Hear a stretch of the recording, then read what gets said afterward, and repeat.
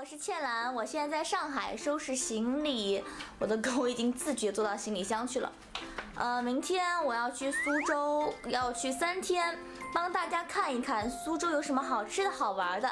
因为我知道你们12月份的时候一定都会去看 CFS 的国际总决赛，对不对？那现在我就要开始收行李了，因为手好酸呐，端不动啦。卢卡，你为什么坐妈妈箱子里啊？啊？你要跟妈妈一起去苏州吗？小朋友，小毛驴儿。现在我已经出门了，准备去坐高铁去苏州，下午就可以看到我们的场馆是什么样子了，还是很期待的。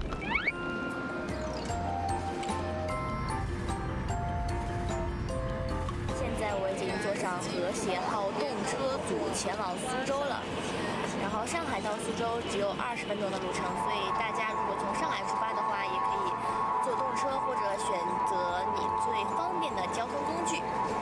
今天好热呀，真的太热了，给大家看一下外面。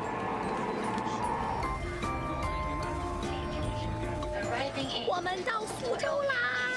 下面了，下车时请注意列车与站。不要问我为什么拍的这么冷，毕竟我是倩兰。你放那个1楼有那个蜂巢箱，你放一下吧。被轨道交通的人吹哨骂我们为什么还不撤退，还不走，因为他在打电话。看到列车就会想到釜山行，有没有？将是要来了。我们的导演还没有来接我们，什么时候才来呢？哈哈哈！哎呀，好开心啊，好开心啊！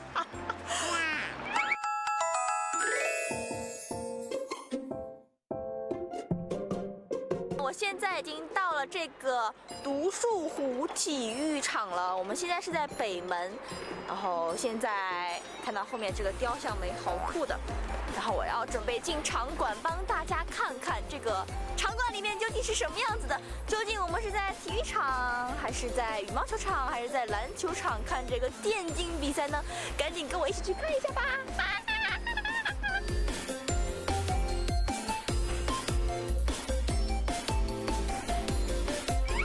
现在我进到我们的比赛场馆里面啦，是不是万万没想到我们的场馆居然是一个羽毛球场，而且现在身后有很多帅哥正在打羽毛球。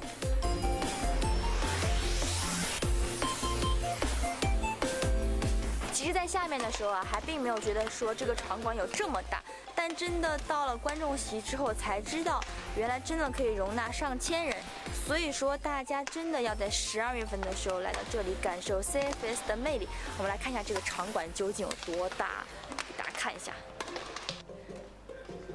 我相信我们的比赛一定会非常的成功的，对不对？对的。Hello，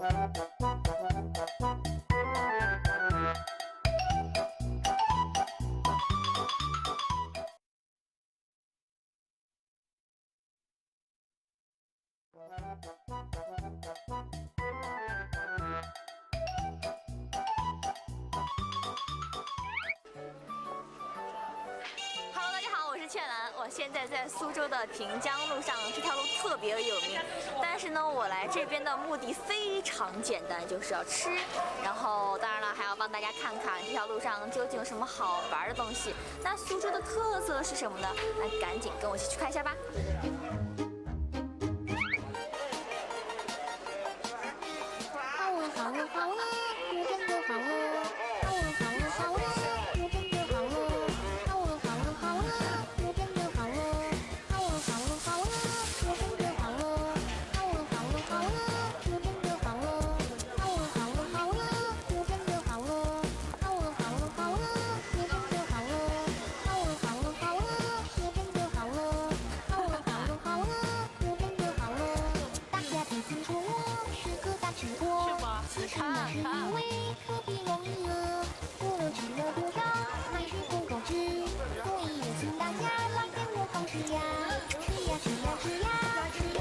好香！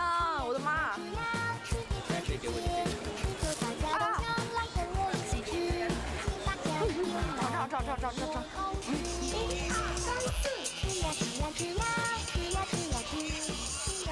不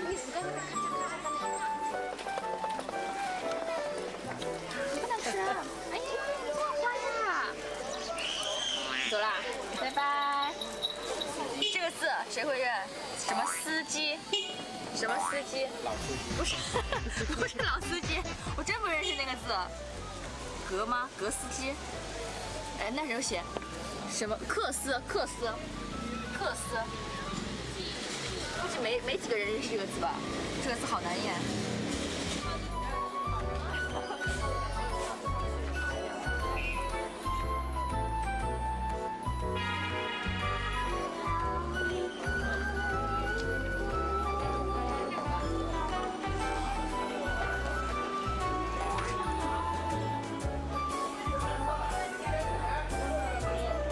现在我已经坐上这个平江路的苏州特色的黄包车，大家如果来平江路吃累了、玩累了、走累了的话，都可以来乘坐一下这个特色的黄包车。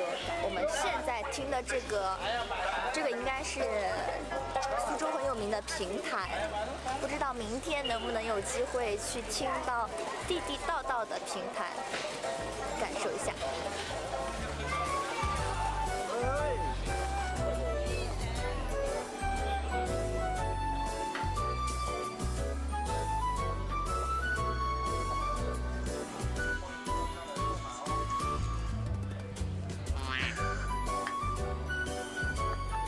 大家知道这个怎么玩吗？是这样玩吗？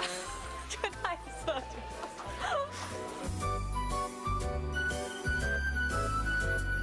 在苏州逛了一天，去了场馆，也在平江路吃吃喝喝玩了一下。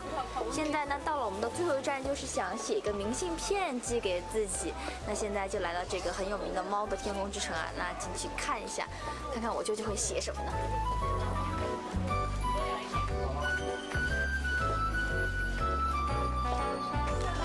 想选一个有苏州的照片的明信片，应该是这个。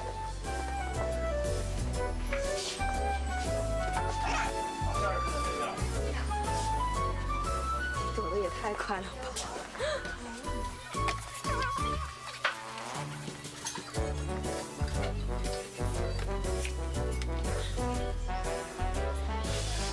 百城媲美天下稀，一枝独秀苏城。苏州赋，我觉得这个蛮有一个苏州的印象，觉得就拿这个写吧。走，你去写吧。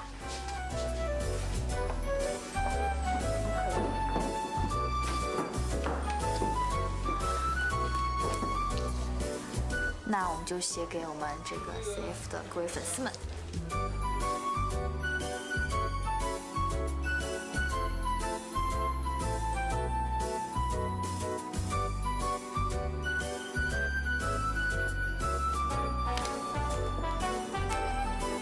亲爱的 CF 的粉丝们，爱苏州，爱 CF， 晚安，苏州。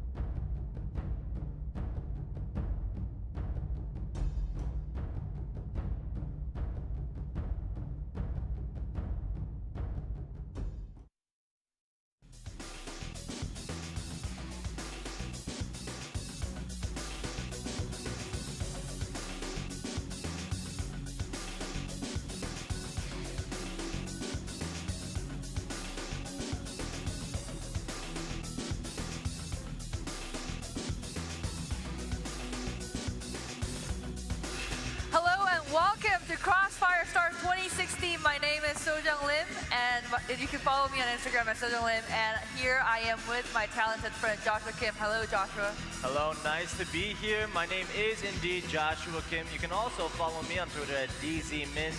I will be a part of this analyst desk with the beautiful Sojung Lim, and Matt will join us a little bit later.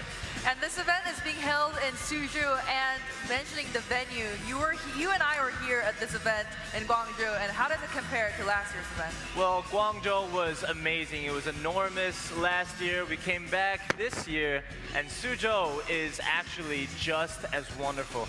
We got to take a walk around before, and the famous Dushu Lake, it's huge.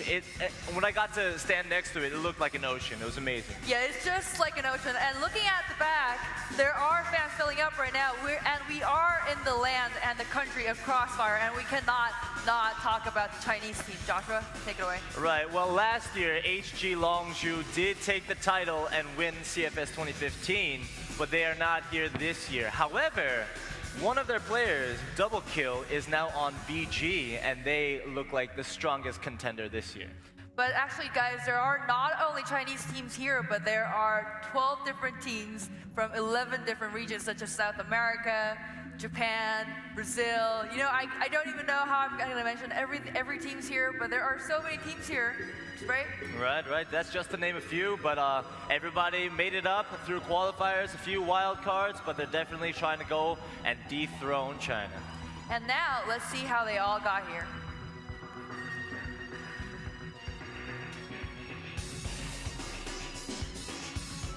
Now we're gonna see how they all got here at the airport.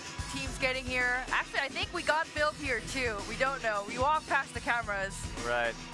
Everyone looking really happy, traveling. You know, as much as it's a competition, it's also a festival. Everyone's here to have fun, but at the same time, be competitive. And this is the Chinese team, Korean team, hidden right over here. Hidden's Julie. Right. There are finals. Old teams and new teams alike. Right. Some of you will know teams like Hidden from Korea, RU Legends from Russia, but also new teams. In fact, Brazil also has a I'm kind of getting worried if I'm over here because I was wearing glasses and they didn't really recognize us. And parents supporting their children here.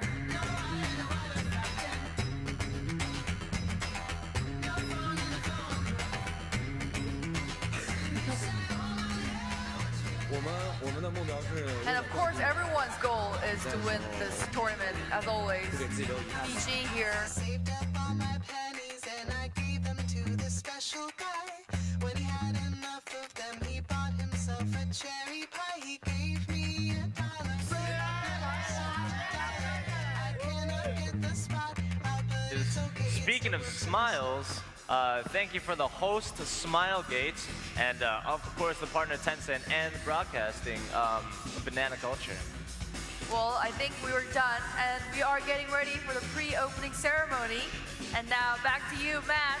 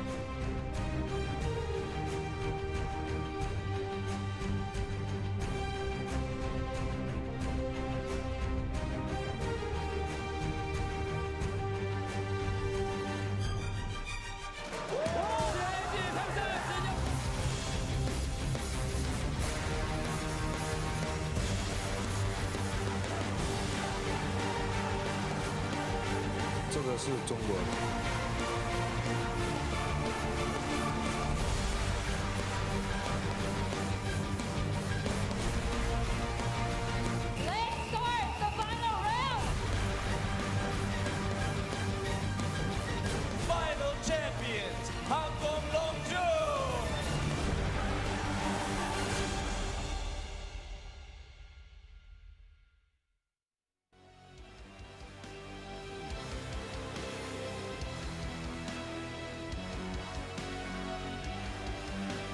大家好， And greetings to our Crossfire fans and players all over the world. I am Matt Andrews and welcome to the Crossfire Stars 2016 Grand Finals. We are bringing this three-day event to you live from Suzhou in China from today through to Sunday. And Suzhou is renowned as the China water town, a city bursting with proud cultural heritage. We'd firstly like to acknowledge and appreciate the support of our host, Smilegate, and our partners, Tencent, and of course to appreciate the organization of Banana Culture, our sponsor. Now, Crossfire Stars is the world's biggest first-person shooter, and with a total prize pool of $630,000 US, the Crossfire Stars 2016 Grand Finals has invited the top 12 teams from 11 regions and countries to compete here to be the new world champion. And the winners will win this trophy and $200,000, 4 times the prize of last year. It's our 5th year of finals. The game is getting bigger. There are more and more competitors, and the level of competition is higher than ever. We are expecting the players to bring us excellent performances on this magnificent stage. So let's meet them. Representing North America, Europe, Latin America, and Asia, please allow us to introduce the top 12 teams in the world.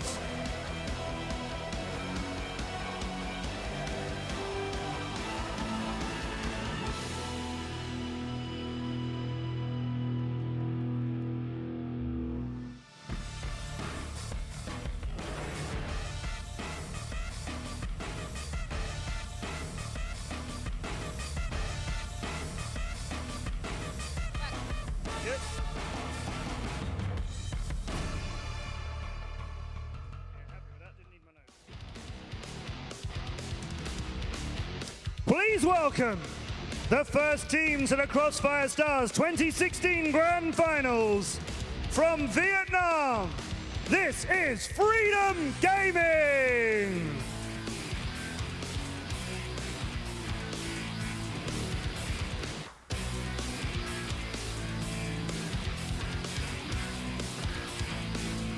Freedom Gaming have been in the finals of many tournaments in recent years.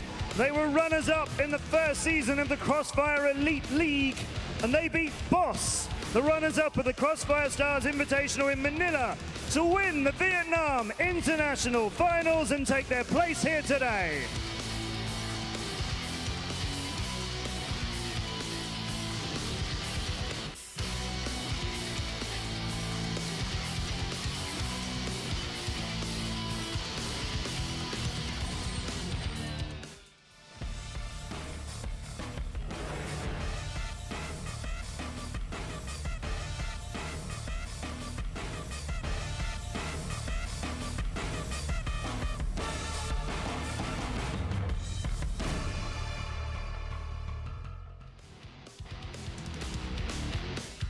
Next here in the Dushu Lake Stadium, from Russia, this is Are You Legends?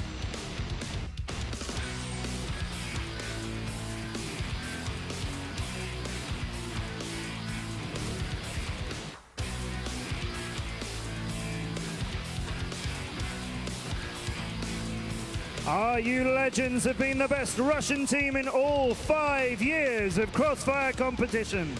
They have experience in big international events stretching back to 2011. Their previous best at the Grand Finals was the quarterfinal stage in 2014.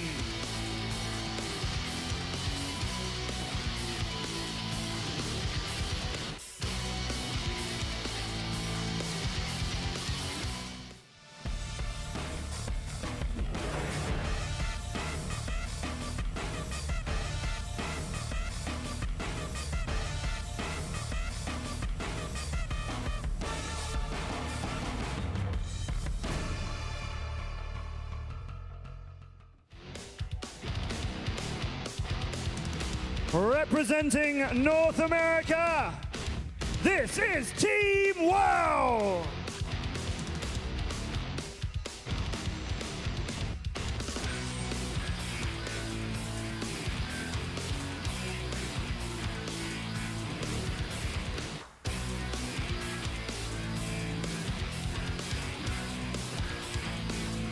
Team WOW formed in early 2015, but that does not mean that they are inexperienced. All of these players have been competing in Crossfire since 2009. It showed when they went 3 months undefeated in North America, and their style could upset a few of the other teams, as these are one of the most aggressive teams to watch at the finals.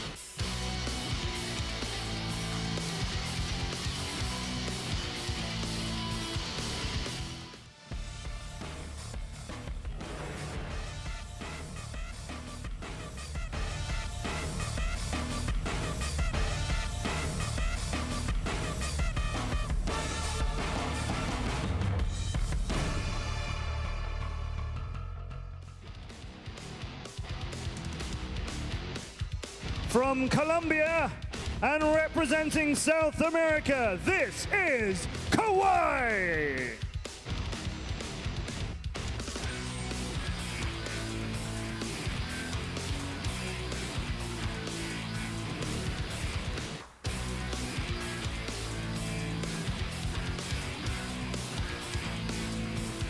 Kauai are a team who never give up. They have truly earned their place here at the Crossfire Stars 2016 Grand Finals, because in the 2014 National Finals they were third, in the 2015 National Finals they came second, and now, here in 2016, they are finally the reigning Espanol National Champions.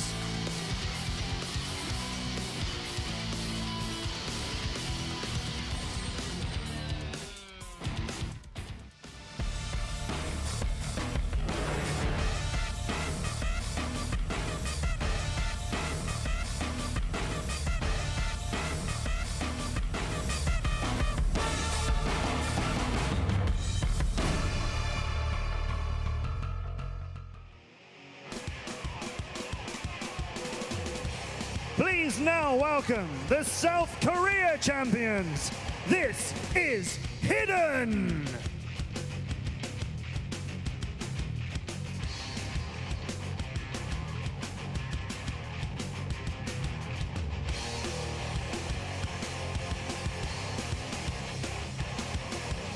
Hidden have a record in competition that few other teams can match.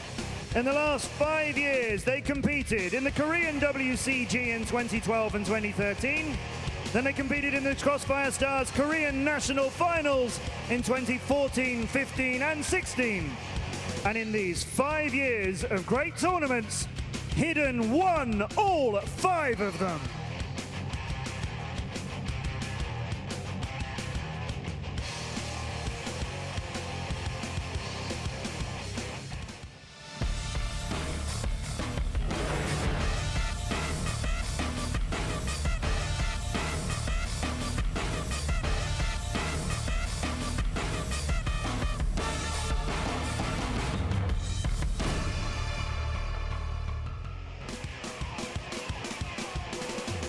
Our next team at the Crossfire Stars 2016 Grand Finals, from Japan, this is Insanes!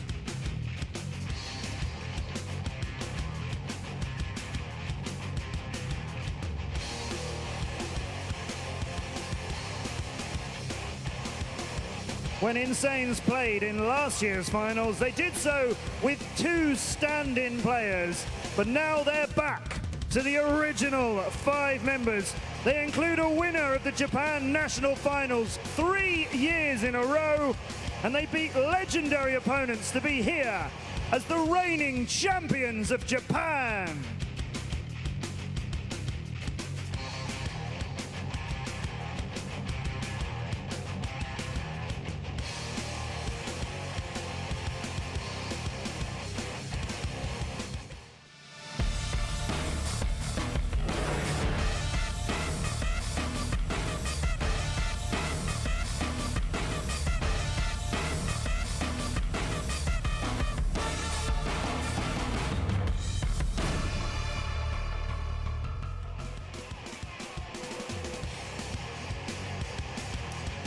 From Indonesia to be here with us in Suzhou, this is Executioner.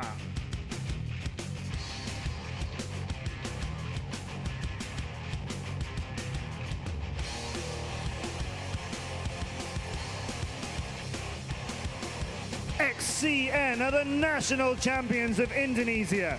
They are veterans of crossfire competition, stretching back to 2010, and they have a lot of experience in big international tournaments. They represented Indonesia at the WCG 2012 and 2013, and they've been with us in Crossfire Stars Seasons 1 and 2.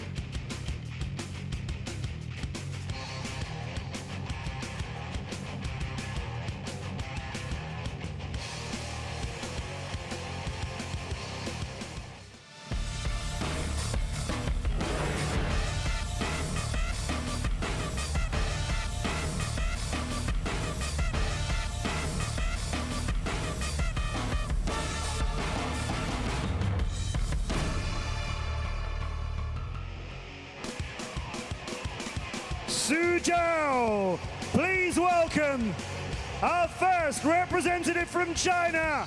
This is All Gamers.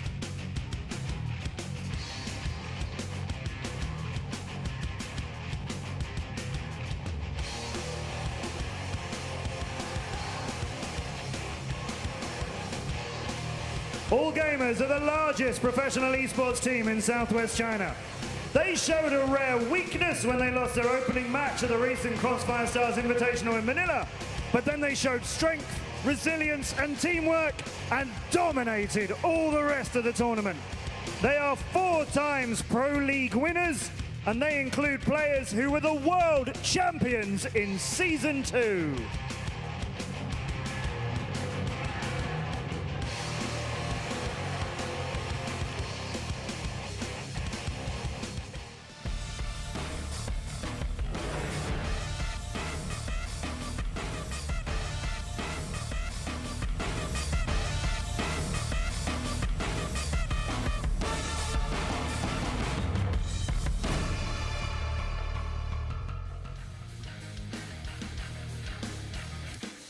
Representing the esports loving country of Brazil, this is Hemo Brave.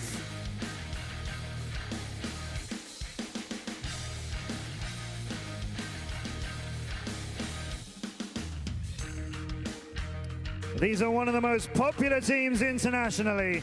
It includes some big personalities amongst their players. Hemo Brave were the best of the Western teams in Season 2, and to earn their place here at the Crossfire Stars 2016 Grand Finals, they beat the 3-time Brazilian national champions.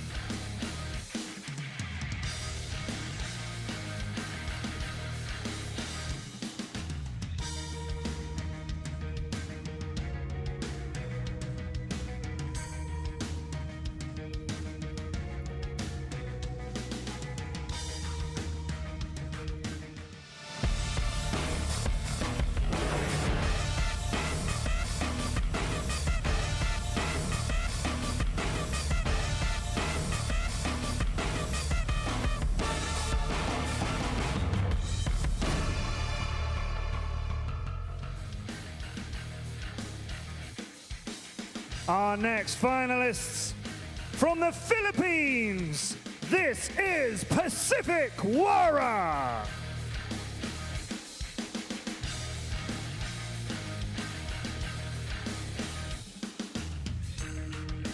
To be here, they had to beat their sister team, Pacific Makta. But Pacific Wara, they are no stranger to big crossfire events. They've represented the Philippines in 2 previous Crossfire Stars season finals. In one, they made the quarterfinals. In another, they made the semifinals. Now, they want to go all the way to the Crossfire Stars 2016 Grand Final on Sunday.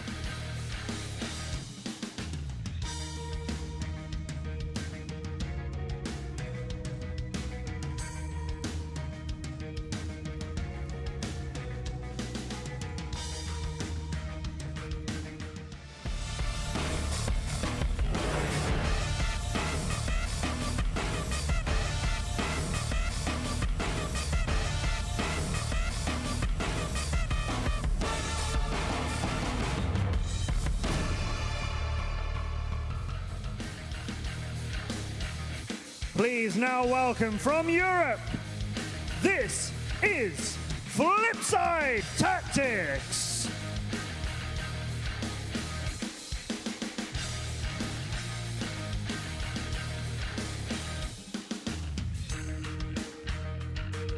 Flipside Tactics are a big and very successful organization with teams competing at the highest level of many international esports. Their Crossfire team are the current European champions, and to earn that title and their ticket to the grand finals this weekend, they took out none other than the runner-up of last year's grand final.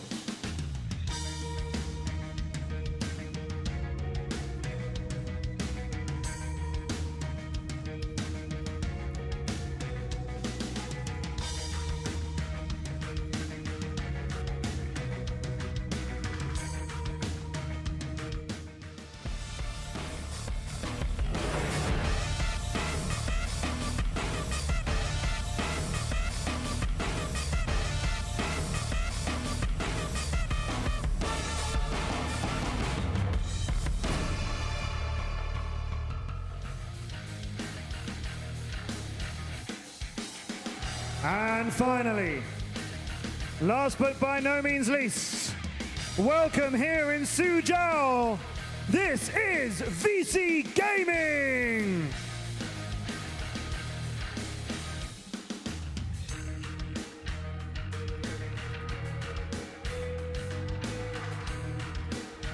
This is the 12th and final team here at the Crossfire Stars 2016 Grand Finals. VC Gaming are here as the national champions of China. They have a successful history of winning the WCG.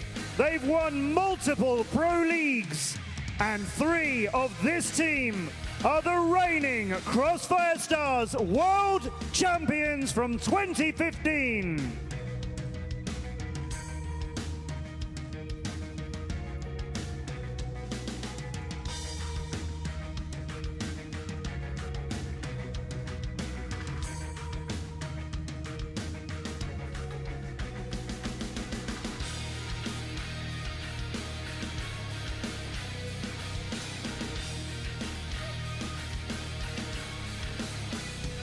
Ladies and gentlemen, those are the 12 teams competing here at the Crossfire Stars 2016 Grand Finals. Now, the first day of competition is starting now. You can join us on crossfirestars.com. That's the official Crossfire Stars website. And there you will be able to choose whether to watch the action from stage A or B.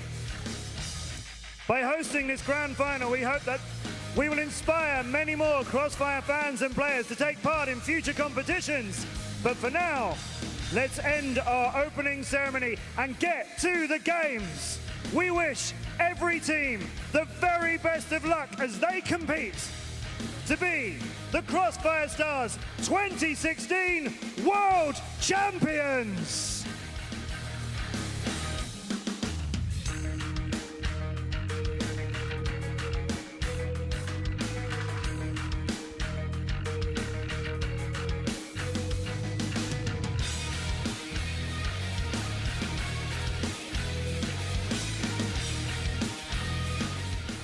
在我18岁的时候，是 CFS 是我第一个世界冠军吧。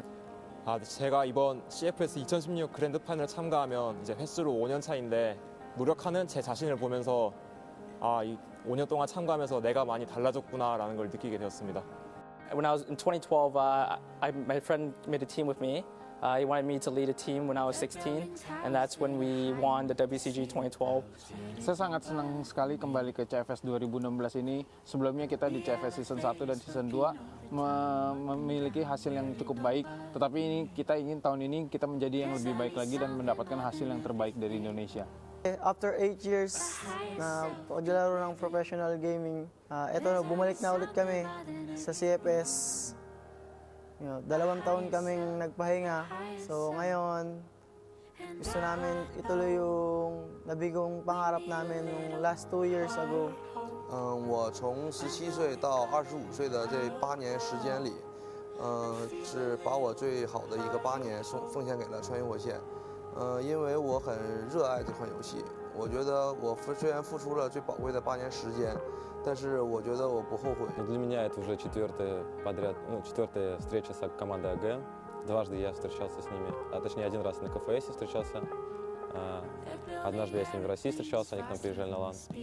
И вот совсем недавно, буквально месяц 4-5 назад, я встречался на Global International лиге с командой АГ. Я думаю, что мы можем победить эту команду. Мы сейчас намного увереннее в себе и намного лучше стали играть. 我觉得在这些大家给予我的称号里面，我觉得我最希望做到的就是说能尽到一个好爸爸的一个责任。因为当初接触这款游戏的时候，也是我年龄也是不是那么大，也不是那么特别的成熟，到现在已经25、26岁的人了，就是说也是在去年也有了自己的孩子，就是说很少有時間去陪伴他，但是我也希望能够尽到一个好爸爸的一个责任。Masaya ako kasi meron akong mga anak na sumusuporta sa akin sa tuwing may laro ako, na kahit hindi nila naiintindihan, nandyan pa din sila. Ngayon sa CFS, gusto ko ipakita sa kanila yung best ko. Gusto kong manalo kasi para sa kanila tong laro na to. Mas lalo silang maging proud sa akin. 네, 저랑 같이 게임하는 동료는 총 9명 있는데 다 저보다 다 동생들입니다. 像我师傅马哲吧，他是年龄比较大的，到现在这个 CFS S5应该是他们最后一次世界比赛吧，然后就想和他们一起拿到这最后的世界冠军吧。 Saya sekarang sudah berumur 28 tahun. Saya tidak akan tahu lagi apakah saya sudah mendapatkan kesempatan di CFS tahun ini atau tahun depan.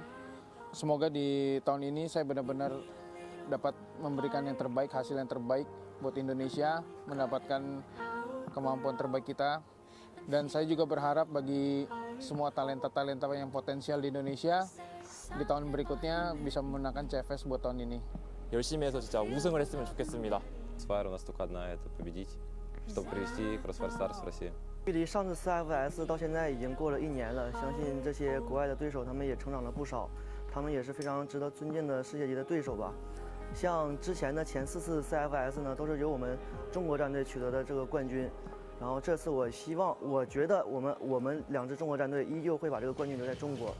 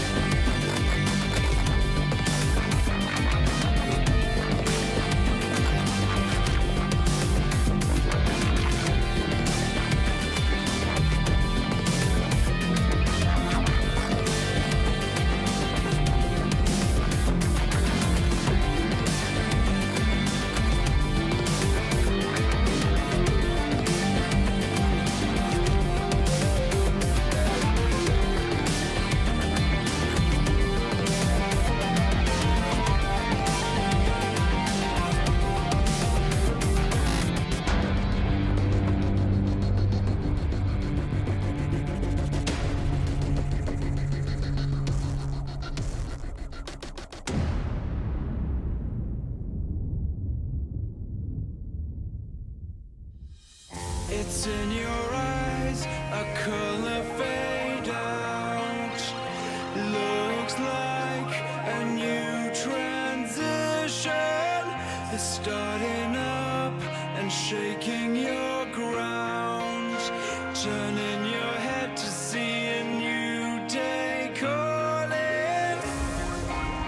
Does it feel like a head to lean on? A snapshot from where you were born. I'm looking for your hand in the rough. You're caught in the wire. Will I lift you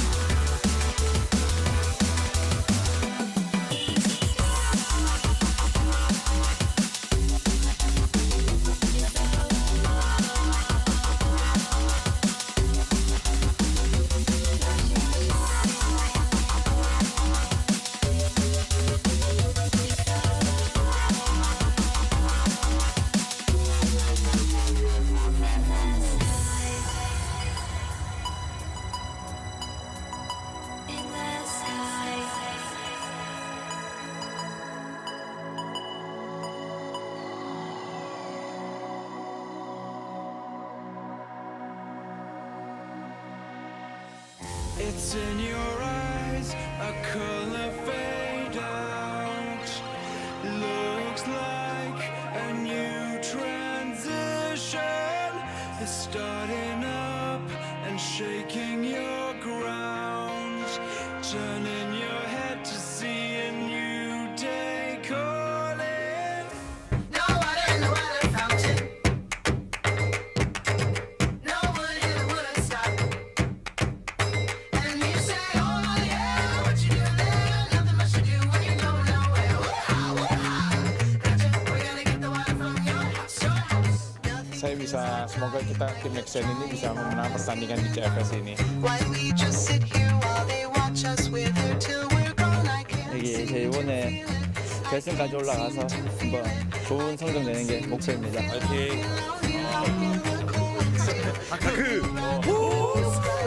no use in fighting back. You'll snatch the hammer if there's no one else to take the flag. I can't seem to feel it. I can't seem to. Ну, настроение у вас замечательное, погода у вас прекрасная, страна у вас красивая.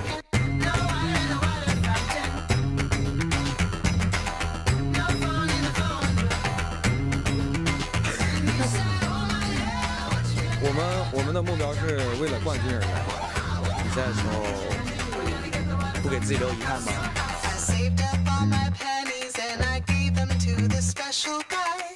When he had enough of them, he bought himself a cherry pie. He gave me $1. I cannot get the spot, but it's okay. It still works in the store.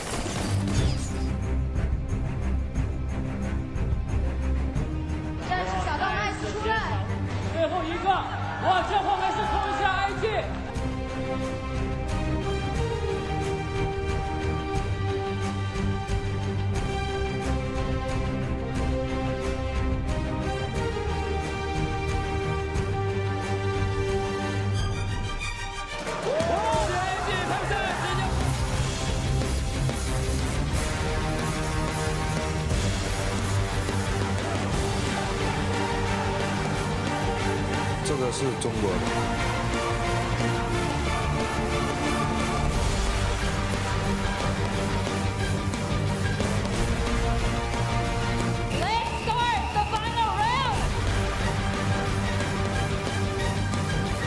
Final champions, Hong Kong Long Jump.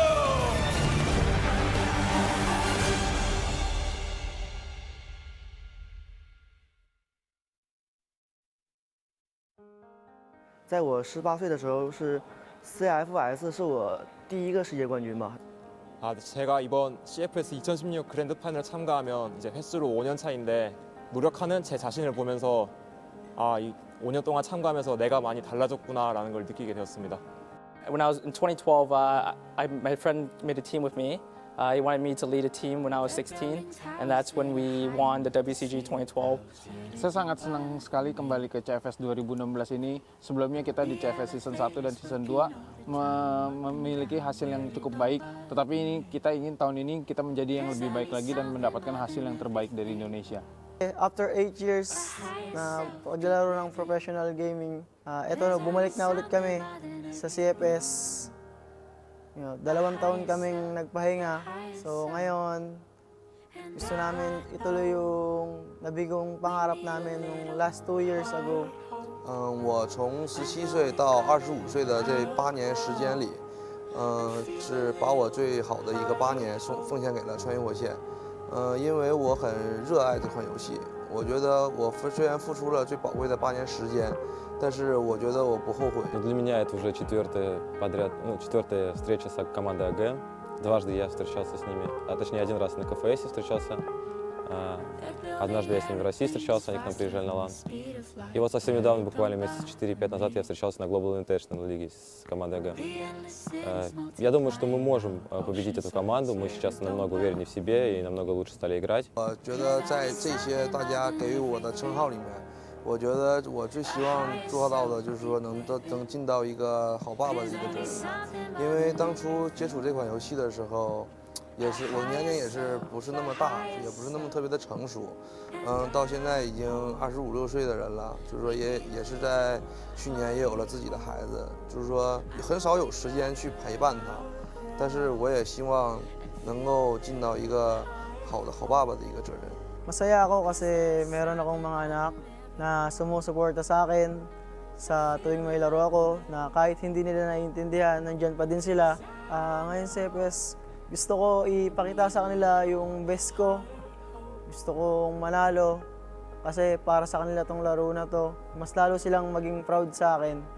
네, 저랑 같이 게임하는 동료는 총 9명 있는데 다 저보다 다 동생들입니다. 像我师傅马哲吧，他是年龄比较大的，到现在这个 CFS S5应该是他们最后一次世界比赛吧，然后就想和他们一起拿到这最后的世界冠军吧。 Saya sekarang sudah berumur 28 tahun. Saya tidak akan tahu lagi apakah saya sudah mendapatkan kesempatan di CFS tahun ini atau tahun depan. Semoga di tahun ini saya benar-benar dapat memberikan yang terbaik, hasil yang terbaik buat Indonesia, mendapatkan kemampuan terbaik kita. Dan saya juga berharap bagi semua talenta-talenta yang potensial di Indonesia di tahun berikutnya bisa memenangkan CFS buat tahun ini. 열심히 해서 진짜 우승을 했으면 좋겠습니다. Своя у нас только одна, это победить, чтобы привести Crossfire Stars в Россию. 距离上次 CFS 到现在已经过了1年了，相信这些国外的对手他们也成长了不少，他们也是非常值得尊敬的世界级的对手吧。像之前的前4次 CFS 呢，都是由我们中国战队取得的这个冠军，然后这次我觉得我们2支中国战队依旧会把这个冠军留在中国。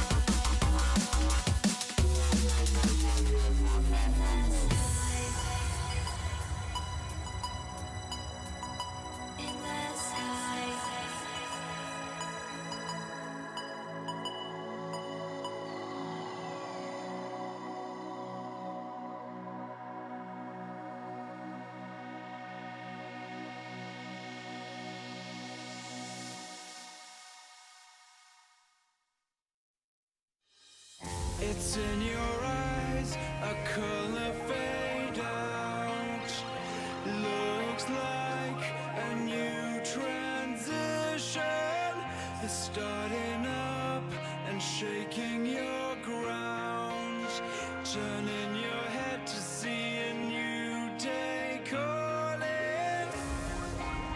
Does it feel like a head to lean on? A snapshot from where you were born.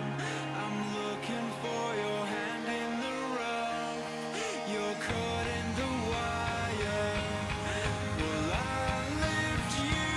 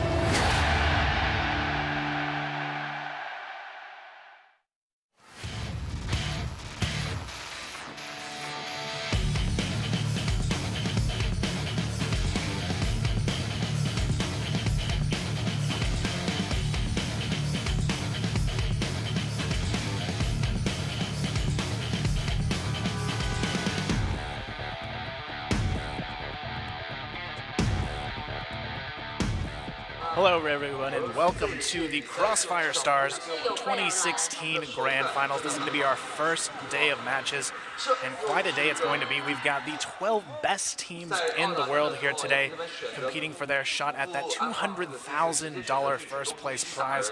These teams have fought long and hard throughout the entirety of this year to get to this point, and I'm expecting the best out of all of these teams, and we're going to have a great start to the day. We're going to be looking a lot at Group B here today, and we've got a great match to start things off as well. Flipside is going to be taking on Freedom Gaming as our first match of the day. But guys, definitely going to be my favorite one going into this game, of course. I am Ronan Flat, and with me we have ZZXQ guys. And yeah, I mean, just to settle things now, Flipside are my favorites going into this game. I know yours is going to be Team WoW, of course. But yeah, Flipside up against Freedom. We've known Freedom taking out Boss CFVN. And you know, Boss was the real deal in Vietnam. And surprisingly, they got beaten by Freedom. But let's see what happens. We are going to be playing a port today in the best out of one, and let's see what happens. Definitely a crazy match to get things started. And just looking at Group B overall, guys, we're going to look at just an overview of the event, though, guys, real quick. We've got 3 days of matches, but today is going to be the group stage where we've got A, B, and C, the 3 groups. And mainly on this stage today, it is going to be Group B taking the action here.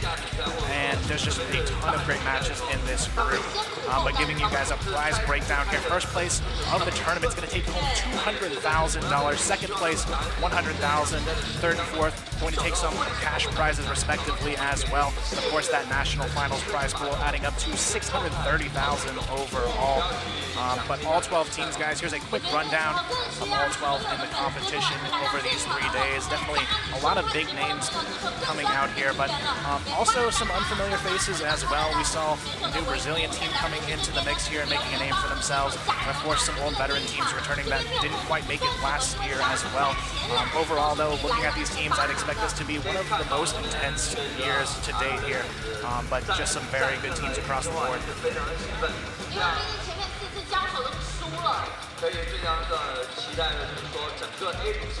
Right now, though, we are going to take a look at the group stages here, guys. Starting things off, we're going to have Group A with AG, Blue Legends, XCN, and Kawaii. Definitely a group where AG is pretty heavily favored to come out on top, but Blue Legends, kind of a dark horse of that group as well. A very strong performing team, been together for quite some time. Looking at Group B, though, we've got Freedom, Flipside, Team WoW, and Vici Gaming. Just an insane group. Some of the definitely the toughest, I think. In my opinion, probably the toughest group going into CFS right now. Now, guys, we are just going to take a look here at the matches we've got coming up throughout the day. Like we said, our main focus here is going to be Group B to start things off, where we've got Freedom Gaming and Flipside Tactics kicking off the day. Following that, though, we are going to have Team WoW taking on Vici Gaming, making this probably the most interesting round one out of all of the groups, and just some very intense matches to start out the day. We've got the #1 teams from Vietnam, China, North America, and Europe coming into this one, so definitely Group B is probably the group to keep your eyes on throughout the day today. Also, though, taking a look at Group C, some of those matches coming up later on, we are going to have Hidden versus Hemo Brave Esports, and then Insane versus Pacific Wara. Definitely going to be an interesting group as well, but Pacific definitely probably the favorite of that group to win it here. But overall, just some very good matches to start off the tournament today. Looking ahead, though, guys, it is going to be our match #1, Freedom Gaming and Flipside Tactics, though. But Danny, what are your thoughts on Flipside as a team going into this one? As a team going into this one, well, I mean, so in Crossfire Europe, Flipside is obviously known as one of the biggest teams in Crossfire Europe. There was also Penta Sports, which we saw last year, but for any of you guys who did watch the national finals for Europe, Flipside taking out Team Penta. And let's just do a quick note here. I mean, FaZe was initially in Team Penta before he got popped onto Flipside, but looking at the next games as well, we do have Insanes versus Pacific Wara. Pacific Wara, definitely a team not to be trifled with. And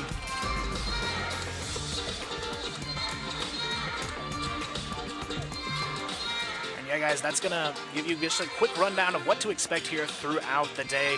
4 very solid matches. We'll start off with Group B, where the winners will actually meet and play each other later on for our final match of today here on Stage B. And then, of course, we've got that Group C match, Insanes versus Pacific Wara, as our third match here of the day as well. But overall, just some incredible games coming ahead for you guys. But the first one is going to be that Flipside versus Freedom Gaming match. But just looking at these two teams, do you have a prediction going into this one? I know you're a Flipside fan. I'm a hardcore Flipside fan right now. Of course, I definitely want them to win, but, you know, this is Freedom. Come on, they beat Boss CFVN, who were in, where were they, CF Manila, and CFGI as well? Yeah, these guys, they took down Boss after they had a solid run in Manila. Boss, they took down AG in the group stages of Manila. Definitely not an easy team to take out, so Freedom taking down the team that basically took down AG is quite a good performance. But looking at these guys, we've got an incredible roster here. We've got Maxim, Botcons, Rambo, and of course, don't forget Kukon and Bean. So definitely a solid 5 players here rounding out the Freedom Gaming lineup. But definitely the player to watch for me is Rambo going into this one. Yep, definitely. And there we see Rambo on our screen right now. Now looking at it, it is going to be an interesting battle too. I'm actually excited to see Rambo versus FaZe in that on battle. Just going to be 2 incredible snipers going head to head here to start off the day. And it's really going to come down to them to get those initial picks, I think, on this map. Now, guys, it looks like we're going to just take a look here. We get a nice close-up of oh, actually, we're not. Okay, we're going to get a quick rundown of who plays well. Rambo definitely on that sniper. Botcons as well, surprisingly. Actually assumed to see him on the rifle. Definitely seeing a lot of interesting setups, but I think the double sniper setup is becoming more and more prominent as Crossfire continues to grow. Yeah, it is becoming this sort of, like you could say a meta shift almost. Definitely an interesting meta shift, seeing 2 snipers, much more common play than it used to be. But just taking a look at these guys, they're definitely a seasoned veteran team that continuously is either first or second in that Vietnam region. So I'm definitely interested to see how these guys will perform. But Flipside Tactics, they've definitely been very hungry to win this match going into it. I know we talked to them a little bit earlier today, and these guys seem very, very confident going into this I one. feel very, very confident that we're going to win this. I mean, rounding it out though, we've got Bean here, who is definitely another player I keep my eyes on. Him and Rambo, from what I've seen, tend to be some of the heavier entry fraggers on the side of Freedom Gaming. Both of these guys have a lot that they can bring to the table, and as you can see here, he's got the placements to back it, consistently hitting top 3 in most of the Vietnamese tournaments out there. But just looking at this lineup, Flipside, they definitely don't have an easy run at making it into the upper bracket final here.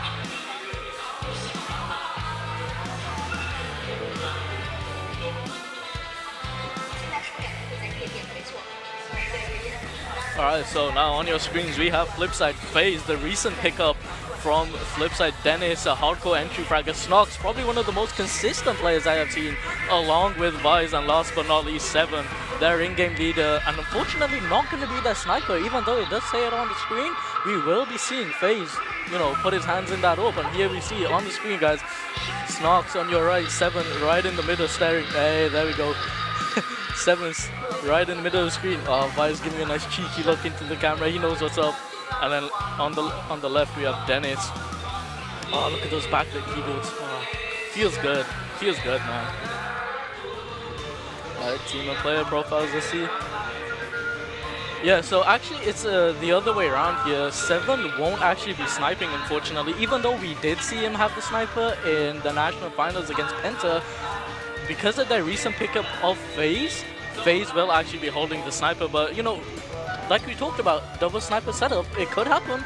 It could happen. Yeah, it's definitely something that wouldn't surprise me, especially having 2 very strong AUM users on their team. Both FaZe and Seven can bring it out and be extremely deadly, but definitely expect FaZe to be their primary AUM in most situations. We saw what he could do leading up to the national qualifiers, and even in the national qualifiers, he was definitely a force to be reckoned with. Yeah, and watching Flipside over the years, the 3 core players that I say we strongly look out for is going to be FaZe, Snox, and Dennis. Those are going to be the 3 players we have to really keep our eyes on. And obviously, you know, Vice right now, just about to mention him. Vice as well is one of the few players who can either get the most important of picks, or he can just get the most I don't know, let's say game-changing picks. Definitely, I've seen him in a lot of clutch situations. He seems to be one of the more confident players on this team. And him and Snox as well just seem to be some strong clutch players here for the side of Flipside, but they definitely seem eager and ready to get things going. But I definitely have to side with you actually on my prediction here. I think Flipside's going to take this. They seem very confident. In terms of scores, I'm gonna say Freedom is not an easy opponent. And overall, guys, I think we're just about ready to get into it. All the players seem like they're ready to get this one going, but definitely a very solid match coming up for you guys. Freedom Gaming and Flipside to kick off our day here. The map going to be poured on the Blacklist side. We've got Flipside kicking it off on the attack, and it's something that they actually felt very confident about. I know Vise mentioned that he actually wanted to be on the attack first so they can have the momentum behind them going into that second half, but how confident are you that they can grab that early momentum here? Well, see, the way it works is, considering you have Blacklist side first, you know, not every team is going to be prepared for an instant push towards the A side, instant push to the B side. So it really just all depends on how Freedom Gaming are going to set up. Are they going to be ready for these initial pushes, these initial executes? I know Freedom Gaming isn't so much of a team that is, you know, really hardcore in pushing. They generally do tend to play, let's say, pick and play. But we'll see what happens. It looks like we are getting a quick overview of the map port. Right now, the character model stood in A, now headed over towards the mid. It looks like we're going to be, looks like he is in connector. Now, FaZe is actually a really good connector player. He is someone who does value playing connector on the Global Rift side. So we will have to look out for that. Yeah, just looking at the quick overview of the map, one of the areas I expect to be one of the key zones we see locked down from Flipside is that A-long battle. I think that's going to be very crucial for both teams, especially looking at those early entry frags. It's really a situation where you cannot afford on either side really to lose those A-long battles. B, it's a little bit easier to recover, but if you give up A, it's almost a death sentence here on port. Yeah, and I think, like, considering me and you have played the game for so long, I think it's safe to say, like, port is always a really balanced map, in my opinion. I mean, port can go either way depending on how things go. Like, if Flipside pull a great momentum lead on Blacklist side, I can see them taking this at least 10 to 6, maybe 10 to 7. I mean, depending on how good that momentum swing is going to be, hell, I wouldn't be surprised if it goes 10 to 3. It's definitely a possibility. Flipside, if they can come out on the right foot here on their Blacklist side, Freedom could find themselves in a very difficult situation. It's really going to depend on how they spread out their defense. I think Flipside, they're a team you really have to have all fronts covered against. You can't sort of isolate yourself as a defensive team and hope to win against Flipside. But we'll see what Freedom has. They definitely have the veterans on their team to make this happen. So I'm expecting a close match, but like we've said, Flipside probably our favorite here on the desk to go home with the win here for round number 1. And I think the general setup we are going to be seeing from Freedom is probably going to be definitely Rambo A top with that sniper to hold it on. Possibly a second sniper in mid, but we'll see. It's definitely possible, and I think Port's really a solid map to run that double sniper setup. If you can have a presence in mid and that presence on A top, it's just a huge impact if you can hit those entry frags. It looks like we're going to hop right into it, guys. Everyone's ready to go. And we're going to start this one off here, but what's your official score prediction here, Danny? I'm going to have to say 10 to 7 for Flipside. It's going to be tough.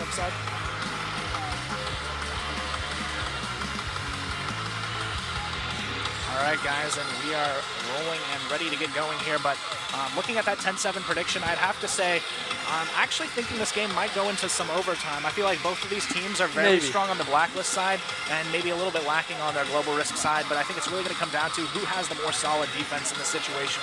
We know both of these teams have some very strong aggressive play styles that they can bring to the table, but it's really going to come down to who are the key factors on their defenses. But now looking at this, guys, everybody's just about ready to go. Yeah, we're having a little problems at the start. Looks like Rambo did just leave the room. He's back in there, readied up, and should be going underway very shortly. Just getting confirmation from the GMs. Yeah, the players are saying they can't start, unfortunately. So a little bit of technical issues right now. We apologize. But we should be live underway very soon.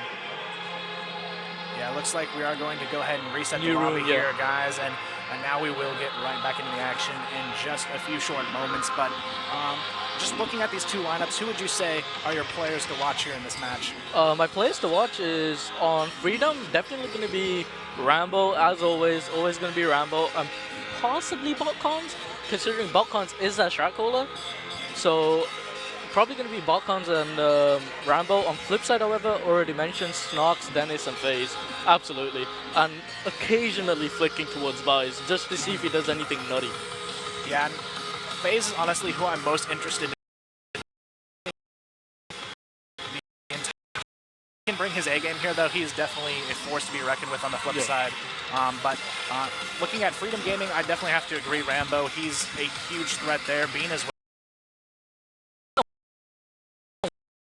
Botcons and Maxim were actually the original players of Freedom, and you know, as time goes on, obviously there always are going to be roster changes. So we did see Jerry and KZ actually being in Freedom as well, and you know, more roster changes, and eventually now we have, you know, the new face of Vietnam.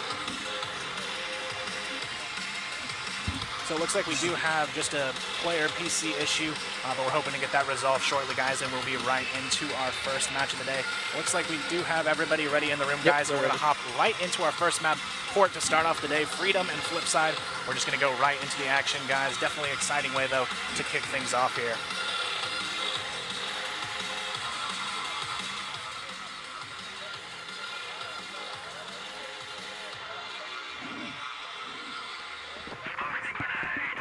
All right, guys, here we go right into the action.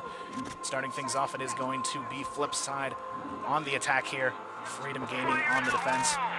Starting it off, though, it looks like we are going to see a pretty spread out setup here coming out from Freedom. They've got 3 over towards A, 2 towards B. Flipside, though, just sort of playing the poke game here, trying to find the early entry frags to kick this one off. FaZe, though, getting very aggressive here. He's going to go for the Harvey peek over mid. He gets the shot here. That's going to be a nice one on to Bean to start this one off. 4v5 in favor of Flipside with a nice opening pick there from FaZe. Looking across, though, it is going to be almost a very passive retreat here coming out from Freedom. They're a little bit nervous after losing that opening pick. Now it's going to be up to Flipside to close this one out. They have the advantage behind them. It's all a matter of what they can do to close out this 5-on-4 situation, but Freedom still turtling up on the defenses, trying to get that counter frag to even the numbers here, 4-on-4, but still, Flipside, they're doing a great job of just trying to pressure the defense now into making yet another mistake, but FaZe, such a brilliant play, catching a player off guard, and they just weren't ready for that opening pick, and now looks like they are going to be slowly trying to work some more intel here over towards the A-bomb site. Snox going to be sitting in the A connector while FaZe plays on the other side. And it's going to be an interesting push here. It looks like they're going to go for some sort of a split. Vise and Dennis going to be working up the B tunnels here, trying to find an entry up towards B, but this could actually be a very nice setup considering how the defense is playing. They've done a great job of sort of spreading Freedom thin here to start off the game, but Rambo, he's definitely ready and waiting here for this A top peak. It's going to be up to Snox for the initial challenge here. 40 seconds, though, on the clock. It looks like Flipside are getting ready to make their move. Dennis probably going to throw a fake here towards the B-bomb site. Now here comes the action, though. Nade's going to slow things down a bit. Vi's still looking for the entry, but they're not going to be able to find anything here just yet. Now the rotation's going to be coming in, and it's going to be Kukon getting into some trouble. He goes down, and now it is going to be a 4-on-2 situation. Rambo gets one before going down to Snox, and it's going to be a 4v2. The bomb going down on the A-bomb side with just 15 seconds remaining here, guys. Now it's all about the retake for Freedom Gaming to try and have a chance at taking this first round back, but it's not going to happen. Dennis takes down one, and Botcons goes down to Snox, and that is going to be a very, very clean first round, Danny, to start off the day. A shocking fake thrown from Flipside. Both players camping in the A connector, forcing the rotate coming out from Freedom, and obviously the bomb carrier just, you know, chilling around the base as you do.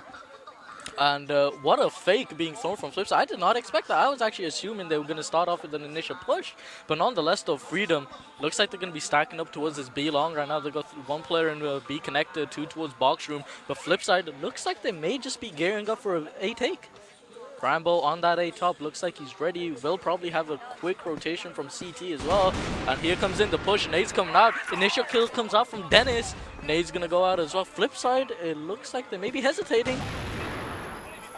Now they're going to be working their way in. Kukon, though, on the rotation, he's going to try and clean things up here, but he actually can't seem to spot any players just yet, so he's going to play the more passive position as Flipside begins to rotate off and potentially work their way back towards the B-bomb side. But right now, things are looking pretty good for Flipside. Once again, they retain this early 5-on-4 advantage. But Botcons, he's getting very aggressive in mid. He's going to try and catch these players off guard. The question is, though, is Flipside going to be ready for this? And they are. 7 takes down Botcons. It's already going to be a 5-on-3 Flipside, maintaining their dominance here to start things off. But it's still not over yet. It's going to be a 3v5 as they work once again on the double fake here. They're going to be going back towards A. Vise, though, will go down. Now it's going to be a 4v3 here. Freedom doing a good job of keeping things within reach here in the second round, but still Flipside, they do have that one-man advantage to work with, as it looks like they are going to go all in towards A here. Yeah, Botcons. Wait, is that Botcons or Kukon? Oh, Kukon, yeah. Kukon in a great position here, right towards the ladder. Hopefully FaZe does flash it out, but it doesn't matter though. He is going to get picked up. Flipside now going to go ahead and push up towards the site. Flash goes into CT. Spray down comes out from Flipside. Bridge player is down, and now a 1v4 situation all up to Bean. Snock's going to go ahead and peek out CT. Will get pop flashed out. Probably not a good idea to peek from CT, but it doesn't matter. And Flipside going to be taking a second round on the board. This is the momentum I was looking for. Definitely a great way to start things off, and it just seems like Freedom, they don't know how to rotate against these double fakes that Flipside keeps throwing their direction, and I think this is actually a very smart decision coming out from Flipside to really throw a lot of fakes their way, considering how slow this defense is rotating. This could turn out to be kind of a slaughter in favor of Flipside right now. I hope so. Right now, though, starting things off, it is going to be much more passive approach here, as FaZe might actually try to charge into mid again. He's actually going to be playing a little bit more passive. He's got the AK now, playing the double doors here. Looks like Freedom, they're going back to their standard spread out setup here, looking for some sort of an entry frag, but so far, Flipside has been the much more dominant team in grabbing these early round kills, but right now it is going to be Kukon holding down the A connector. Vise and Snox, though, working their way aggressively up the B tunnels, looking for some sort of intel as to where these guys may be hiding on the B-bomb side. But right now, Freedom, they continue to play more and more passive each round, and this is where Flipside start to abuse this map control they've been given here. Maxim going to be playing around the corner, though. It's really going to come down to him and Bean to lock down this B-bomb side hold. It's going to be Dennis, though, and Vise getting ready to lead the charge here and to be the smokes coming out. It looks like they are ready for the take here. Yeah, Flipside gonna go ahead and execute onto bomb side. We've got one player still on headshot box. Looks like a double kill gonna come out from Freedom. Visor manages to pick off one. Does get tagged as well, though, down to 69 HP. Needs to get bomb control, but doesn't happen. It looks like FaZe will go down, and now it's all up to Vise. 1v3 situation here. Will get flashed out, but doesn't seem to have affected him at all. Vise holding the angle here. 50 seconds left on the clock. He has time to work with.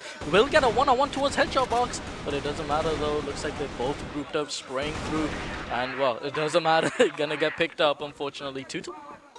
It's going to be a very clean round, going the way of Freedom, and definitely a much-needed one to stall the momentum of Flipside. If they would have started that 3-0, I think they may have just got enough to run away with it, but now Freedom, they're going to keep this one close. It's going to be 2-1 here, guys, as we go into round number 4. Flipside looking to hold on the lead, but Freedom, this is their chance to tie it here already in round number 4. If they can step up their defense once again and hold off these early round frags here, but they definitely changed a little bit in Flipside in that 3rd round. I feel like they should have continued to go for those aggressive fake plays, but now they seem much more concerned with sending almost everyone to one side and then a single player to fake the other, and this is where Freedom may have their chance to read into this strategy. But right now, Kukon facing a lot of pressure here on A-top. Some heavy nade damage going to be thrown onto him.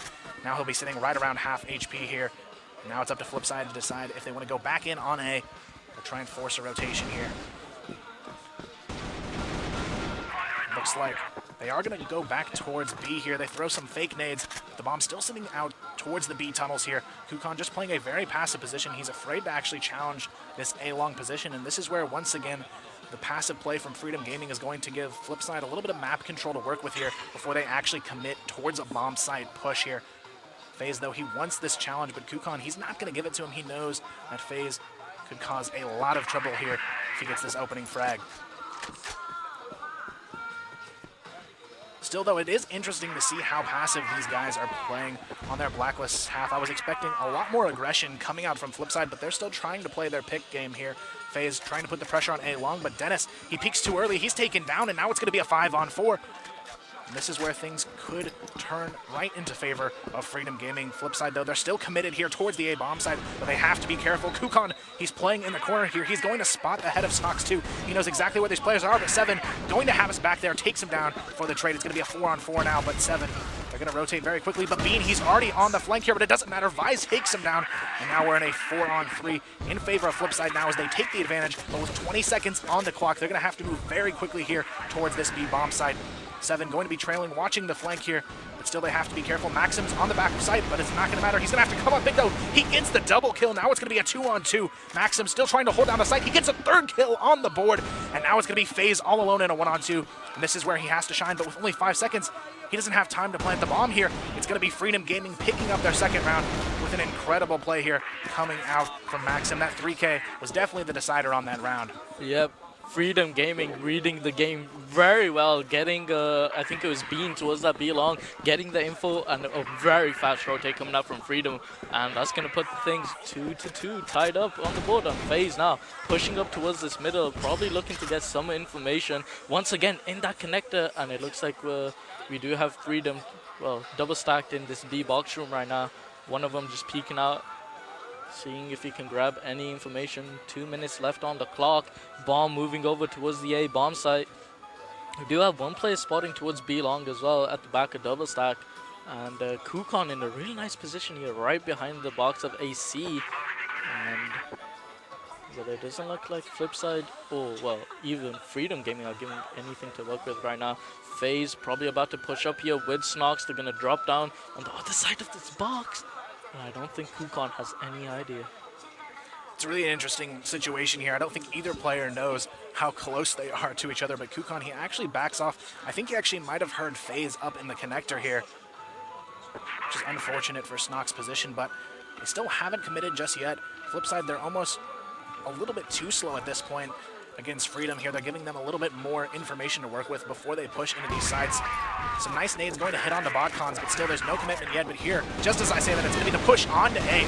Kukon gets 1, but that'll be it before he goes down. And now it's going to be a 4v4 here as they push onto the bomb site. But it doesn't matter. Bot cons, he takes down 2, but 7 and Vise answer back with 1 apiece here. And now it's going to be 2v2 as they still fight for control of this bomb site. Maxim, though, on the rotation here, coming out of the A connector. He's going to try and find 7 on A top here, but Vise is definitely in a great position to lock down these rotations. Bean, though, he is yet to be seen on this rotation here. He's almost stalling out and waiting for the plant, but he's going to be rotating in through mid now, it looks like, but it doesn't matter. Maxim goes down, and it's going to be Bean left in a 1v2 situation as Flipside look to try and hold on and grab the lead right back once again. I think 7 actually spotted Bean on the plant, but with 20 seconds, they definitely need to be careful about losing this clock again, but it doesn't matter. They go for the double peak. Smart decision there, and they will keep themselves in the lead here, 3-2, Danny. 3-2, beautiful double peak coming out from the end from Team Flipside, and yeah, 3-2. And I don't know if you know, Freedom are just sort of, you know, still trying to get warmed up here, but I don't know. I didn't quite expect to see this from Freedom. It looks like they're sort of, I want to say, floppy. They do seem a little bit hesitant on their peaks. I think they just want to play an extremely passive Global Risk side, but just as I say that, it's going to be Maxim going for the challenge and winning it on B long. Kukon gets 1 towards A as well, and just like that, Freedom Gaming, that is the most aggressive round we've seen from them yet, and it pays off heavily in their favor. It's going to be a 5-on-2 now, 7 in Snox. They're going to have to come up with something beautiful to get this round back with Snox. He gets the double kill, make that a triple kill, and now it's going to be a 2v2 situation. Snox, he could be the hero that Flipside needs at this point, but it's going to be 7 getting 1 before he goes down. Snox, he's going to have to pick up the quad kill and the round for his team to take this one home. Bean left in this 1v1 situation. It's going to be trouble here. Snox goes for the peek, but he hits the headshot. An incredible play coming out here. And Snox, he's definitely the hero for his team today here, putting it at 4-2 with 4 kills in that round. Core players, I called it. Snox. Snox just showing us what he's made of here. What a step up from him. And what a clutch. That is just an insane play here. When you're in a 2v5 situation, too, it's just got to be a huge sign of relief here for the guys on the flip side and give them a huge boost of confidence now. 4-2 lead thanks to the 2v5 clutch there from Snox and Vise. But just some incredible performances here so far, guys. But Snox definitely the MVP so far of this game. Most definitely, and now Flipside taking it kind of slow on this one. Now keep in mind, the aggression that came out from Freedom was working. it did work up until they got obliterated by Snox. But nonetheless, though, surely that should tell Freedom, maybe you should try doing this a little bit more.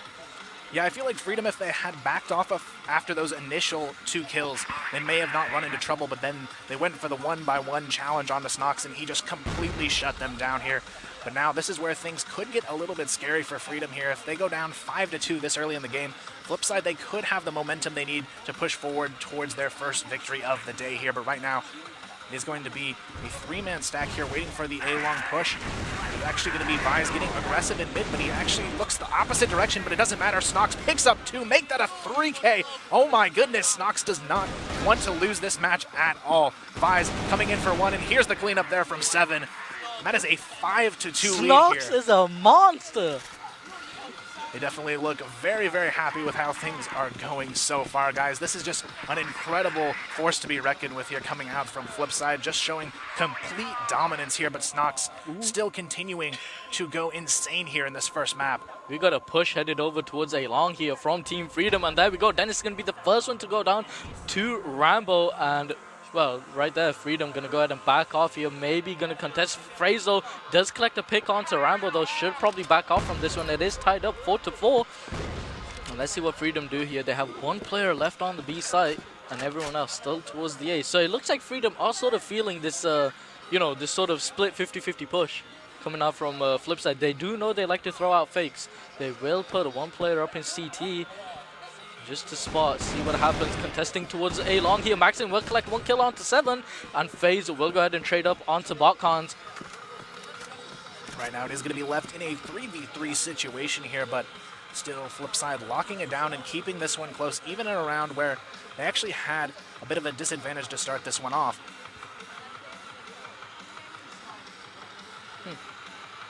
But right now things just seem very well in favor of the guys on Flipside, but just looking at how things have gone so far, Danny, what do you think Freedom really needs to do to bring this one back? I feel as though Freedom either, because their aggression towards A-long is somewhat working, but because they're giving individual one-on-ones or not double peeking, and not obviously, utilizing their nades. Nades are probably one of the most important things in this game. I mean, as in any other game such as CS.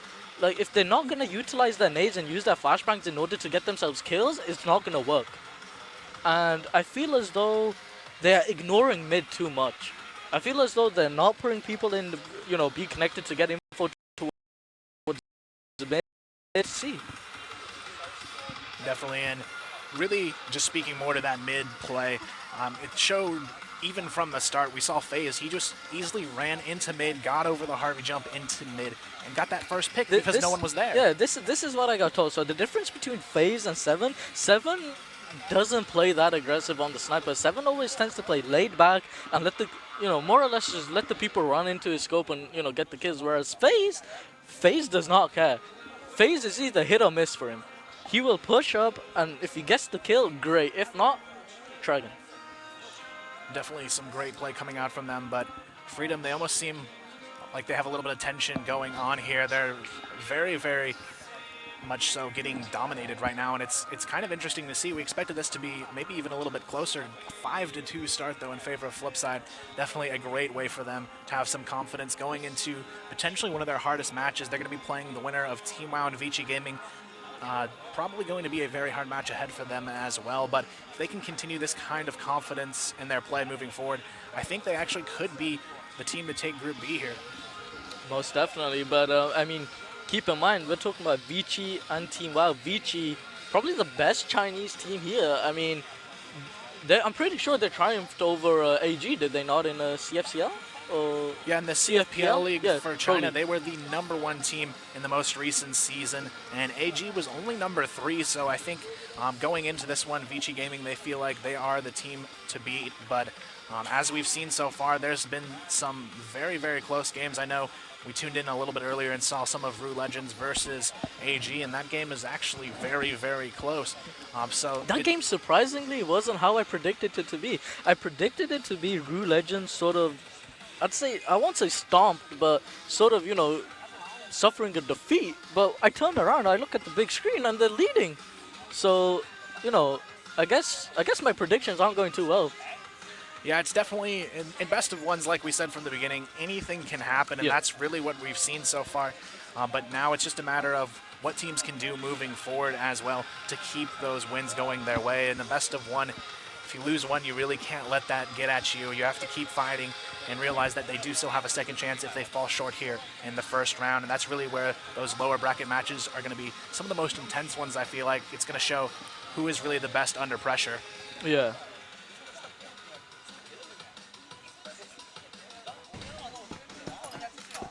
All right, guys, and it looks like we are fixed with our issues here and ready to go back into the game here. We just had an issue with the player connections into the game, but it looks like we are just about ready to get things going here.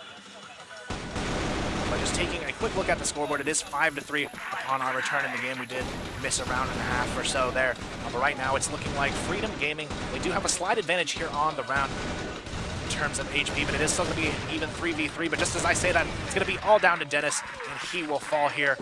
And that's going to make it a 5-4 half. So still a very respectable finish for Flipside. Not quite the spread that they were hoping for here, but still they will have that 1 round advantage now going into their global risk half. And really with those last 2 rounds on the board, it kind of makes it anyone's here for the taking here. It's going to come down to Freedom if they can show us the same powerhouse aggression we saw from Flipside on their attack side. But really just looking at that scoreline, Danny, what's your expectation now moving forward here? I still want to stay with that 10-7. I mean, Flipside have the momentum that they have. Like, you know, they have the momentum that they need. All they need to do now is keep calm. They know they're going to be, you know, expecting pushes, etc., etc. But they've got the hard part out of the way. They've got the pressure off their hands now. It's just about maintaining the confidence that they've created. Now we'll see exactly what they can do here on their global risk half, guys. It's going to be Flipside Tactics up 5-4 over Freedom Gaming as we hop right into the second half here. It's going to be up to Freedom to tie things off from the start. On Flipside, they'll have a chance to push this one closer and closer towards a first victory for themselves here. Right now, though, it's going to be Kukon getting a little bit aggressive here, looking for a pick over towards B, but Flipside, they're playing this one pretty passive. Snock's going to be boosted into the A connector, just waiting for someone to mistakenly peek him up that ladder. Phase going to be scoping down mid, looking for someone through the double doors, but so far, Freedom, they're still very hesitant on these pushes across the map so far, but they actually have a 3-man stack getting ready to work their way into mid, but I don't think they realize that Phase is going to be there in the back of mid waiting, and he's going to have a lot of information coming out from these peaks. And now 7 has rotated into position as well, and this is actually not going to be as sneaky as a play as Freedom hoped for. Phase takes down 1. And just like that, Freedom, they're almost a little bit shell-shocked from that reaction coming out from Phase. Now Snock's going to hop in and pick another. And now it's going to be a 3-on-5 here as Flipside definitely start things off right here. But just as I say that, Rambo takes down 1 in the lower B tunnels, but Kukon runs into trouble as Vise takes him out towards B. Now it's going to be a 4v2 here. Rambo with very low HP, though, in this 4-on-2. It's really going to be up to Botcons to make the impact, but Flipside, they look like they have exactly the position they need to take home a 6th round on the board for themselves. Botcons, though, we'll see what he can do here with Rambo. We've seen some crazier things happen so far already. But now it's going to be up to these remaining 2 players with 30 seconds to make this one happen for themselves. Right now, though, they're going to be running into some trouble towards B. Their position has definitely been given away.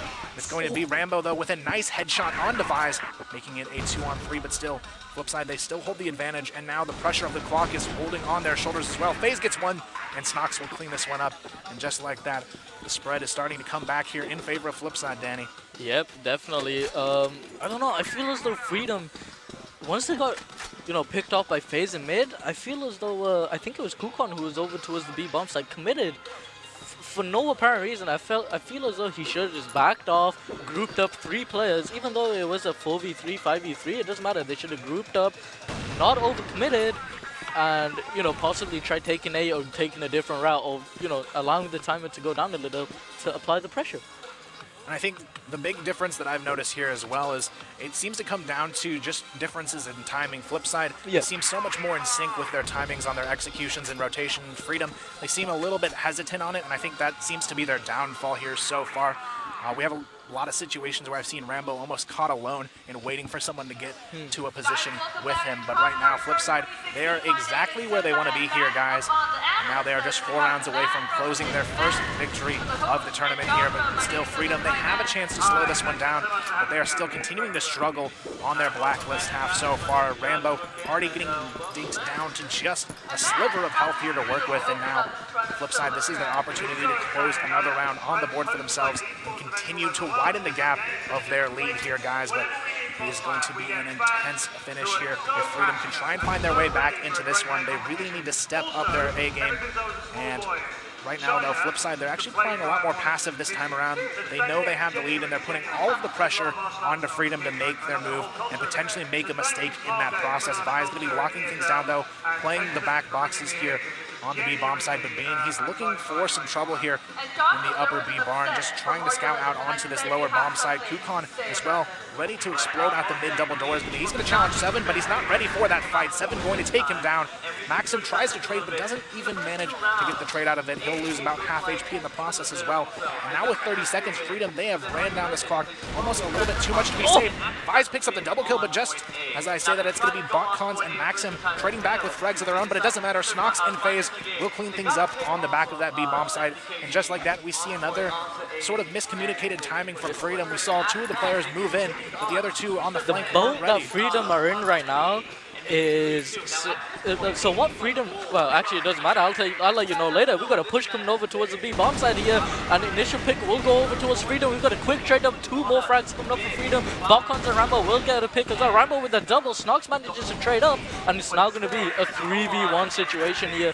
All left down to FaZe in the CT right now. Bomb will go down. Maxim going to drop over into pit, and there we go. Maxim will go ahead and pick off FaZe. And that's going to make things 7-4. But yeah, what I was trying to say is Freedom Gaming are trying to run down the clock to put pressure on a team who are sitting comfortably. Flipside are so far in the lead right now that I don't get why they are trying to apply pressure, but it doesn't matter though. Finally, Freedom Gaming deciding to push over towards this B long, towards the B bomb site. I think they might have spotted someone towards headshot box, but I'm not too sure. I don't think they did any damage whatsoever. Probably not. And now Freedom here gonna try holding that ground a little bit. 1 minute and 55 seconds left on the clock. We've got 2 players up in B connector here. Kukon actually did take a little bit of damage, but not so much going on. It looks like Freedom just sort of wanting to hold that ground and see what they can work with. See if Flipside decide to overpeak. Right now, we are going to see what Freedom do in that situation. They have control of the lower B tunnels.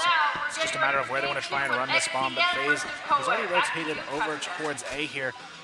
It looks like Freedom just taking their time has actually sort of caught Flipside a little off guard here. They're not sure where this push is going to be coming from, but right now, Seven, he is in the key position here to really make an impact. Seven going to be the one that has to react if they decide to push out into mid here from the lower B tunnels, but we've seen what he can do in these situations. FaZe coming in for the nade support as well. They have caught on to these positions now, and it's going to be up to these players to really make the impact on the mid hole. Right now, though, some damage being dealt in the lower B tunnels. FaZe actually going to take the brunt of it there, going down under half HP, but it doesn't matter. He runs out with the deagle, gets one. It's going to be traded off immediately from Kukon, but it doesn't matter. They're not ready for Seven to be there. It's going to be 1 kill going his way. Dennis picks up another. And now it's just all about closing this one out for Flipside. 4-on-2. It's going to be Rambo and Bean here. Try and make things happen. But Flipside, they are in a very, very confident place in this round right here. It's going to be Bean trying to find some vision from the lower B tunnels, but he knows he has to go for an aggressive peek to try and even up the numbers. Bean, though, he gets one on the Snox, but he takes a lot of damage in the process. Vise takes down one, and it's going to be Seven cleaning up for the final frag of the round there.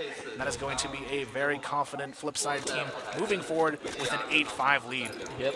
I don't know, Freedom needs to apply pressure here. Freedom cannot allow the timers to run out because the game is not in their favor. It's 8-5 on the scoreboard here. They cannot afford to think that, yeah, we can apply pressure on a team who are, above them by 3 rounds. Now this is really Flipside's opportunity to put the nail in the coffin here. They have the momentum and Freedom. They've slipped up time and time again here throughout this matchup, and it's really just a matter of what these guys can do on Freedom to turn this one back in their favor. But FaZe, he gets the opening pick in mid. It's going to be Maxim going down. Now the 5v4 sits in Flipside's advantage. Once again, Flipside continuing to dominate these early round entry frags here, but it's not over yet. Freedom has a chance to respond. It's going to be BotCons taking down Snox to even things up now. 4v4. Dennis still waiting for this push out of mid, though. It's not going to happen just yet. HP advantage, though, across the board. Not really sitting too much in favor of either team at this point, but with just a minute and 25 seconds to make their move, Freedom is once again making this a dangerous game on the clock here, but it looks like they're going to be working their way now into the B tunnels. All four players going to be working their way to challenge Vize here, but Vize, he still hasn't gone down yet, but finally will go down to the gun of BotCons, who picks up a double kill. Dennis trades with one. It's still going to be a 3-on-2 advantage for the post plant in favor of Freedom Gaming here. 7 in FaZe, though. Definitely some confident players in clutch situations, so they could still win this one out. They're going to have a very powerful retake here, guys. A nice flash, though, comes out. 7 going to check the corner. BotCons, though, and Bean will take him down. Rambo comes in for the cleanup. Freedom gets a much-needed round there up on the board. Yep, much-needed round that coming up from Freedom. I'm happy to say, well, I'm glad that they decided to double peek, that you do not want to be giving on, well, you do not want to be giving players one-on-one situations like that, and it looks like they will be getting aggressive towards B, and FaZe, this is what he does best, peeks towards that B along with the sniper, will land the initial pick there onto Kukon, and that's going to be the early 5v4 situation in favor of Team Flipside. And now keep in mind, I wouldn't expect Flipside to put in that type of aggression. I mean, they are in the lead by 2 rounds, but still, applying pressure like that is just going to make Freedom crumble more and more and more. Right now, it is going to be Freedom with all of the weight on their shoulders here in this round. FaZe continuing to be a big threat with those early round picks. Now it's going to be up to Freedom to win out in a 4-on-5 here, but the challenge comes from lower B. Maxim, though, is going to get a nice window peek there onto FaZe to even it up in a 4-on-4 now. It's going to be all about 7, though. He's going to hear some players in the B tunnels, but he doesn't manage to connect onto anyone just yet here, guys. Vize is looking for trouble here, though. Maxim going for the peek out of window, though. Won't be able to connect the headshot, but still Freedom once again continuing to pressure the clock here and really force Flipside to try and make the first move. Right now, though, Freedom once again seeming to be favoring B-side pretty consistently here on their blacklist half, but they don't want to be too predictable. Flipside, they might be able to catch on to this, but Vize, he gets a nice headshot peek. He gets the double kill. He's still looking for more, though, and he's going to put a ton of pressure on these remaining players. Rambo getting taken down to just 1 HP, and it's going to be a 2-on-3 here for them to try and win it back here on the side of Freedom.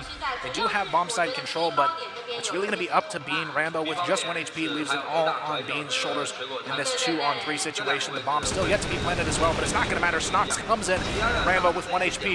If he could somehow do it, it would be an incredible feat here, but Snox and Dennis both looking for the shutdown frag very eagerly, but Rambo with 1 HP.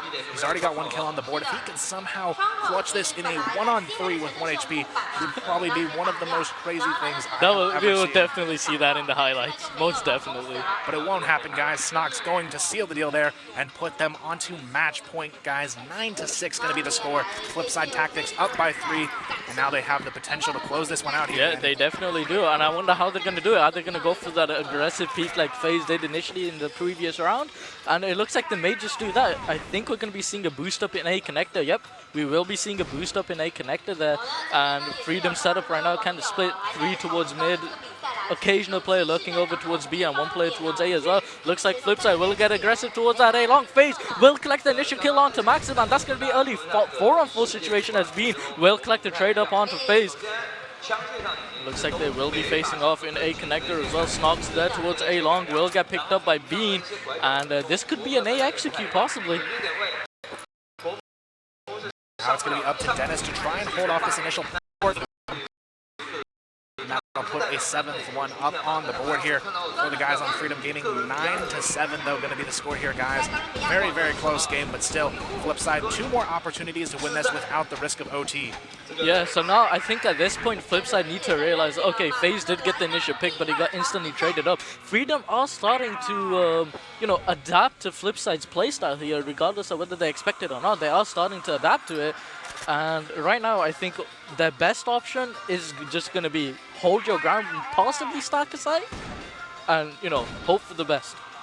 It looks like they are going to be sitting pretty favorably towards B on the side of Flipside Tactics.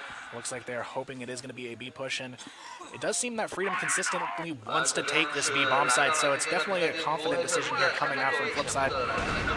Vise, though, looks for the early challenge onto Rambo, but won't be able to connect any shots here just yet. Vise, he still wants this fight, though. He wants Rambo to go for the repeat, but Freedom once again showing us some hesitation in the late portions of these rounds, but it's going to be Vise taking down Rambo with a very nice headshot there, guys.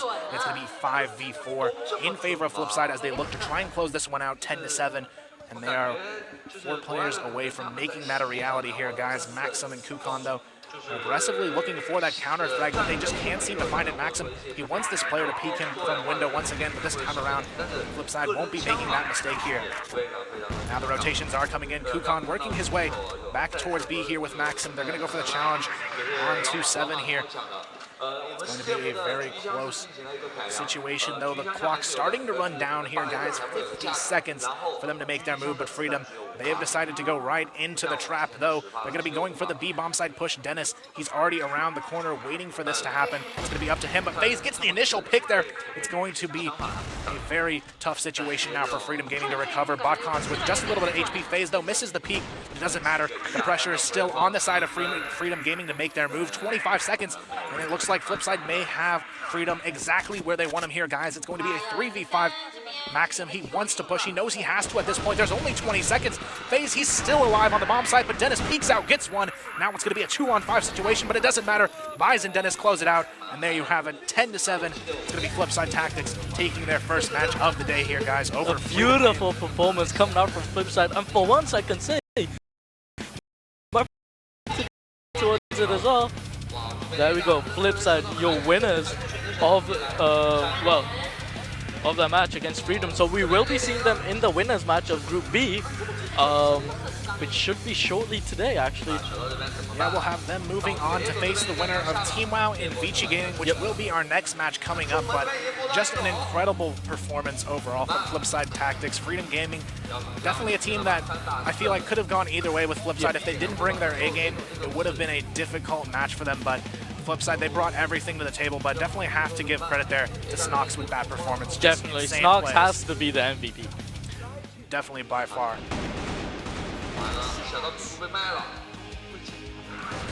Just taking a look here, guys, just some crazy plays coming out from these guys, but Maxim with some great plays to try and bring it back, and just some overall very great play coming out from these guys today. Oh, this was the godlike play on A long here from Snox. That play right there, that 3K is what boosted him. That was legit the biggest confidence boost, or the momentum boost. Definitely just some overall great performance. FaZe, though, taking those aggressive plays early in the round, I definitely think made a huge impact as well. And overall, Flipside, they walk away with a very great win, and they are now pretty confident going into it.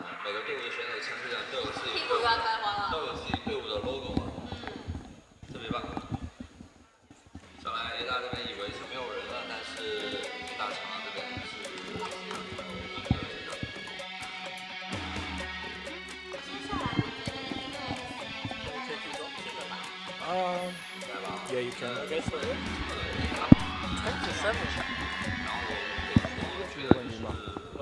제가 이번 CFS 2016 그랜드파이널 참가하면 이제 횟수로 5년 차인데 노력하는 제 자신을 보면서 아, 5년 동안 참가하면서 내가 많이 달라졌구나라는 걸 느끼게 됐습니다. When I was in 2012, my friend made a team with me. He wanted me to lead a team when I was 16, and that's when we won the WCG 2012. Season 1 dan season 2 memiliki hasil yang cukup baik, tapi kita ingin tahun ini kita menjadi yang lebih baik lagi dan mendapatkan hasil yang terbaik dari Indonesia. After 8 years na paglalaro ng professional game, ito bumalik na ulit kami sa CFS. 2 taon kaming nagpahinga, so ngayon gusto namin ituloy yung nabigong pangarap namin nung last 2 years ago. 我从17岁到25岁的这8年时间里，是把我最好的一个8年奉献给了穿越火线。因为我很热爱这款游戏，我觉得我虽然付出了最宝贵的8年时间，但是我觉得我不后悔。Для меня это уже четвертая встреча с командой АГ. Дважды я встречался с ними, а точнее один раз на КФС встречался. Однажды я с ними в России встречался, они к нам приезжали на лан. И вот совсем недавно, буквально месяца 4-5 назад, я встречался на Global Invitational лиге с командой АГ. Я думаю, что мы можем победить эту команду. Мы сейчас намного увереннее в себе и намного лучше стали играть. 我觉得在这些大家给予我的称号里面，我觉得我最希望做到的就是说能尽到一个好爸爸的一个责任。因为当初接触这款游戏的时候，也是我年龄也是不是那么大，也不是那么特别的成熟。到现在已经25、26岁的人了，就是说也是在去年也有了自己的孩子，就是说很少有时间去陪伴他。但是我也希望能够尽到一个好爸爸的一个责任。Masaya ako kasi meron akong mga anak na sumusuporta sa akin sa tuwing may laro ako, na kahit hindi nila naiintindihan, nandyan pa din sila. Ngayon CFS, gusto ko ipakita sa kanila yung best ko. Gusto kong manalo kasi para sa kanila tong laro na to. Mas lalo silang maging proud sa akin.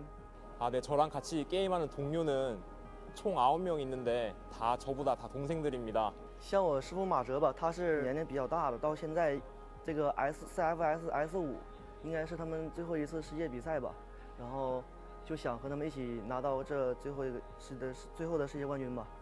Saya sekarang sudah berumur 28 tahun. Saya tidak akan tahu lagi apakah saya sudah mendapatkan kesempatan di CFS tahun ini atau tahun depan. Semoga di tahun ini saya benar-benar dapat memberikan yang terbaik, hasil yang terbaik buat Indonesia, mendapatkan kemampuan terbaik kita. Dan saya juga berharap bagi semua talenta-talenta yang potensial di Indonesia di tahun berikutnya bisa memenangkan CFS buat tahun ini. 열심히 해서 진짜 우승을 했으면 좋겠습니다. Спайр у нас только одна, это победить, чтобы привести Crossfire Stars в Россию. 距离上次 CFS 到现在已经过了1年了，相信这些国外的对手他们也成长了不少，他们也是非常值得尊敬的世界级的对手吧。像之前的前4次 CFS 呢，都是由我们中国战队取得的这个冠军。然后这次我觉得我们2支中国战队依旧会把这个冠军留在中国。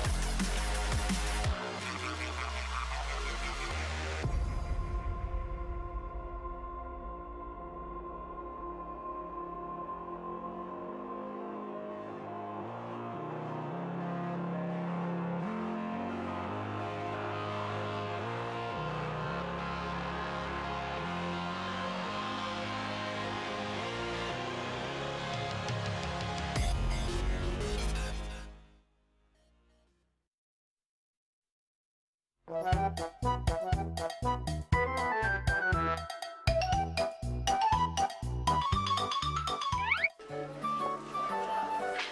大家好，我是雀兰，我现在在苏州的平江路上，这条路特别有名。但是呢，我来这边的目的非常简单，就是要吃。然后，当然了，还要帮大家看看这条路上究竟有什么好玩的东西。那苏州的特色是什么呢？那赶紧跟我一起去看一下吧。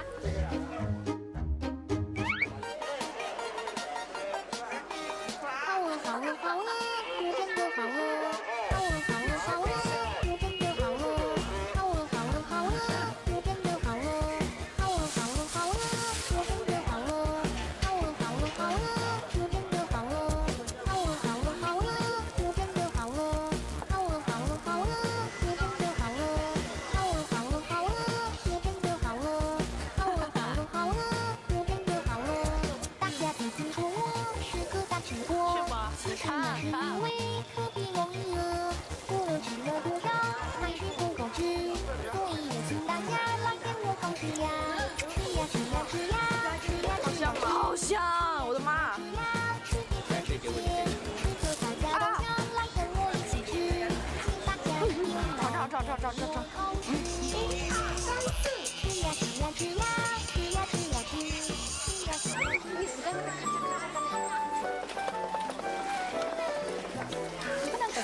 哎呀，花呀！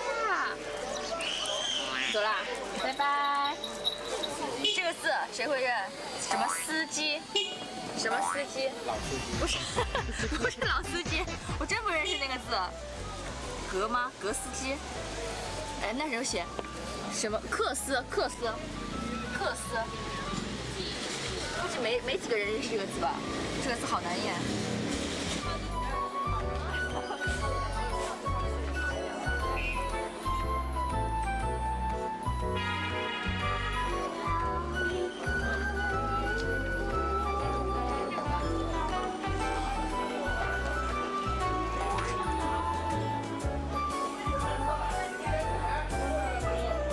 现在我已经坐上这个平江路的苏州特色的黄包车。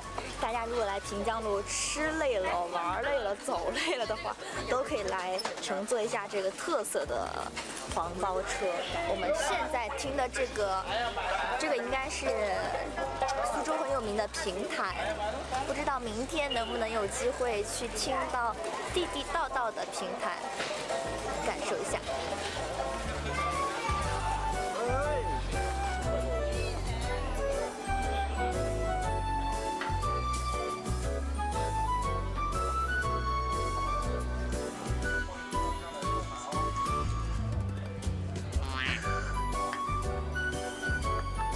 大家知道这个怎么玩吗？是这样玩吗？这个太色了。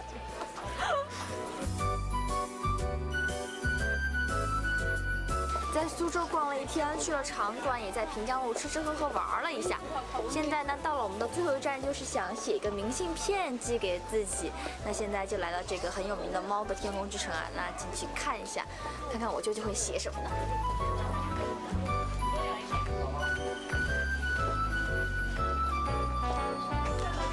想选一个有苏州的照片的明信片，应该是这个。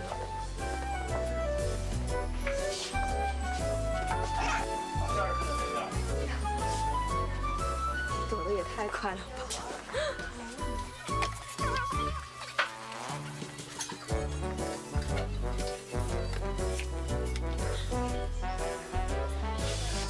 百城媲美天下稀，一枝独秀苏城。苏州赋，我觉得这个蛮有一个苏州的印象，觉得就拿这个写吧。走，你去写吧。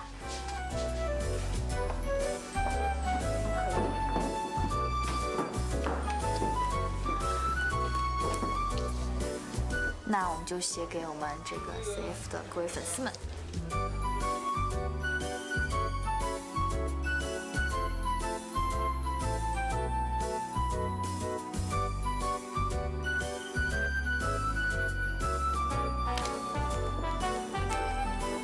亲爱的 CF 的粉丝们，爱苏州，爱 CF， 晚安，苏州。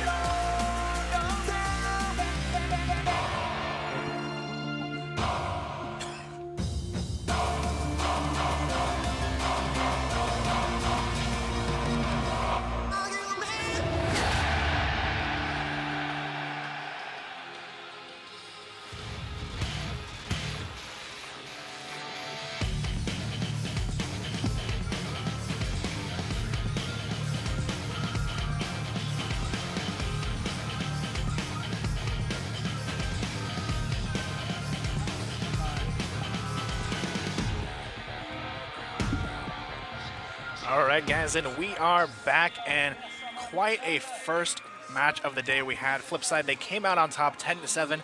On top of that, we did get the results from Group A, and what an upset there was, guys. Rue Legends took down AG 10-5. What an incredible start to this tournament it's been, and we already see some crazy upsets, and I expect some awesome games to continue forward throughout the entirety of this tournament, guys. And I'm just very interested to see how things keep moving forward. But going into our next game, we are going to have Vici Gaming versus Team WoW. Team WoW. We've got the Chinese powerhouse team taking on the North American hope here. I'll be taking a look, guys, just some highlights from our last match. MVP FaZe here, putting in some good work between him and Snox. They really put the nail in the coffin for that first match on the board for today. Just some very, very solid matches so far, though, but just 2 done and many, many more to come here. And Vici Gaming and Team WoW are going to be our next to do it, and it's going to be Black Widow. I'm so excited. A map where we see the Chinese teams in general seem to be very dominant on Black Widow. So, Team WoW, what are your thoughts going into this? Do you think they can actually dethrone these guys? From what I've seen of Team WoW lately, truth be told, to me, they look really nervous. To me, they feel really shaky. The only positive vibes I really got was from Aaron. And then when I looked at Vici Gaming, I'm not going to lie, but I was scared of Emzin. When I looked at Emzin, I was like, yeah, this guy's here for blood. Definitely, and they're a team that knows this tournament quite well. 3 of them actually on the champion team from last year, taking home that first place. So they are definitely back and ready to go for it again. They have one of the most experienced players as well. 18 who won 2 Crossfire Stars Grand Finals, 2 championships. That guy is a monster, and that whole roster as well, just tons of seasoned veterans on the Chinese side of the field. But Team WoW, they do have both Aaron and Rek, who are veterans of the NA scene, playing for Ace Gaming back in the day, and they did come to Crossfire Stars, those 2 on that roster as well. Unfortunately, not placing too well with that lineup, but definitely this lineup is probably one of the strongest NA lineups I've ever seen, and their home turf performance really proves that. 3 months leading into this, they've been undefeated in North America, just doing tons of work in the pro scene there, and I think that confidence is really going to come into play here, but definitely, it's definitely a new ball game for them. So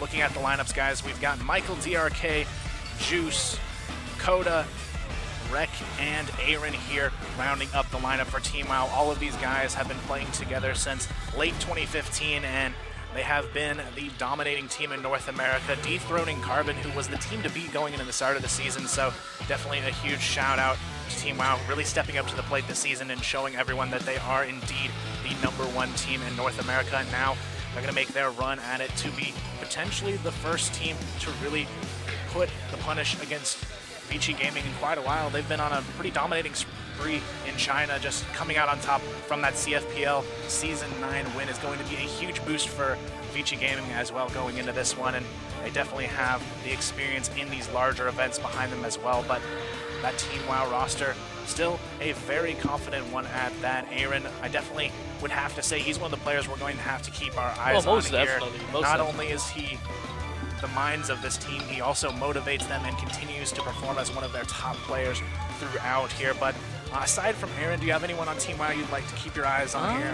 I'd probably say Michael, because I do know Team WoW is a team that does like to take that double sniper, you know, meta sort of thing. And Michael is the other player who does favor that sniper. So, I mean, you know, we just gotta wait and happen and see. We just gotta wait and see. Yeah, it's really a situation where both Rek and Michael DRK can pick up that sniper and be very effective AUM users in this game. But Black Widow, it's a map we can definitely see that come out on a lot of widespread angles. You've got the challenges in mid, A long, B long, and Vici Gaming, I feel like they're a team that's not going to be afraid to take those challenges. So Team WoW, they definitely can expect a passive team to come out of this one. And Vici Gaming, we've seen what they can do. These guys are insane performers, but will the NA hope come through? Do you have a prediction for us going into it for the score here? I don't know, man. I don't know. But on your screen right now, we see Emzin Sniper, for me, a pretty good player as well. Daobak, I've seen him be quite a monster. Nine is actually, I think 9 is probably the least experienced in terms of CFS. But what does it matter? It's Vici Gaming. I mean, the other 4 or the other 3 are, you pretty much the most famous in China, especially 18. Yeah, these guys are definitely veterans. You can see that there's no nerves in their eyes here. They seem very calm, collected, and just Emzin ready looked to so go. scary, dude. I swear. Emzin looked so scary when I saw him earlier today. It's kind of a nice thing for Team Wild that they're not sitting face to face. That depth player from Emzin would be quite frightening to have you ever seen the Brazilian hacker? Like, yeah, it's sort of similar to that, I guess. And just looking at these players, though, they've got a very strong team. They're only going to be rocking one sniper.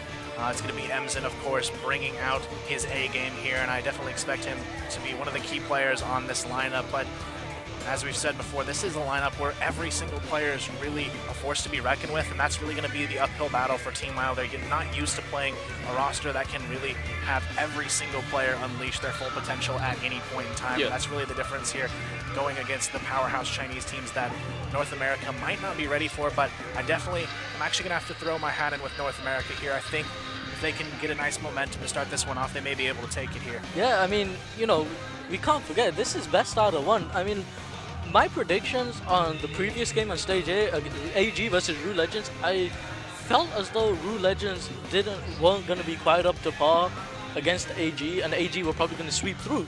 But then I look back and I hear 10-5? Now I'm just mind blown. I don't know what to think.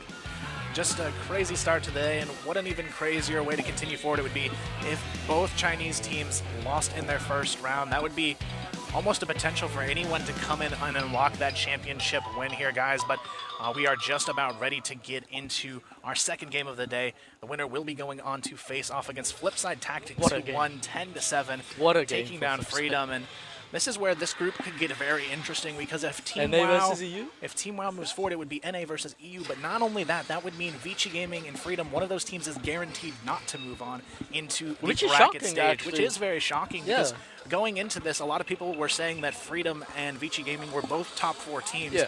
And if Team WoW and Flipside both come out with wins, that's a huge statement against the Asian crossfire scene here, and showing that the Western world is really a new force to be reckoned with this year. Let's keep in mind, I mean, Team WoW and Flipside are no strangers. They are no strangers to each other. These guys hash it out every single week on CFCL. CFCL. Yeah, these guys know each other quite well. They scrimmed quite a bit too leading up to the tournament as well, so they've got to be wondering in the back of their minds what they're really going to do to try and surprise each other if that matchup does come up. But Team WoW, they definitely have a strong hurdle in their way to make that a reality here. Vici Gaming, not a team they can take lightly. I feel like they can't have that mentality of, we're the undefeated team, we're going to stay that way going into this. They really need to be thinking deeper than that. It's like with any sort of player or any sort of team, you can't afford to rule out certain teams and then, have the worst that happens, which is you're knocked out. You're in the loser bracket now. So, I don't know what to expect. I just don't. It's definitely a match that I feel like really could go either way. In my mind, it's like, 100% Vici are going to win. Like, I'm not feeling the vibes coming from Team WoW, but then when I look back at AG versus Rue Legends, I'm like, I'm not going to say anything. I'm just not. I can predict the score maybe, but in terms of winning, I got nothing. Giving you guys, though, a quick rundown of the map. Black Widow, some nice texture changes recently, too. Definitely adding a little bit more feel to the map, but I definitely think one of the key positions here for the guys on Team WoW is really locking down that catwalk. I've seen a lot of Chinese teams, once they get control of that position, it's almost impossible to shut them down on those rounds. So if Team WoW really comes out with a strong defense. Catwalk and B box room, I'd probably say, because B box room really depends on, if you look at your globalist side of things, it really depends on how fast the rotates are, and especially the person playing in B window. The person in B window can be so pivotal, it's unbelievable. And this is actually why I love Black Widow, because of the windows, A window and B window. Like, you can get so much done from just that. It's, it's really nice. Now, guys, it looks like we are just about ready to hop into our match. Both of these teams are ready to go, and this is going to be a big match for both of these teams as well. As we've seen Group B be a very intense group, I only expect that to continue forward here. Freedom already into the lower portion of the bracket, and one of these teams will be going down there to join them as well. But still, quite a bit of work for both of these teams ahead of them. This is going to be, I'd say, probably one of the closest matches that we'll see out of the day, unless Team WoW is just not ready for this roster. That's how I feel. Personally, I feel as though, like, seeing them today and yesterday, they look so shaky. But, you know, what can we expect? To be honest, Brew Legends look the same. Brew Legends look like they were, you know, dreading coming here. So now here we have it, guys. We're getting ready to load right into our game here, and it's going to be Black Widow. It's going to be Team WoW starting on the Blacklist side, and actually talking to them leading up in the tournament, they said they actually wanted to draw the Blacklist side going into it, and a lot of teams seem to want that here in these live events just because they want to try and have control over the pace of the game. And we saw the Flipside's match, it worked in their situation, and starting things off, it's going to be Michael DRK getting one before going down here, and it's going to be a very nice trade coming out from Juice as well to keep things going. Now it's going to be a 4-on-3, but just as I say that, Dowbox going to pick up a nice double kill. Now the pressure is going to be back on Team WoW. Rek and Aaron left in a 2-on-3 here. Aaron, though, going to be taken down without the challenge here. Now it's Rek all alone, 1v3.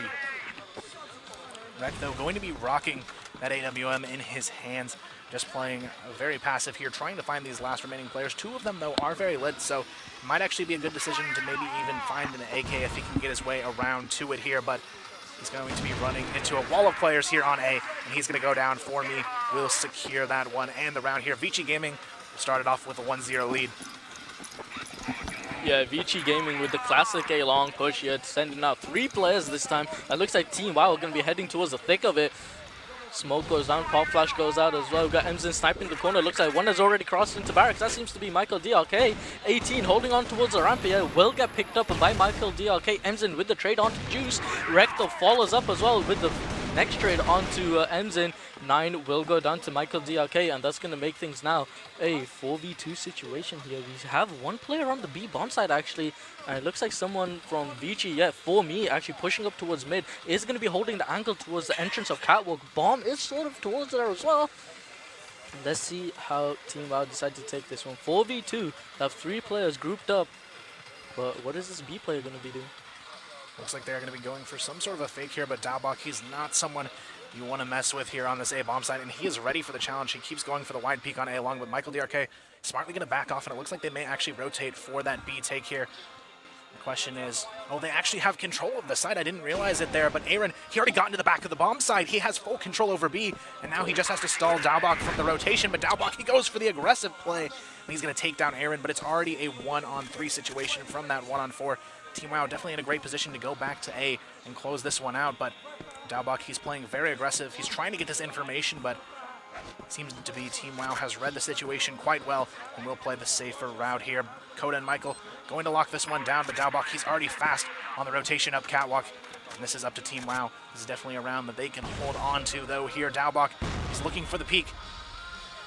They run into some trouble here, though. Coda and Rek both ready for the Catwalk push. This is where Team WoW have the opportunity to tie, but Dalbach, he's got a lot of HP to work with, but it doesn't matter. Michael DRK goes for the quick peek from window. That'll tie this one up 1-1. Yeah, one of the fastest one-on-ones possible. Because that's the only way you literally find yourself winning that sort of situation in a 1-on-3. You want to get as many one-on-ones as possible. And the only way to do that is, you know, more or less just push up mid. Go try getting behind them. Right now, we do see an interesting push coming out from Emzen. I don't even know if Team WoW caught onto it, but he actually pushed into B connector very quickly there. And now he's already going to be playing aggressively in mid for the rotation, and that's going to be a lot of information now in the hands of Vici Gaming. Team WoW, they now back off of A as well, giving up most of their map control, and this is where it could come back to bite them here. They're really going to have to go aggressively back in one direction to try and recover this round. Right now, though, Vici Gaming doing a great job of just spreading out the pressure here for me, and Emzen holding out towards B long, and that's going to be a nice shot there from the box room onto Aaron. Emzen hitting the very nice shots here to keep things moving forward for Vici Gaming, but still, it's going to be Big Coda answering with one, and that's going to be a nice opening here towards the A bomb site, and now Team WoW, they're going to look to try and control this. Michael DRK locking the rotation from under the catwalk here, and now this is a great opportunity to get this bomb down. Coda going to be planting it behind the train there, and that's going to be a perfect plant position for this post-plant defense here, but it is going to be 9 picking up one on the rotation. Juice goes down, and he actually picks up a second. Rec finds one in the process, but it's still going to be a 3-on-2. Michael DRK, though, finds one. It's going to be a 2v2 situation, but it may not matter. Emzen, he's going to try and make it happen, but it doesn't matter. Rec gets the 2v1. And that's going to be Team WoW with a huge statement on the board and swinging into their first lead of the game here, guys, 2-1. 2-1 onto the board for Team WoW. If they can sort of keep this momentum going, we could see a sort of similar game of Flipside and Freedom. Right now is definitely a big round as well here for Team WoW. If they can start to get the momentum of a lead behind them, they could potentially tilt this one in their favor. But Vici Gaming, they're definitely not a team that will really give up any opportunity here. But just as I say that, Juice, he almost finds one, but he's going to take a lot of damage in the process. Team WoW trying to get control of mid. 9, though, he almost misses that spray on mid, but he manages to recover thanks to Daubach, who picks up the triple kill in mid. And that's just going to be a very fast push there. Oh my goodness! Huge stomp coming up from Daubach with that 3K. I was like thinking, why is no one peeking up from Dog? Like, why is no one peeking up from opposite Cat to help follow up on Juice's death? But then suddenly, yeah, Daubach comes out of nowhere with the 3K. And that's really where he's going to be a force to be reckoned with in those late round mid-aggressive plays. Emson, though, he gets a Deagle frag before going down, but still the trades are going to keep even across the board as Rec takes down 9 in mid. Misses the double kill, though, there onto 18, but still, Team WoW dead even here with Vici Gaming, 2-2, and it's going to be a 3-on-3 situation as well for the 5th round on the board. Both teams eagerly trying to grab onto this momentum here, but Coda looks like he's going to go for some sort of a mid-take here. Right now, though, it's going to be Formy and Daubach here looking for the push out of B-Water, but they're going to find a nice pick there. It's going to be Coda going down. Now it's going to be Rec and Michael DRK, though, in a 2-on-3 situation. Rec is trying to spot it out, but he can't seem to find anyone through the edge of that smoke. Formy takes down another. It's going to be Michael DRK going down. Rec left in a 1v3. As Vici Gaming look to swing back into the lead here. Rec, though, going to drop off Cat, looking to work his way over towards the B doors, but he has to be careful. The bomb is down in mid. It's going to be Daubach waiting for the challenge here. Right now, though, it's going to be 18 creeping up behind, takes him down. And that's going to be Vici Gaming with another clean round. And as we saw Team WoW look very strong those past 2 rounds, Vici Gaming, they just put up 2 very strong rounds of their own there. Yeah, Vici Gaming is so aggressive early game. Like, it sort of shows that aggression is more or less just to get information. So long as they have the information early, they can do whatever they want. And once again, Emson in that mid gonna collect the first initial kill. Will get traded up by Aaron, and that's gonna be tied up 2-2. No, sorry, not 2-2, 4-4. But it doesn't matter though. 9 will take out Juice. 9 pushing out from middle, out of Catwalk, collects a triple kill in mid.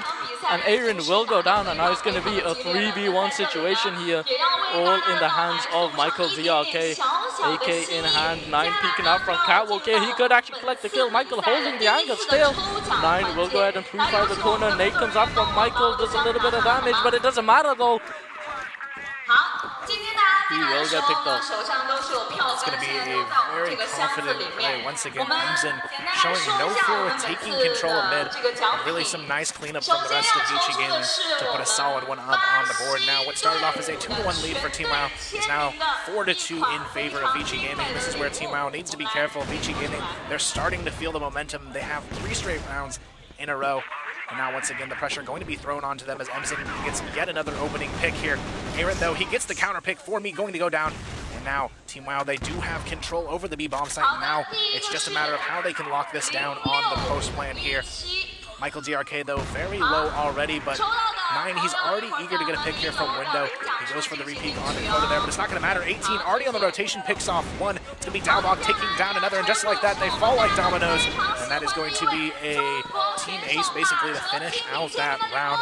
And just like that, it's going to be a 5-2 lead. It started off looking close, but Vici Gaming, they are starting to run away with this one. Yep, they definitely are. Pulling out in a huge lead. And it all Emson is just so good at sniping mid, just getting these picks, and then you have the aggression in Cat. Sometimes a little bit of aggression from A Long with the flashes and nades. But look, it's in again.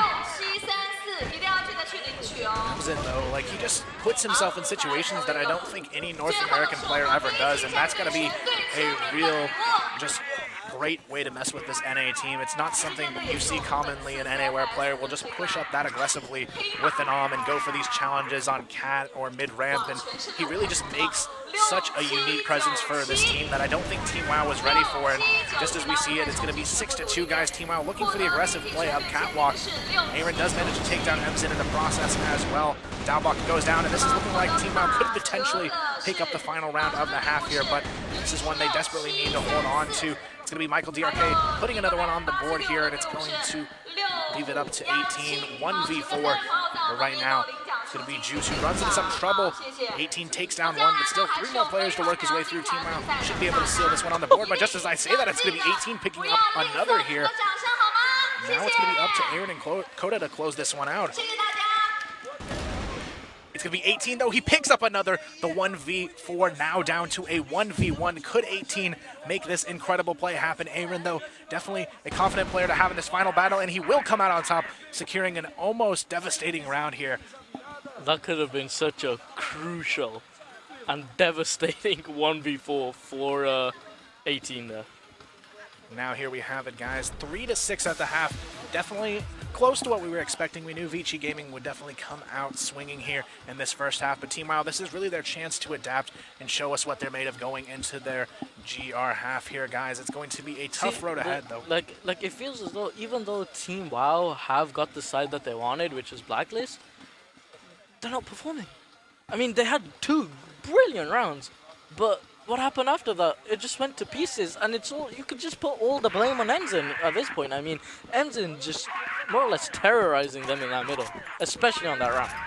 Yeah, and it just seemed like a lot of the rounds they were struggling to deal with Emzin so much that they had a few rounds where during that struggle in mid, 18 would just get behind them and make it even more devastating to their attack. And now we have it at 6-3, guys, as we go right into the second half here. Vici Gaming looking very strong going into the second half. They're just 4 rounds away from pushing themselves on to face against Flipside here, so definitely a tough match ahead for either winner here, but right now it is going to be Team WoW starting off with the opening pick. It's going to be 18 going down to Juice here.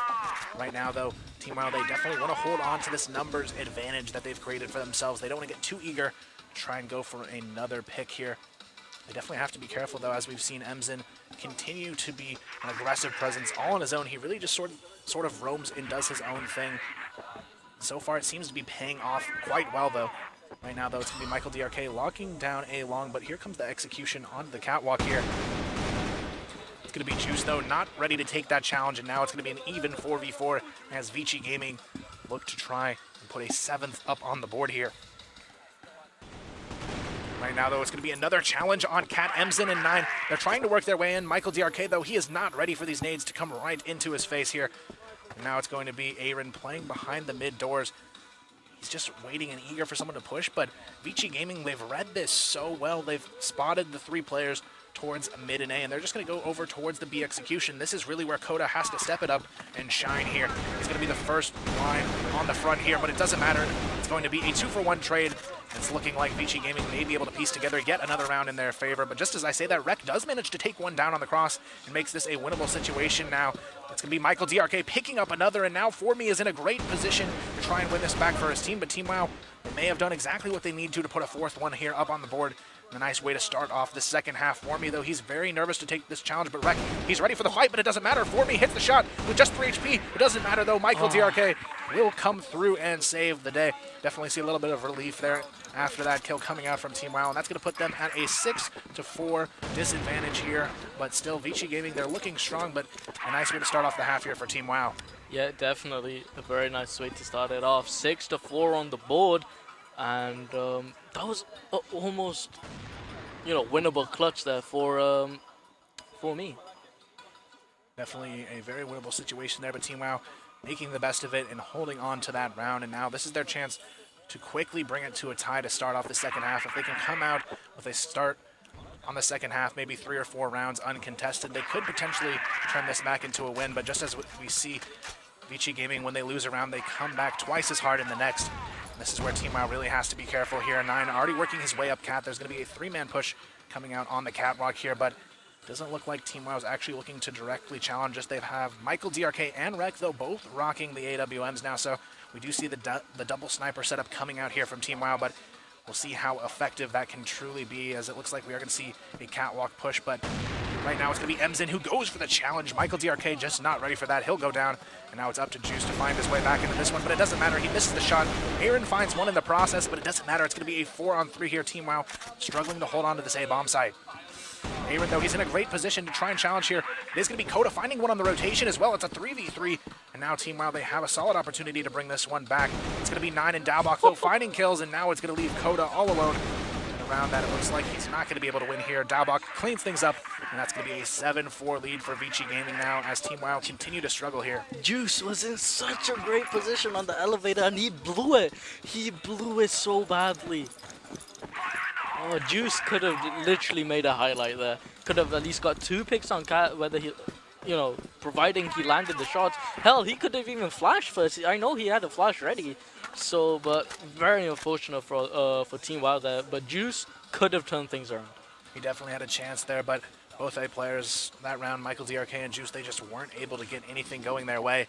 And now Vici Gaming, they're just 3 rounds away from taking home a victory to kick things off here for their tournament life. And right now, Team WoW, they are still continuing to play a little bit nervous here on their global risk half. They almost need to throw some counter aggression their way. It worked so well for Vici Gaming. I'm surprised Team WoW hasn't attempted to at least try some counter aggression here on their GR half, but right now it is going to be Rek holding the cross onto the catwalk. We'll see if he can hit the shot, though. He's not going to be able to make it happen. Michael DRK goes down to Emzin as well, and 9 is there to pick up Rek, and just like that, things are looking very devastating for Team WoW. Only 1 player up on the board, but he's going to go down just as quickly.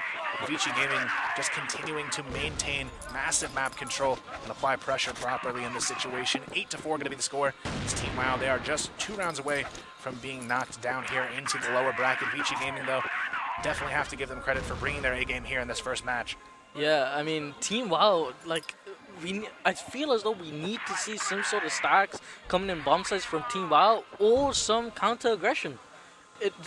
They're down 4 rounds. 4 rounds. And, you know, I don't think you want to be down in the losers bracket right now. It looks like that may try and just continue to play passive, but Michael DRK with some nice counter aggression there. He's going to push on the mid-ramp. He'll take down Emzin, and that's 1 threat they won't have to worry about here in the rest of this round, but still every round matters for Team WoW. Otherwise, they're going to be facing some tie-or-die situations coming up. Daubach, though, he shifted very sneakily here onto Juice's position. He's going to take him out, and just like that, Daubach picks up another, and it's going to be Aaron all alone. Normie picking up Coda. Now it's going to be a 1v3, looking like Vici Gaming may have done exactly what they need to put themselves onto match point here. Aaron, he's going to have not a whole lot of hope in this situation. He does spot for me, though. He takes down 1. It's now a 1v2 with 26 seconds on the clock. It's still a winnable situation, but 9 is in a very difficult spot for Aaron to hit on this reaction shot. Daubach playing the crossfire with him as well. Now with just 15 seconds, he really has to make his move here and go for the impact frag onto Daubach, but they're playing it so patiently. But Aaron, he misses the shot there. 9 is there to trade it out. That's going to be a 9-4 lead here. Vici Gaming already sitting on their match point opportunity. Yeah, and Team WoW is literally crumbling at this point. I mean, the setup coming out from Vici Gaming is just so good, but now finally we may be seeing some aggression coming over towards A, but it doesn't matter. The Vici Gaming are headed over towards the B bomb site. Only 2 players on bomb site as well. Already in box room, initial pick comes out from 9. 9 will collect the double kill. Big Coda gonna be able to trade up onto Daubach, but they already have bomb site control, and bomb will go down shortly. And now it's going to be up to Team WoW. This is their tie-or-die opportunity. They have to try and keep the dream alive here, but it may not matter at this point. Emzin finds one on Rek. It's a 2v4 already. Juice, he's going to be the lone warrior here. 1v4. He takes down 1, but it may not matter, guys. Vici Gaming on the verge of victory here. Juice looking for some glimpse at hope. He has to win this one out. He gets 2, but it won't matter. He's taken down, and just like that, Vici Gaming, they come out with a big statement to start off their tournament life. 10-4. They take down the North American squad of Team WoW here in the first round. 10-4, but on the bright side now, flip side versus Vici Gaming. Definitely a great match that we'll have coming up later in the day, guys. That is going to be a pretty intense one. Both teams having a very strong first match. 7-1 KD on 9 and 6-2 on Daubach. some crazy performances, especially in that second half. Team WoW, they tried so hard to pull it back, but 10-4 will be the score here, guys. Very great performance from Vici Gaming, and I've said it once and I'll say it again, I think they truly are the team to beat here. And flip side, they definitely are going to be a strong contender coming up for them later in the day. But just some final thoughts on that match. They seem a bit disappointed there, guys, and just looking at how they performed, what do you think really went wrong for Team WoW, especially going into that second half where they only put one round on the board? I don't know, I feel as though like for every sniper, like you notice how Emzen is getting all these picks, and then you look at Rack and you're like, what are you doing?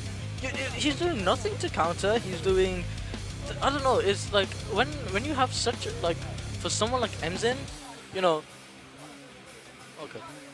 Like when you have someone like Emzen, you know, who's putting so much pressure on the map and onto your players, like, you know, he's sniping. The moment he misses one shot, you should just punish him. But the thing is, they can't get close enough to do that.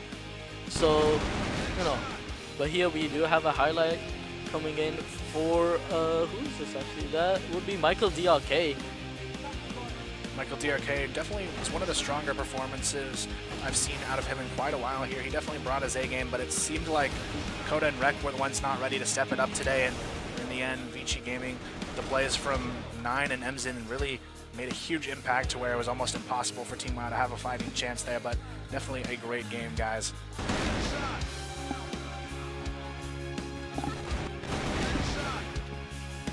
Near possible clutch here coming out from 18. Almost got the one before, but nonetheless though, Vici Gaming, your winners against Team WoW.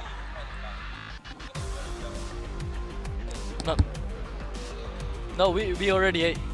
We already.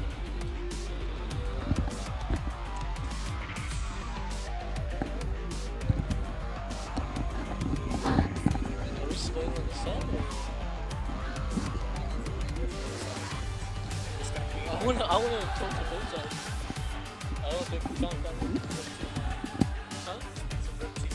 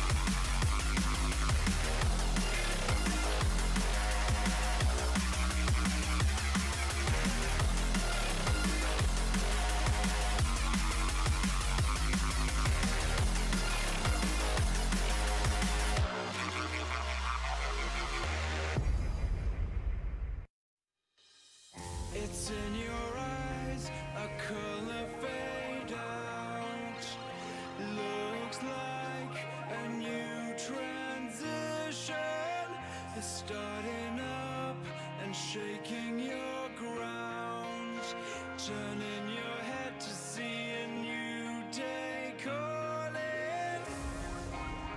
Does it feel like a head to lean on, a snapshot from where you were born? I'm looking for your hand in the rough, you're caught in the wire. Will I lift you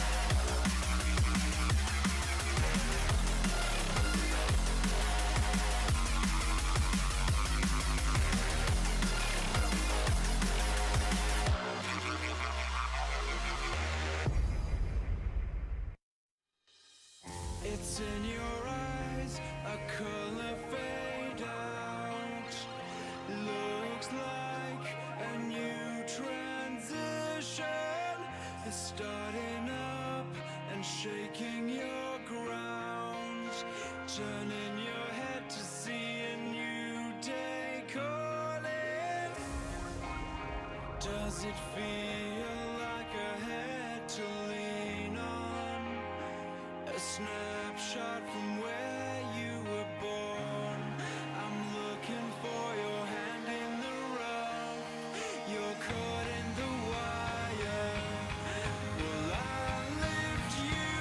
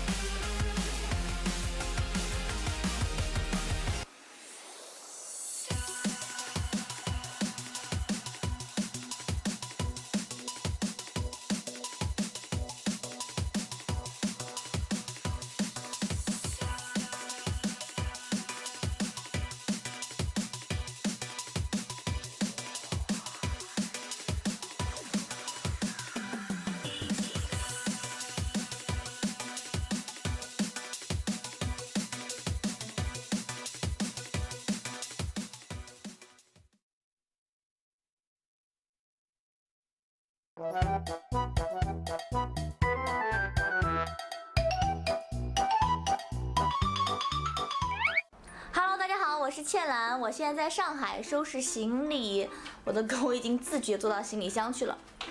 明天我要去苏州，要去3天，帮大家看一看苏州有什么好吃的好玩的。因为我知道你们12月份的时候一定都会去看 CFS 的国际总决赛，对不对？那现在我就要开始收行李了，因为手好酸呐，端不动啦。卢卡，你为什么坐妈妈箱子里啊？啊？你要跟妈妈一起去苏州吗？小朋友，小毛驴儿。现在我已经出门了，准备去坐高铁去苏州，下午就可以看到我们的场馆是什么样子了，还是很期待的。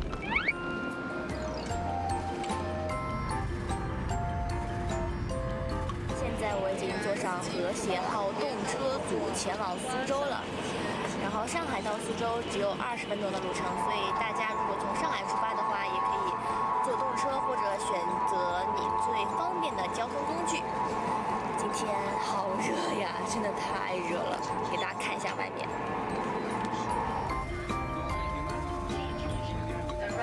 我们到苏州啦！下车时请注意列车与站。不要问我为什么拍的这么陡，毕竟我是骗人。你放那个1楼有那个蜂巢箱，你放一下吧。被轨道交通的人吹哨骂我们为什么还不撤退，还不走，因为他在打电话。看到列车就会想到釜山行，有没有？僵尸要来了。我们的导演还没有来接我们，什么时候才来呢？哈哈哈！哎呀，好开心啊，好开心啊！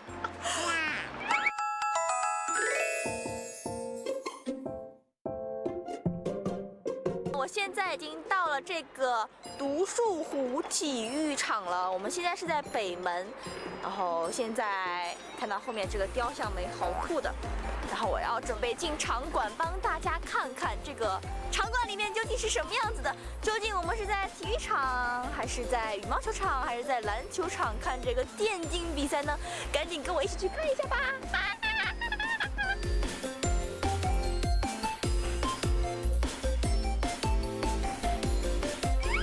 现在我进到我们的比赛场馆里面啦，是不是万万没想到我们的场馆居然是一个羽毛球场，而且现在身后有很多帅哥正在打羽毛球。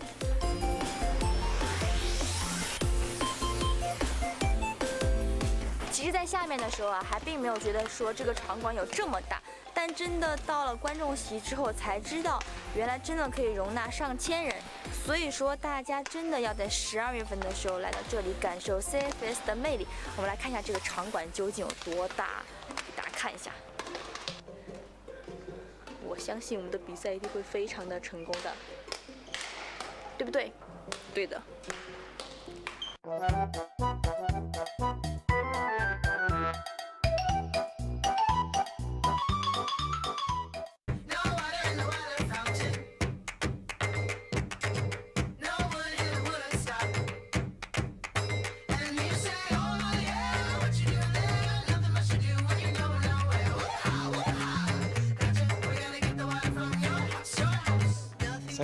Semoga kita tim Nexen ini bisa memenang pertandingan di CFS ini. 여기 제 이번에 결승까지 올라가서 한번 좋은 성적 내는 게 목표입니다. 화이팅! 아카크!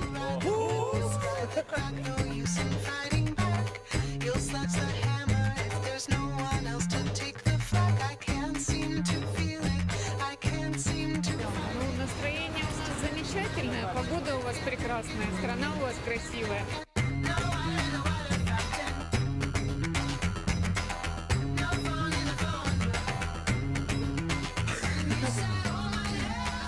«我们的目标是为了冠军而来，比赛的时候不给自己留遗憾吧。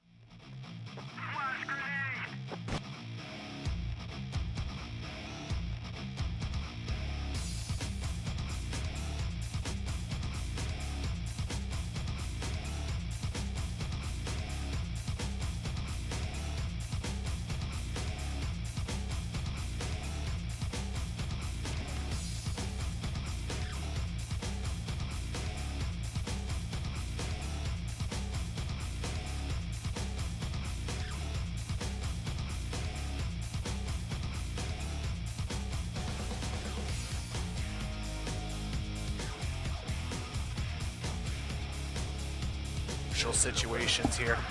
But going right back into it, guys, just looking at it here, we've got 9 coming out with some crazy plays here against Team WoW, and just an overall great win there. 10-4 was the score, though. But now, looking ahead, we do have Insanes and Pacific Wara. Quite the match coming up here, but looking at these two teams, Wara came out of nowhere. But this year, well, I think they had 2 standings because of like some personal issues within the team. But this year, they've all decided to play together, and I want to see them bring the heat. I want to see them bring the fire. I mean, they are my dark horse team, the one team I think that can provide the biggest upset. But see, I have a certain love towards sniper players, dude. It's like 70 kg, Emzin, FaZe, Rek, all these guys. And from what I've heard of Asuka, this guy is like, you know, apparently apparently better than, what was his name? Nashas. So, and Nashas was one of the biggest players ever. On the screen, though, we do see the lineup of the, I think this is the Japanese team. Yep, this is the Japanese team. Asuka on your screen, all of them there, Insanes. It looks like they're all getting ready to jump into this game here. None of them have actually joined the room yet, so I guess we're just waiting on these guys to get in. Yeah, looking at these guys, they seem pretty confident, not looking too nervous here. Definitely expecting this to be a fairly close game, though. Insanes, this is their time to shine here. They seem to have their roster in place and ready to go. This is like the one game we thought would be like, you know, 50-50. This is like probably going to be the most balanced game that we see. Definitely agree with you there. I think this one could go either way, and Black Widow, a map that tends to be fairly back and forth as well, and pretty even across the board. Not quite as balanced as Port, but you know, still, I guess it all comes from as anything, the momentum swing early on. Just looking at more details here of the guys on Insanes, it looks like they're going to be rocking some pretty solid attackers here. I think they only have 1 sniper on their team as well, though. It's been kind of interesting to see the different positions we have amongst the different teams. It's not necessarily one meta team comp anymore. You see a lot of variance in how many snipers teams have. Not only that, we've seen a lot more that not only are the strat callers a big impact strategically, a lot of them are starting to be the powerful fraggers for their team, which is actually pretty unique. A lot of games you see the strat caller tends to have a harder time keeping up and maintaining those high score lines, but I mean, we've seen it, especially in Group B, a lot of their strat callers are their star players. Yeah, definitely.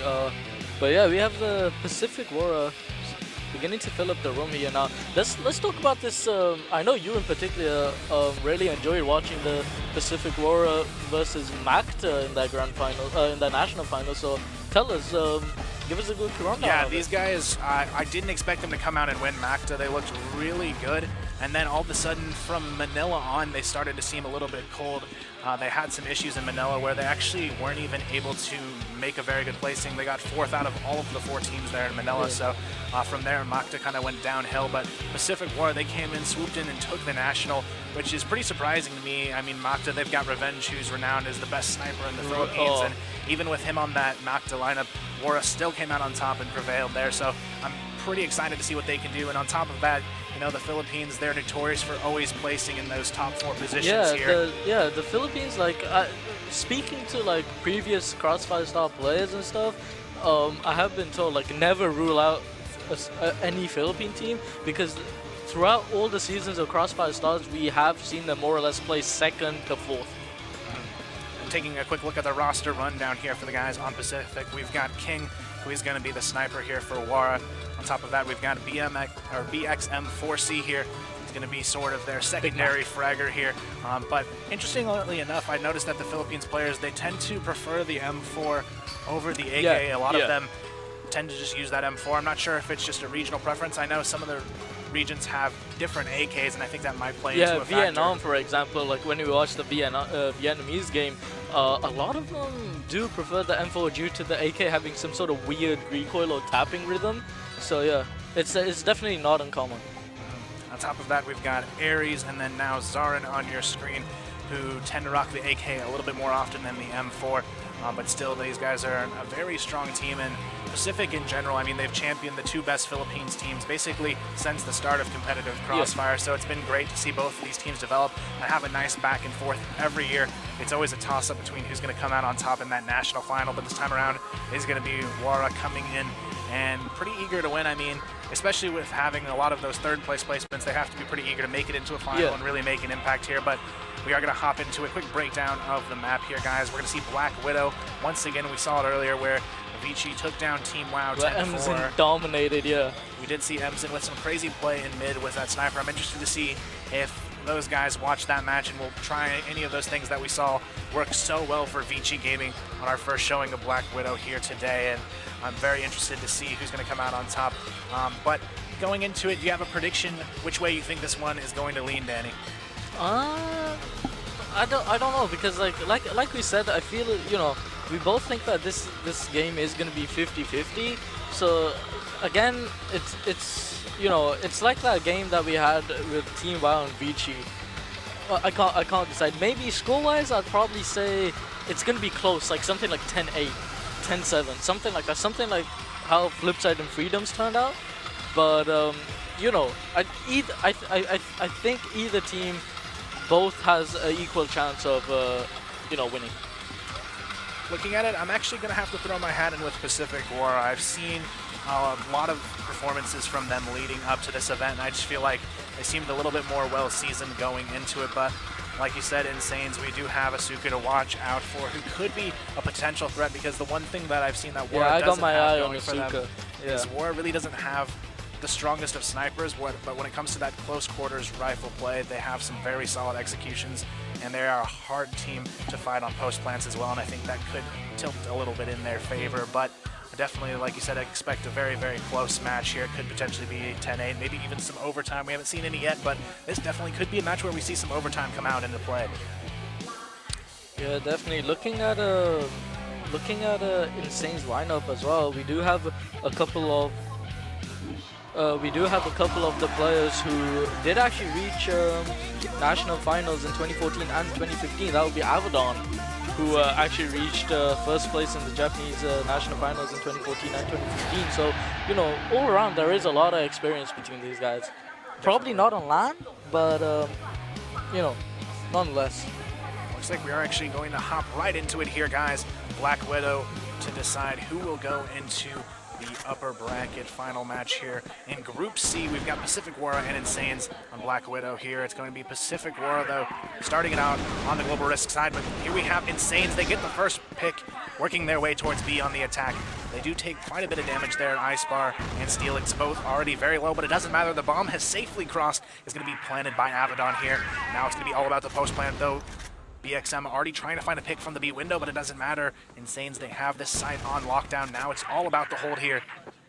Looks like all four players on the Pacific rotate are going to be working in right around that 20-second marker, but it may not matter. They're running into some trouble, but Ares, he gets two on the retake, but it's not going to matter. Avedon, he still holds on to the back of the bomb site. It's going to be up to him. He's actually going to go rotate out from the door. Steelix gets one. Now it's a 2v2, and it doesn't matter. Steelix picks up another, leaving Ares all alone with just 5 HP, and it looks like Insanes may have done it here. It's going to be Ares, though, who finds his third on the board. There's only 3 seconds. He's going for the defuse, but it doesn't matter. Avedon comes out and saves the day. And that'll be the opening round, going to Insanes very close there. Yeah, look at the smiles on their faces there with that well, initial round win. And it looks like now we've got 3 players headed over towards A long. Bomb is headed towards there as well. But 3 players from Pacific Wara as well pushing up. Flashes will go out. Steelix holding the corner on the left by the box. We've got 1 player spotting towards B as well. Initial pick will go towards BXM, but a double kill coming out from Steelix here. It takes a Zarin and BXM. A triple kill for Steelix. They're taking out Poi, and this should be an instant A push coming out from these guys, but they're headed back. Are they going back for the bomb? Yep, they are going to go back for the bomb here, and they're going to take this one slow. Interestingly enough, too, the last 2 remaining players on Pacific both have snipers in hand as well. They went for the double arm setup, and now it's just a matter of what they can do to make a heavy impact with this. Avedon is quite low. but they still have to worry about Asuka here playing that cross on the B box room. But Aries looks like he's going to go for the challenge here. Asuka's moved out of position. Aries, if he peeks here, he could take the shot. He takes down Asuka, but it's not going to matter. Disturb there to get to the trade. Now it's going to leave it on King 1v3, but King finds one, and both remaining players are so low. Avedon falls to his death. It's going to be Steelix all alone in a 1v1. Things have gone completely wrong here for Insanes, and now this is Pacific Wara with a chance to come out and tie it right up here. Steelix, though, he still has an opportunity. If he can hit the headshot here and catch King off guard, this could be a big round win for Insanes.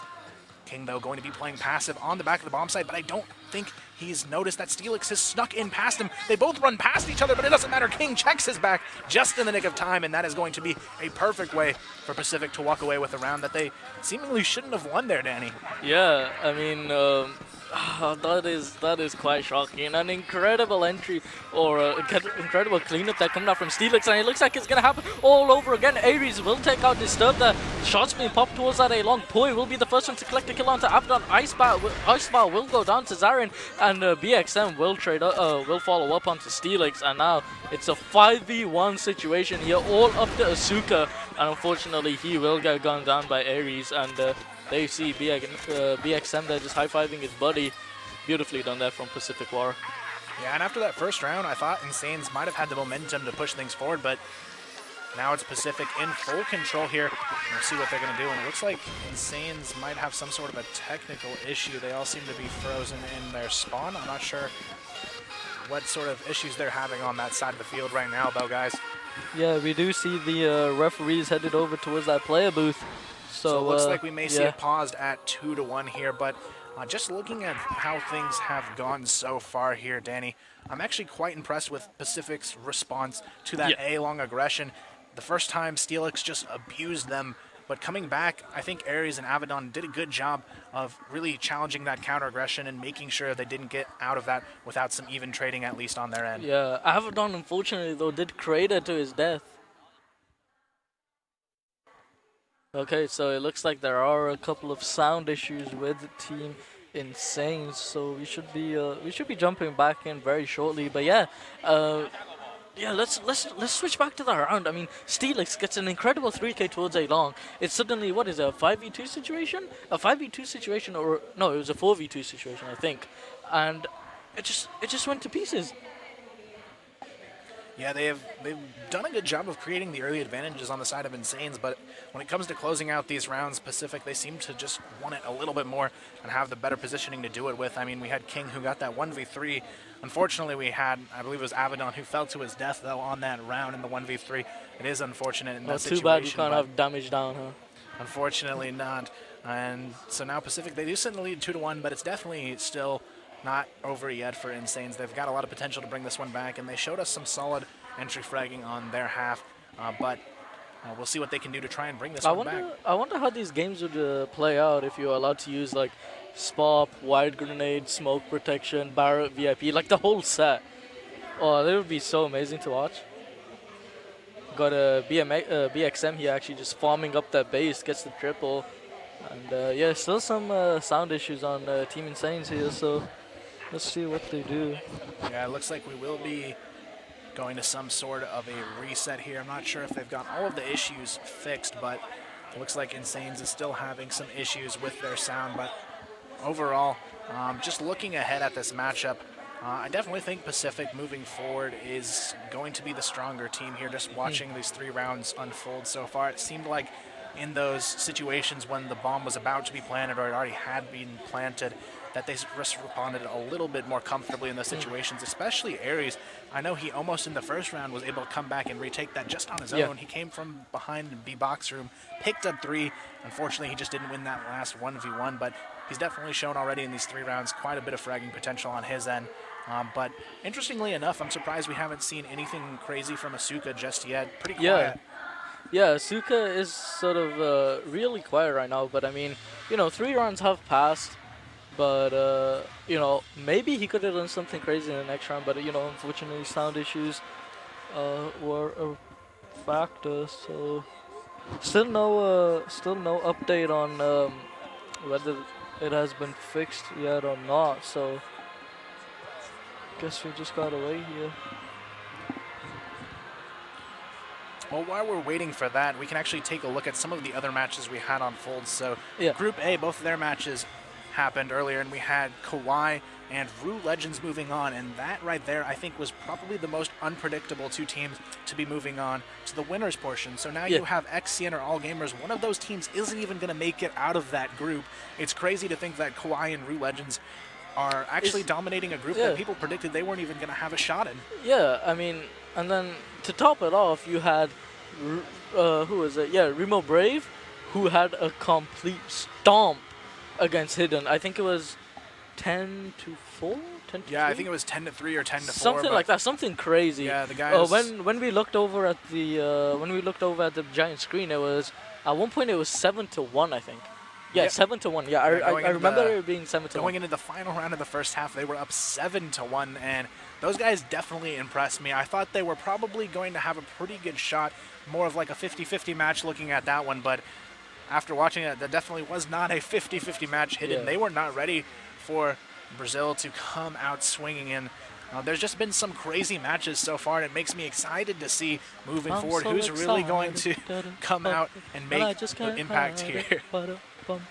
But coming up later, we are going to also have the Group B finals match, and I think that is probably going to be one of the best games of the entire That's tournament. going to be my favorite game. We've got Flipside and Vici Gaming, a match we're definitely looking forward to here, guys. Two of arguably the strongest teams we've seen so far throughout the day. Yeah, Flipside, I never doubted Flipside for a second. I mean, you clearly know this as well. Ever since I landed here, I was like, yeah, Flipside are going to take this 100%. And then, you know, Vici Gaming with that game against Team WoW, we actually met up with Team WoW right after that loss, actually, and even Aiden was like, yeah, what can we do? I mean, it's Vici Gaming, man, best team in China.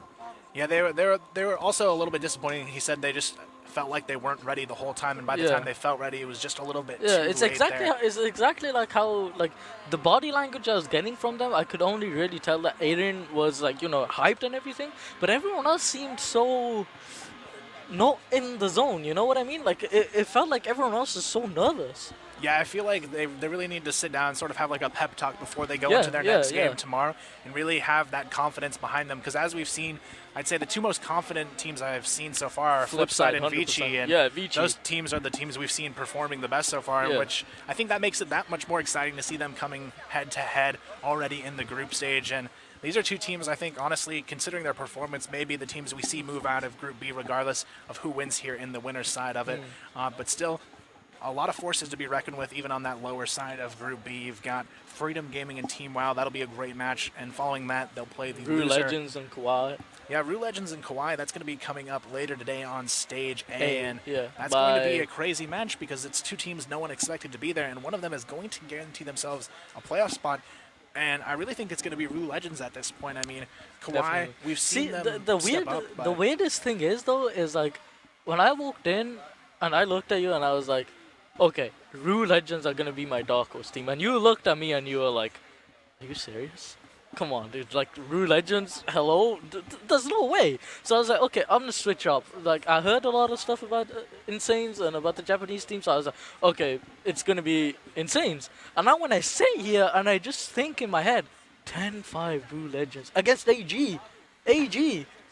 And, but I can't go back now. I've already said it. My Dark Horse team is Insanes, but I can't go back now.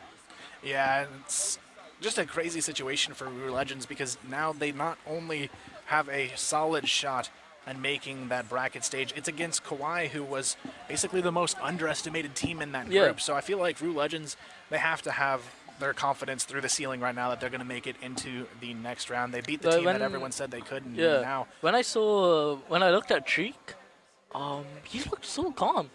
He was like because when we saw him before his games they looked slightly nervous, right? And then after their games, like Asa was always the same. Asa was like super smiley, happy to see us, etc. But Treek looked dead serious. Treek means business for sure. I mean, this is the man who participated in WCG 2011 with Voller. If you remember, they had that incredible game on port with the double sniper. I mean, you know, Rue Legends has been around for roughly around about 5 years. So they are no stranger, especially in the Russian community. So, yeah, these guys are quite the long-standing team, and it would be crazy to see them pull off a huge run this year, but they're well on track to do it. They made it out of a group where they definitely should have faced more struggles, but and now this is their opportunity to close it with winning the group, potentially if they can take down Kauai later today. So I'm definitely looking forward to see who comes out on top in that group, but Group C, the winner of this going to go on to face the guys of Brave, and that's going to be a great match as well, especially after seeing how well those guys performed against Hidden. I mean, I'm excited to see either one of these teams go up against them. Remo Brave look so solid as a team. I mean, you know, it's even though it is like, you know, Korea, whatever, etc. I mean, they made it to Crossfire Stars for a reason. But when you get stomped so hard for it to be like 10-3, 10-2, 10-1, like, you know, that team that is doing the stomping is making a statement.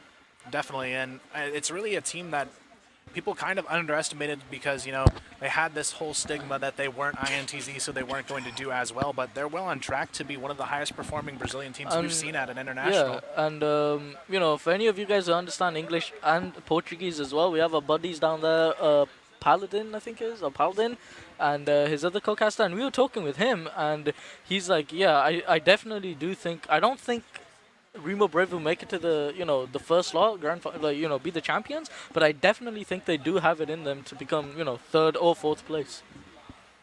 All right, guys, and it looks like we did get that technical issue fixed, and we're going to be hopping right back into the game here. 2-1 going to be the score in favor of Pacific War, but just as we say that, Asuka has come to life here right on the reset. He gets the opening pick. It's going to be Aries going down as well. Definitely a very crucial frag going the way of Insanes to keep things going forward here as they look potentially for the tie here. King trying to find something through the smoke, though, on the cross to B, but he cannot seem to find any, and it will be the bomb going down. And this is Insanes with a great opportunity to find their way into the tie here. Disturb just playing over here on the B bridge, just waiting for the flank, and it's just going to be a complete and utter shutdown. It's going to be a very solid way to get things going after the reset. It's just going to be Koi all alone, who's going in for the 1v5, manages to get one, but that will be it. And now we finally see Asuka on the board with 2 frags, making that round a very solid one here for Insanes to tie it right up. Yeah, tie it right up. Tie it right up 2-2, and looks like we're going to be seeing another 3-man push here towards this A-Long from Pacific. Nades go out there, 89 HP left on Ice Bar, but Asuka with that sniper rifle will pick up Aries here. Asuka now looking towards Catwalk. I don't think there is going to be a push towards Catwalk, but it doesn't matter though. Ice Bar will take out BXM. Bomb in the hands of Team Insanes right now, staying towards base, so not quite sure where they want to push right now. I mean, they could take A-Long, but it looks like they may just be favoring towards this B side. 3 players rotating over towards the B bomb side. We've got a player pushing up towards Catwalk here, and yeah, that was Asuka. Asuka will fall to Poi, but looks like they will go ahead and execute towards this B bomb side. King lands a double kill here onto Avedon, and Disturb gets the triple kill onto Icebar, and that was a complete shutdown from King. King just going crazy King here. Just stepping up, going off in that B window. And this is what I was telling you about. B window and A window are just so good. It's why I would always take this map over Dust 2. And you got to remember, too, King, he had to go up against Revenge to get here, so he definitely has to have the on skills to bring it, but it will be Asuka starting it off with the kill, taking down King, getting rid of that threat right away. So Insane's in a great position to try and tie it up right away here, but they definitely have to worry about these players getting a little bit aggressive here towards mid. But right now, it is going to be a 5v4 advantage in favor of Insanes, but they do definitely need to be careful here. But it looks like the bomb is going to be working its way potentially up Cat here. But Aries, he's getting aggressive here. He spots them in the window. He's in spot 2. He gets one on the cross as well. Great headshot from Aries. Now it's going to be a 4-on-3. It's going to be Asuka picking up one towards A, though. Right now, it's in a very nice hold, though, coming out on the looking for a potential 1v3 would be a huge way to tie this one up and really show that Insanes is a force to be reckoned with. Already at 7 frags since the reset as well. Asuka has been a huge performer here. Right now, though, it is going to be Asuka pushing up Catwalk, but it's already Aries on the flank here. Question is, will Asuka be ready here in this post-plan position? Asuka, though, going to go for the plan here, planting behind the triple stack. It's just a matter of where he wants to set up for the post-plan position, but it doesn't matter. Aries with the quick peek catches him off guard and stops that one from getting out of hand. 4-2, Pacific War going to hold on to the lead here. Yep. beautifully done that from Aries. I actually thought Asuka would actually, be able to double jump into the A window in time. But Aries reading that well. Luckily didn't decide to go towards B-bomb side. But nonetheless, though, we're going to see this massacre towards A-long. Once again, flashes go out. And let's see who will collect the initial kill. It will be Disturbed, takes out BXM. Abaddon, though, will take out Zarin as well. That's going to be a 5v3 situation. Still pushing, though. King, though, lands will go down to Asuka's Deagle, and that's going to be a 4v2 situation here, not in the favor of Team Insanes. Now it is going to be Poi going for an aggressive play up Cat. He's not really going to be spotted either. He's going to have a great opportunity to flank. If he doesn't make any noise, he could get behind them very quickly. Steelix, Disturb, and Abaddon, though, going to be pushing their way up A-long. This is where they could run into trouble, though, but King misses the shot. It's going to be Disturbed, taking him down, and now Poi, he's left in a 1-on-3 with not a whole lot of HP to make this happen with. He does have the advantage of catching them off guard, but Steelix will be safely there to trade, and just like that, we're at a tie once again, 3-3.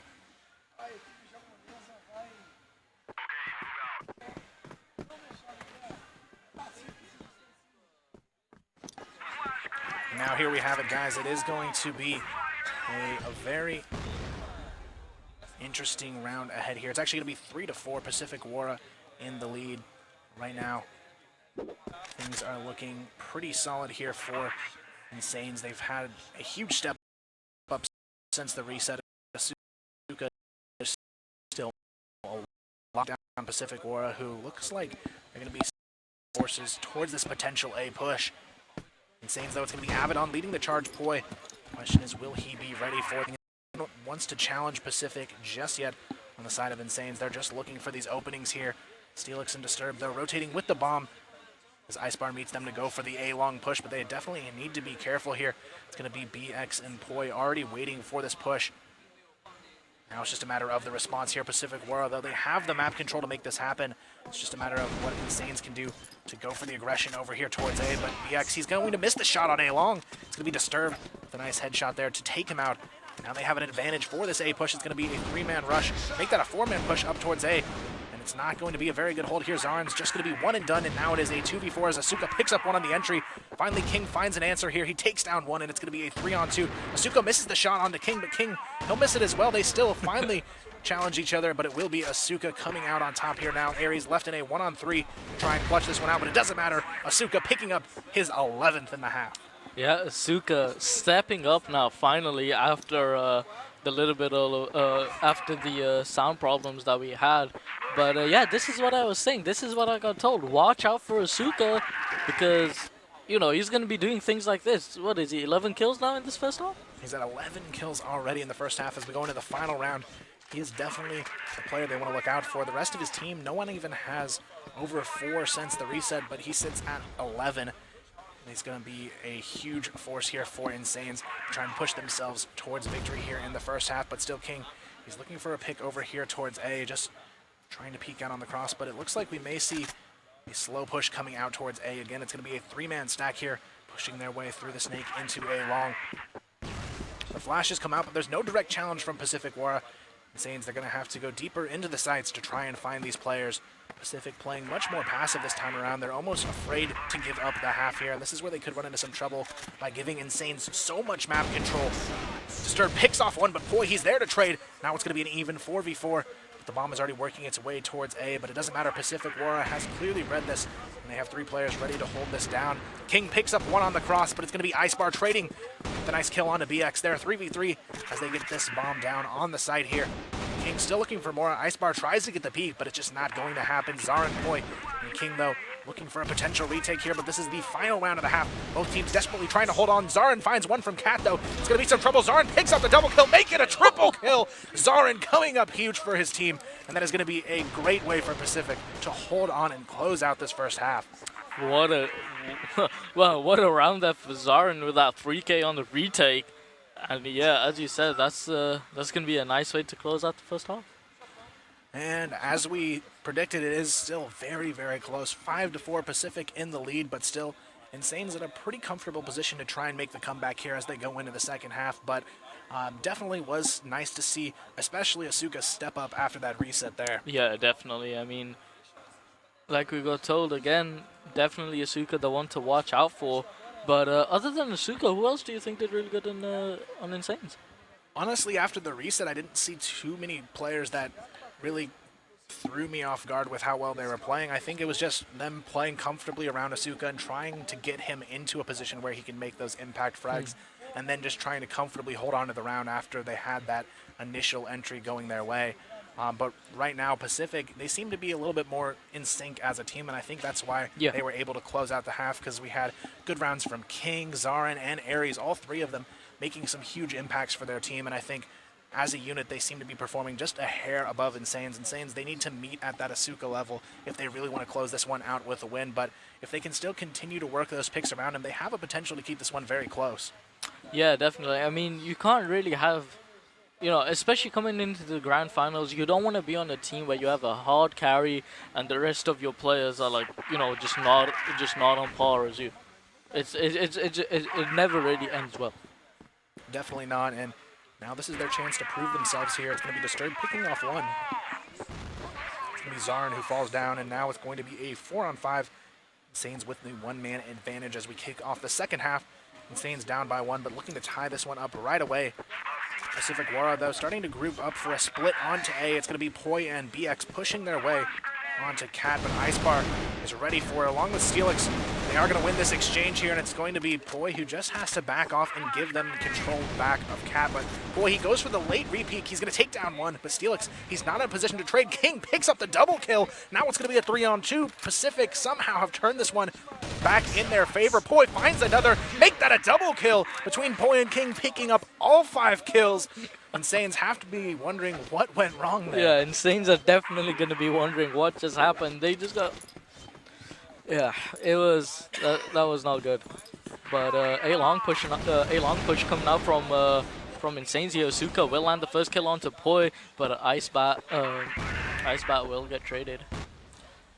That's going to be a great start here, but still, Insanes, they're going to have to step it up, as Pacific has shown us in these close-knit situations that they just seem to be able to outclass Insanes in these close quarters battles. But right now, Insanes, they're sort of split on where they want to actually defend here, but Ares is looking for the pickup. Cat, Asuka looking to potentially challenge things here. Zarin going to throw a nice smoke out, though, for mid.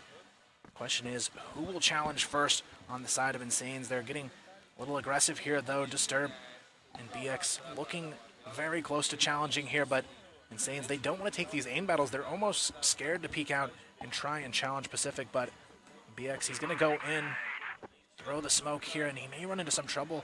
Disturb playing the patience game here, and this actually could play to his favor. Steelix, though, getting a little antsy here, trying to peek out on the mid doors, but so far Insanes just playing extremely passive on their GR hold right now, though. Pacific, it looks like they're going to try and potentially rotate here and take this A bomb site, but Insanes, they're still just playing very passive here. They're very scared to challenge these guys in mid. Steelix just playing on the edge of this door, waiting for someone to try and rush out, but doesn't matter. It's going to be a full 4-push up Cat here to try and get this bomb down. Ares just watching the flank here. King, though, looking for the initial frag here. He's going to be the first one to peek up. So far, though, he's not going to be able to get the pick. Now it is going to be a 4-on-3. Asuka just not able to get that pick this time around, and now it's going to be Pacific in a great position to put their 7th round up on the board. Now it's all about the post plan here. Steelix, though, aggressively working his way back in, but it doesn't matter. BX picks up the trade, and it's going to be a 2-on-3 now. Avedon and Disturb looking to try and make a miracle happen, but Ares, he's ready for one. BX, he's ready for the other, but Avedon still comes out on top with just 16 HP. They're going to try and make it happen, but it will be the end of the round here. Pacific picks it up. A very nice nade there from Zarin.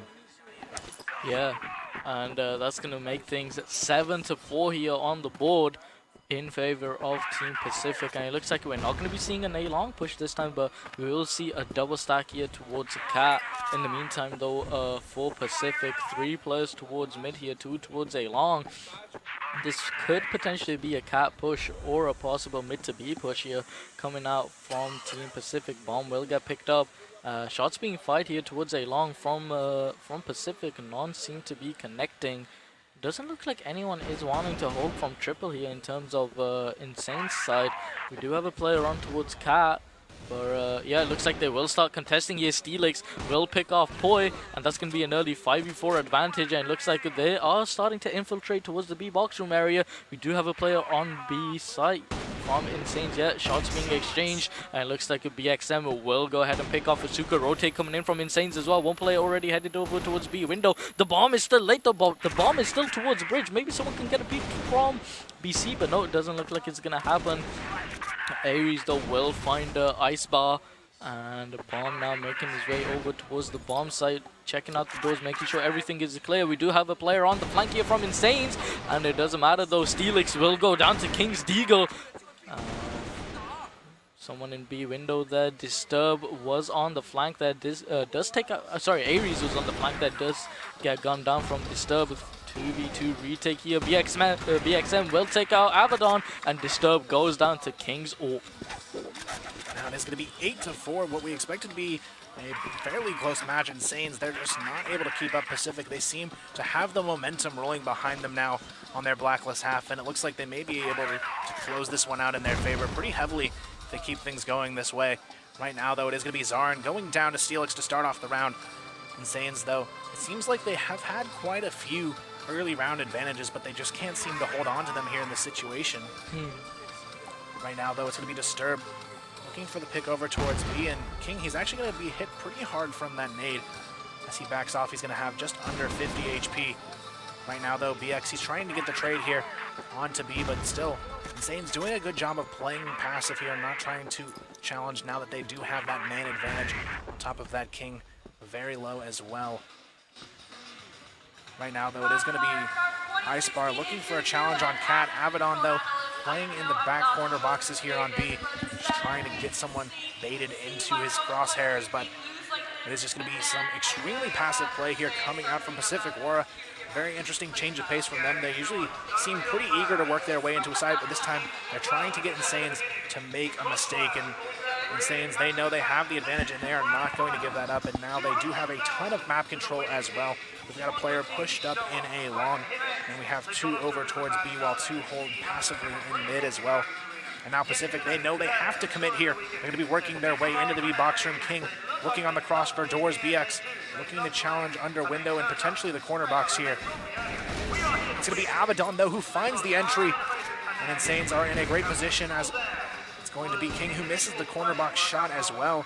It's going to be Abaddon taking some damage, but it's not out just yet. 40 seconds and still Pacific, they don't want to push onto this site. But finally they'll get it. King gets the jump shot around the window onto the corner box there, and it's going to be a 4-on-3 here. Now Pacific tries to force their way into this B bomb site. Poi finds one with an aid, though. It's going to be Ice Bar trading him out, and now it's going to be a 3-on-2, but King finds another. Aries crouches in the corner. King comes up for the trade, though. It's going to be a 1v1. Asuka versus King, but Asuka will come through and hold on there for Insanes. 8-5, and that looked pretty close. I thought. First round there, King holding on for dear life for his team, but in the end, the 1v1 does go the way of Asuka. Abaddon, though, finds the opening frag here. It's going to be BXM going down towards B water, and now it's going to be 5-on-4 guys in favor of Insanes on the round. But just as I say that, it's going to be Poi picking up one. Asuka goes down early on in the round as well. And now it's going to be only a sniper in the hands of Pacific War to work with on the round. Right now, though, it's going to be Steelix getting aggressive on Cat, looking for some intel in mid, but he's not going to be able to find anything just yet.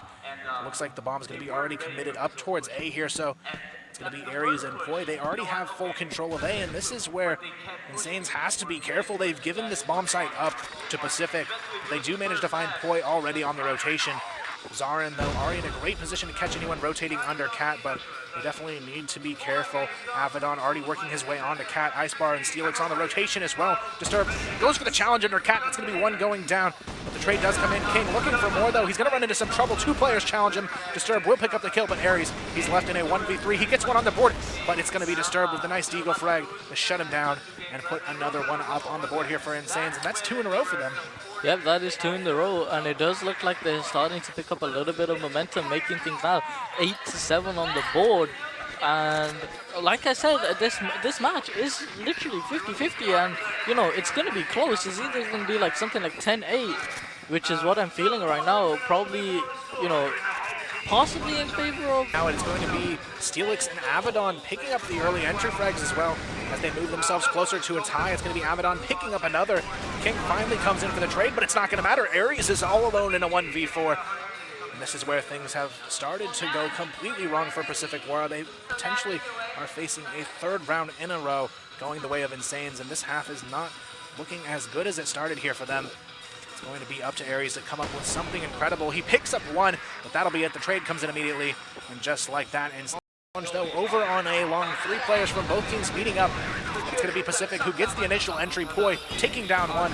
Ice Bar and Asuka though looking to try and hold on. Asuka finds one on the corner shot there, but it's going to be BXM who comes in with Aries and cleans things up nicely for Pacific. Now it's just going to be one player alive here.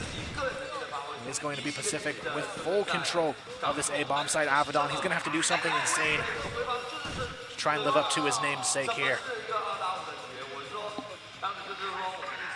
Right now, though, it's going to be Abaddon looking for the early frag, but it won't matter. Poi hits him with a nice shot there, and that is going to put the guys of Pacific War here on their match point. 9-7 going to be their score, as now they look to try and potentially close this one out, guys. It's looking like Pacific may have what it takes, but Insanes, they are just 2 away from bringing it to a tie here. Yeah, definitely possibly a 4-team Insanes. And once again, though, they're going to send 3 out towards A long, realize it's not going to be contested.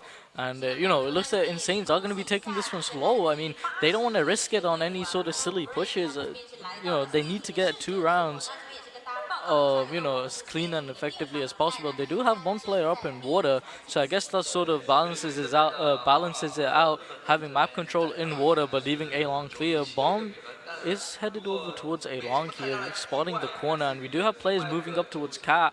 I think it may just possibly be Asuka and Basehead just spotting out. Flash grenade goes out, and it looks like they're going to start pushing up towards Cat here. Double kill coming out from BXM. Asuka, though, will collect the kill onto Aries. Zarin will find a kill onto Asuka that threw the box of BXM there with the 3rd kill onto Disturb, and now it's a 1v4 situation. The Abaddon all alone, but just like that, he's shut down, and that will actually be the game here, guys. 10-7, Pacific War are going to take this one and move themselves on to their next match, which will be the guys of Brave, which will be a very It should be an interesting game, yeah. I mean, knowing how Brave must be feeling right now, I mean, with the stomp against the Korean team, it should be an interesting game. But like I said, this was going to be very close. We did say it was going to be, you know, either team can win it 50-50, but it's going to be really close. And there we have it, guys. That's going to be our 3rd match of the day, closing out with Pacific War taking the win. And that's going to be actually all of our round 1 game completed, guys.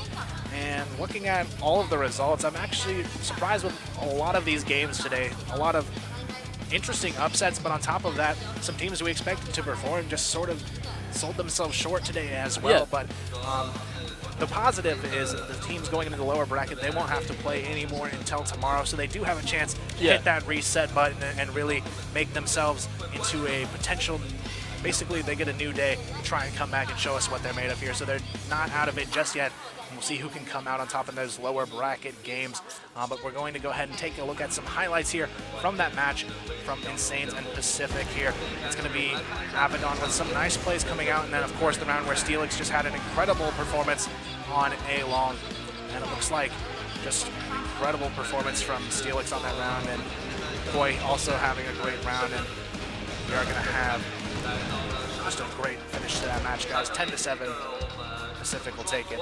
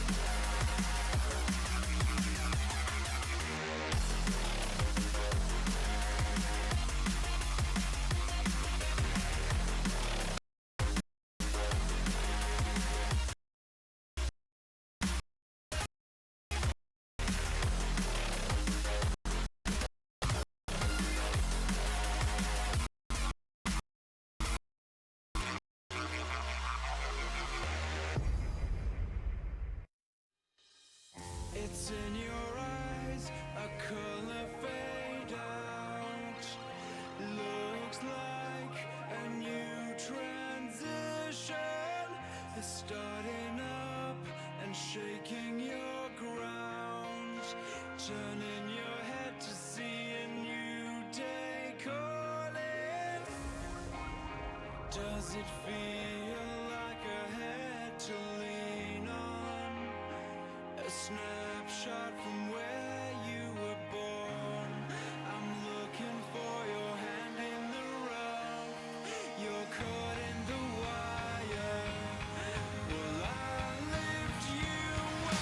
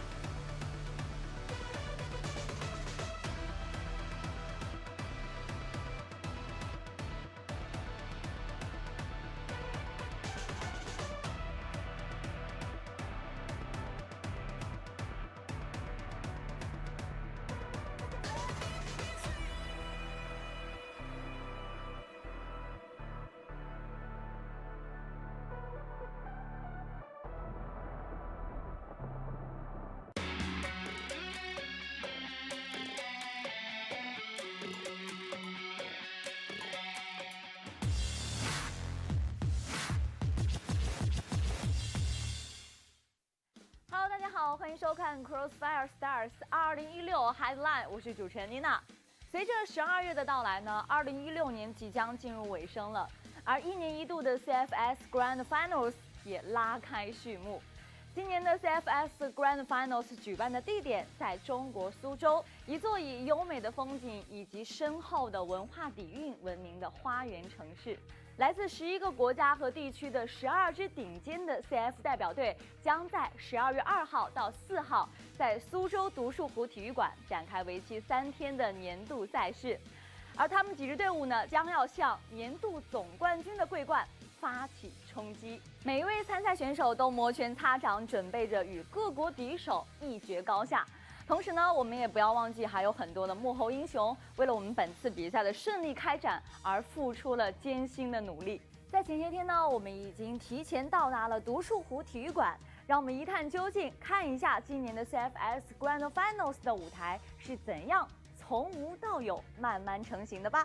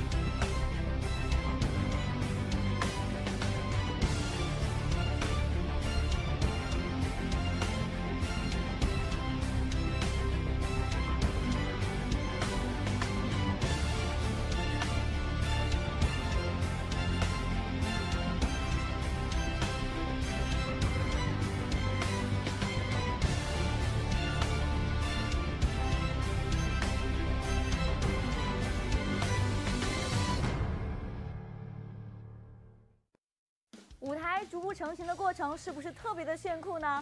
我想大家跟我一样，一定都特别的期待。那在这里呢，要特别感谢每一位工作人员辛苦的劳动。一场成功的赛事真的离不开你们默默付出。当然，我们也非常希望各位 CF 的玩家与爱好者们能够来到我们的比赛现场，为自己所喜爱的战队加油呐喊。那选手们来到中国后，又发生了什么样的事情呢？我们赶紧来看一下吧。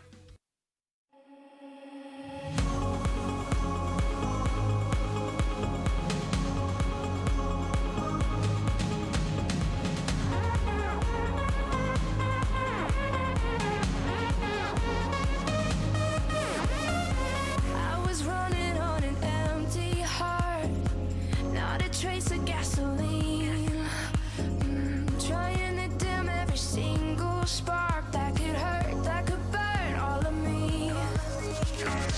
Like a soldier on the battleground, lying wounded on the field. I was fighting along with a broken sword. Now I'm caught in a war with no shield.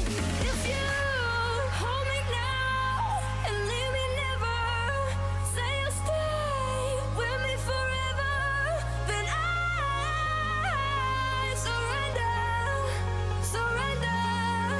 if you hold me now and leave me never, say you'll stay with me forever, then I surrender,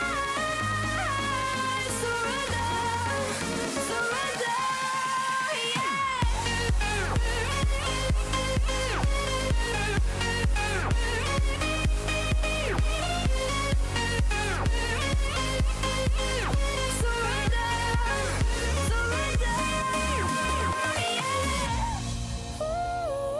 surrender.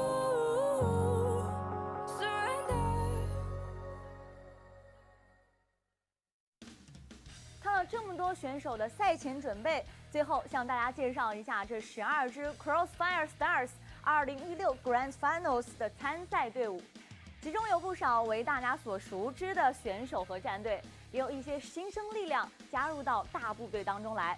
那么，让我们一起来认识他们吧。欧洲 Flipside Tactics， 来自欧洲的知名 CF 战队 Flipside Tactics， 他们在 National Final 当中战胜了欧洲霸主 Penta Sports 后，进入了本次 CFS Grand Final。他们有着相当强劲的绝对实力，绝对不容小觑。拉丁美洲 Kauai 是一支诞生于2年前的哥伦比亚战队，自成立以来累积了较为丰富的大赛经验。他们以第1的战绩从 National Final 当中脱颖而出，目标是成为一支拉丁美洲的第1强队。越南 Freedom Gaming 在越南可以算是元老级的 CF 战队了。他们在国内比赛中有着非常不错的成绩，并且也有着诸多国际赛事的经验。在阔别了2年 CFS Grand Final 之后呢，他们再度杀了回来。在这次大赛上，他们会带来怎样的表现呢？中国 All Gamers AG 战队成立于中国四川省成都市，是中国西南地区最大的也是最专业的电子竞技俱乐部之一。AG 战队的 CF 分部参加过多届 CFS 系列赛事，并且在 CFS Season 2当中获得了世界冠军的殊荣。AG 战队是目前实力最为稳定的中国战队。韩国 Hidden， 韩国老牌战队 Hidden 在近2年都进行了成员的引进，这次他们代表韩国出征 CFS Grand Finals， 势必会有更加优秀的表现。来自菲律宾的 Pacific Rara 从2009年开始就活跃在各种国内外赛事中了。他们曾经2次代表菲律宾参加 WCA， 自成立以来，他们从来没有更换过队员。多年来默契的配合以及强劲的实力是他们最大的武器。谢谢大家观看今天的 Crossfire Stars 2016 Headline。在比赛期间呢，每一天的节目中都会为大家带来最及时的比赛战况以及赛场中发生的各种有趣的事件。那么明天再见啦，拜拜。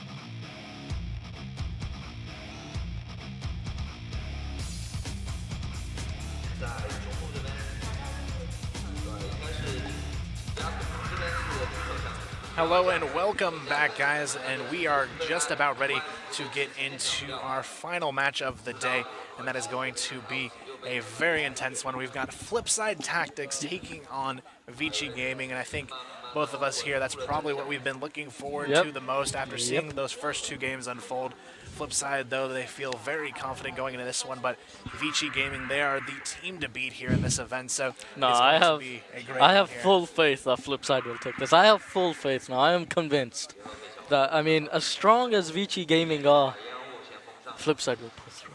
They always do. It is definitely a possibility, but looking at the match we just got out of, Insanes and Pacific War, 10-7 in favor of Pacific, a very, very good game at that, and they will be moving on to face off against Brave, which that'll be another great match to get things going underway tomorrow, but just some great matches today. I mean, huge upsets on Group A. I mean, Group A, you have... Yeah, Group A is the one group that we were like... So Group A was like the one group which we were like, okay, it's going to be like this, this, and this. And, you know, we're not really going to be seeing any upsets. We're just going to be seeing like some wipeouts. But it didn't seem like that was the case. But on your screen right now, you should be seeing the MVP of the last game, which is King, who was playing the sniper on a KD of 10-4. And yeah, King had one of the craziest of rounds when him and his buddy did that 2v5 against Insanes on Black Widow. So yeah, definitely well deserved. Definitely a great performance from them, and here's a little bit of that action in this clip here. You saw him getting some nice shots there from the B window. On top of that, he was just an all-around positive support player, especially something we don't really see is someone rocking that play so well as a support role as well. He was always there with that deagle in hand when he missed his shots, so very, very nice performance. But looking ahead, we've got Vici Gaming, Flipside Tactics now. Just right off the bat, what are your thoughts leading into this match? Well, my thoughts, you know, Mexico is, you know, like how we've always said, Mexico is a 50-50 map, always where, you know, whichever team has the best of aimers will generally always win, right? But the thing is, this is VG, and I don't know if Emzen is going to be sniping on Mexico. If he is, he could be a threat, but I haven't really seen him on the rifle at all. I mean, usually you will see most teams run 5 rifles on Mexico. And the possible sniper on quad/water. Yeah, I'm actually really interesting thought here is I think he's going to push into water. I just have this feeling because he was so eager to push ramp on Black Widow versus Team WoW. I feel like he's going to go for maybe an aggressive water play or maybe even for an aggressive alley play on their GR half, and that's actually where they're going to be starting as well. Or he could go for like a risky, you know, a ramp to prep peak. I mean, anything can happen, right? And, you know, Flipside asking Emzen for a 1v1 knife match here for $1,000, but Emzen is reading them dirty. He knows they're joking. Now, guys, though, we are going to take a look at these lineups here. And it looks like we are going to start off by looking at, I believe, Flipside Tactics here. They are the champions of Europe, and now they've come here with their eyes set on that first place prize. And so far, they're well on track to make that happen. This is going to be probably their biggest hurdle in the group, though. If they can make it through this, though, I think they could just about beat anyone.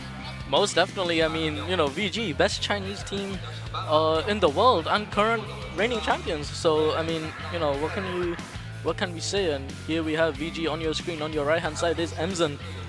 And we got Daobak on the left.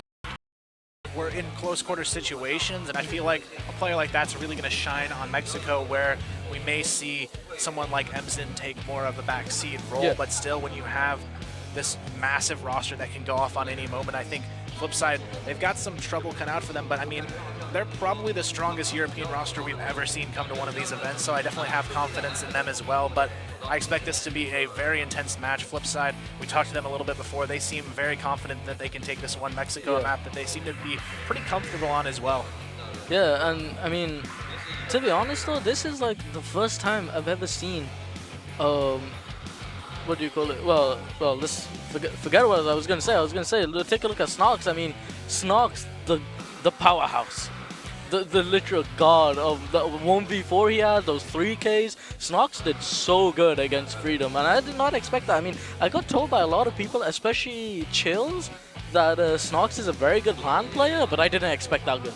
Yeah, that was just an insane performance against Freedom. If he can keep that up, He's going to be one of the core players for this team going into this match, but we're just going to take a quick look at the overview of the map here, guys, and it is going to be Mexico. And this is definitely, like we said, a very, very toss-up map. It's really going to come down to who wins those early aim battles, especially in mid, winning those trades. We saw earlier in the day against Freedom, even though there was a lot of close rounds, the majority of the rounds they were winning that early game pick advantage. Yeah, definitely. So right here on your screen, you see the Blacklist character running out through prep down to A ramp and towards A bomb side here. And you know, we're definitely going to be seeing a lot of battles through there. And you know, so we'll see how each team plays it, but it's going to be hectic in mid. It's going to be a massacre in mid. Definitely, and this is actually one of the most crucial maps, I'd say, for actually having a nade presence here, and I think that's where Flipside could Freedom well place especially. nades. Yeah, Freedom especially. Like, I didn't think Freedom utilized their nades as well as they could have, especially on Globalist pushes. Yeah, they definitely had a lot of situations where it felt like they just either didn't use the utility they had or they wasted it way too early in the round, and then it wasn't there for example, a retake situation where they might have needed it for. But it looks like everyone in the lobby is just about ready to get things underway here, guys. Yep, and everyone's ready to get things going. I think we're going to hop right in and get into the winner match here for Group B. And as we've seen, Group B has been a very intense group, but it's going to come down to this one, Vici versus Flipside here on Mexico to decide it. But we're going to be hopping right in. Flipside, they will be on the Blacklist side first. Vici Gaming on the Global Risk side, but Flipside, we know from example on Port earlier that Blacklist is a side that they definitely feel more comfortable starting on. They like to try and control the pace of the game. So far, it seemed to play into their advantage, but Flipside, they're just going to be looking for the early pick here to get things started, but so far, it's just going to be a passive setup coming out from Vici. They're actually not going for any sort of aggression here. I was expecting Emzin to go for some sort of push here, but he's actually going to be playing a lot more passive this time around. But so far, it is just going to be FaZe looking for a pick here in mid. Vise right behind him as well. Now it looks like they're going to try and collapse their way into mid here. Snock's going to be leading the charge out of prep. Dennis right beside him as well, though. This is where they could run into some trouble, though. It's going to be the first trade going the way of Dennis, but Snox is there to get one as well. And so far, it is going to be a complete slaughter, though, as Emzin comes back in with Daubach and cleans things up nicely. A very big fight in mid, but in the end, it will come in top for Vici Gaming. Yeah, first 18 grabbing a double kill there in mid, and you know, that's more or less all you're gonna be expecting to see in Mexico, always those skirmishes in mid. And right now we have one player pushing up towards Ali. It looks like they are going to be falling back. Dennis just pre-firing a couple of shots in prep, and usually the way you always see this setup is you have one person Ali bridge, the you know, watching mid, you have another player spotting alley bridge in case they get pushed by the close boxes, and then you have two people set up in prep in case of any pushes towards a ramp, and then lastly maybe a person in alley, like far deep in alley towards A, or someone in water. And right now, as you can see here on your screen, Emzin just popping shots over towards prep, and you know, Mexico is a set of map where you can line up your crosshair, you know, in such a way that it's just easy to memorize where the headshot levels are. And right now it looks like Flipside are going to go ahead and push over in towards this mid here through the smoke. Flash grenade comes out from Emzin, but it doesn't look like, oh wait, actually it does look like he will go ahead and pick off 7. Early 5v4 advantage. Turns his attention over towards water. Doesn't look like anyone's there. He's now going to be spawning towards Ali, still playing towards A ramp. Snock's taking a little bit of damage. Emzin still spraying a couple of shots here, but he will go down to Dennis, and that's going to tie things up here. 4v4 situation. 1 minute and 4 seconds left on the clock here. Flash goes out in mid, and Dennis though going to land another kill there onto 18. Making things a 4v3 situation here in favor of Team Flipside. Flipside though still holding that ground. It looks like they may just be getting contested from a quad here. Dennis should go ahead and push up from this splash, but it doesn't look like it's going to happen. Dennis taking a little bit of damage, but it doesn't matter though. FaZe though comes in, takes out 4Me, and now a 4v2 situation. Make that a 4v1 situation. Snox finds 9, and it's all up to Daubach now. Daubach in a 1v4 situation here. Bomb has been planted. 35 seconds left on the clock. He has to make this one clean and fast. Flipside's biggest mistake here is going to be if they give him one-on-one battles, but it doesn't matter though. Dennis stepping up, collects the final kill onto Dalbach. Beautifully done. Definitely a big round coming up there from Dennis, just showing his true, just raw aim there in mid. Picked off 2 and then closed it with another one on the board. But that's going to tie things up here, guys. 1-1 as Flipside, they put their first up on the board to answer right away. And still we see Vici Gaming playing a much more passive setup. I'm surprised that they really haven't gone for any sort of burst aggression just yet, but Flipside, they need to be careful that they're not getting red here. They seem to be setting up for the same mid-take they've ran twice now for a 3rd time here. But it did seem to work pretty well last round. But the question is, will Vici Gaming start to catch on to this mid-take? But it's actually surprising that Vici there right now looks like they're going to be going for their mid-execution once again here. It's going to be up to the response, but we did when you see like Vici Gaming playing like this, this is where this is where the nades come into their own. Most definitely, this is where the nades come into their own. And let's just see what Flipside does here. 1 minute and 20 seconds left on the clock, but you know, time is ticking, and definitely they are going to waste a couple of projectiles in this mid here just to take control of it. Looks like we may potentially see some sort of an A split coming out, but here comes the push into mid. They're going to take control once again. Emzin trying to get that strafe peek. He'll hit it onto Dennis, who goes down. It's going to be an early 5v4 now. Vici just holding these angles, playing the passive game, but seems to be working in their favor right now. But still, Flipside, they got to make their move. 7 takes down Emzin. It's going to be a nice way to trade as they look to try and take this bomb over towards A, but still, they have yet to commit towards either side just yet. But Vise and 7, they're going to be pushing up here into alley. Snox getting ready to take ramp as well. Now it's all about the execution here for Flipside. This is a big opportunity to take an early lead here. They have to be careful. There's still 2 players lurking on the back of this A bomb side, and one of them is going to be 9, who is a huge player earlier in the day, but it's not going to matter. The rest of his team picks up 1 each, and that's going to leave 7 all alone in a 1v4. Very tough situation to recover from.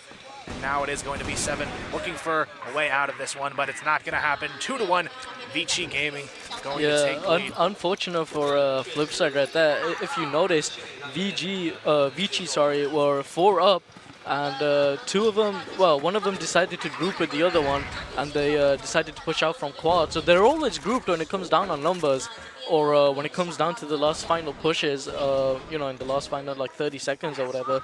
But once again, though, it doesn't matter. The Flipside gonna reset and you know, try again.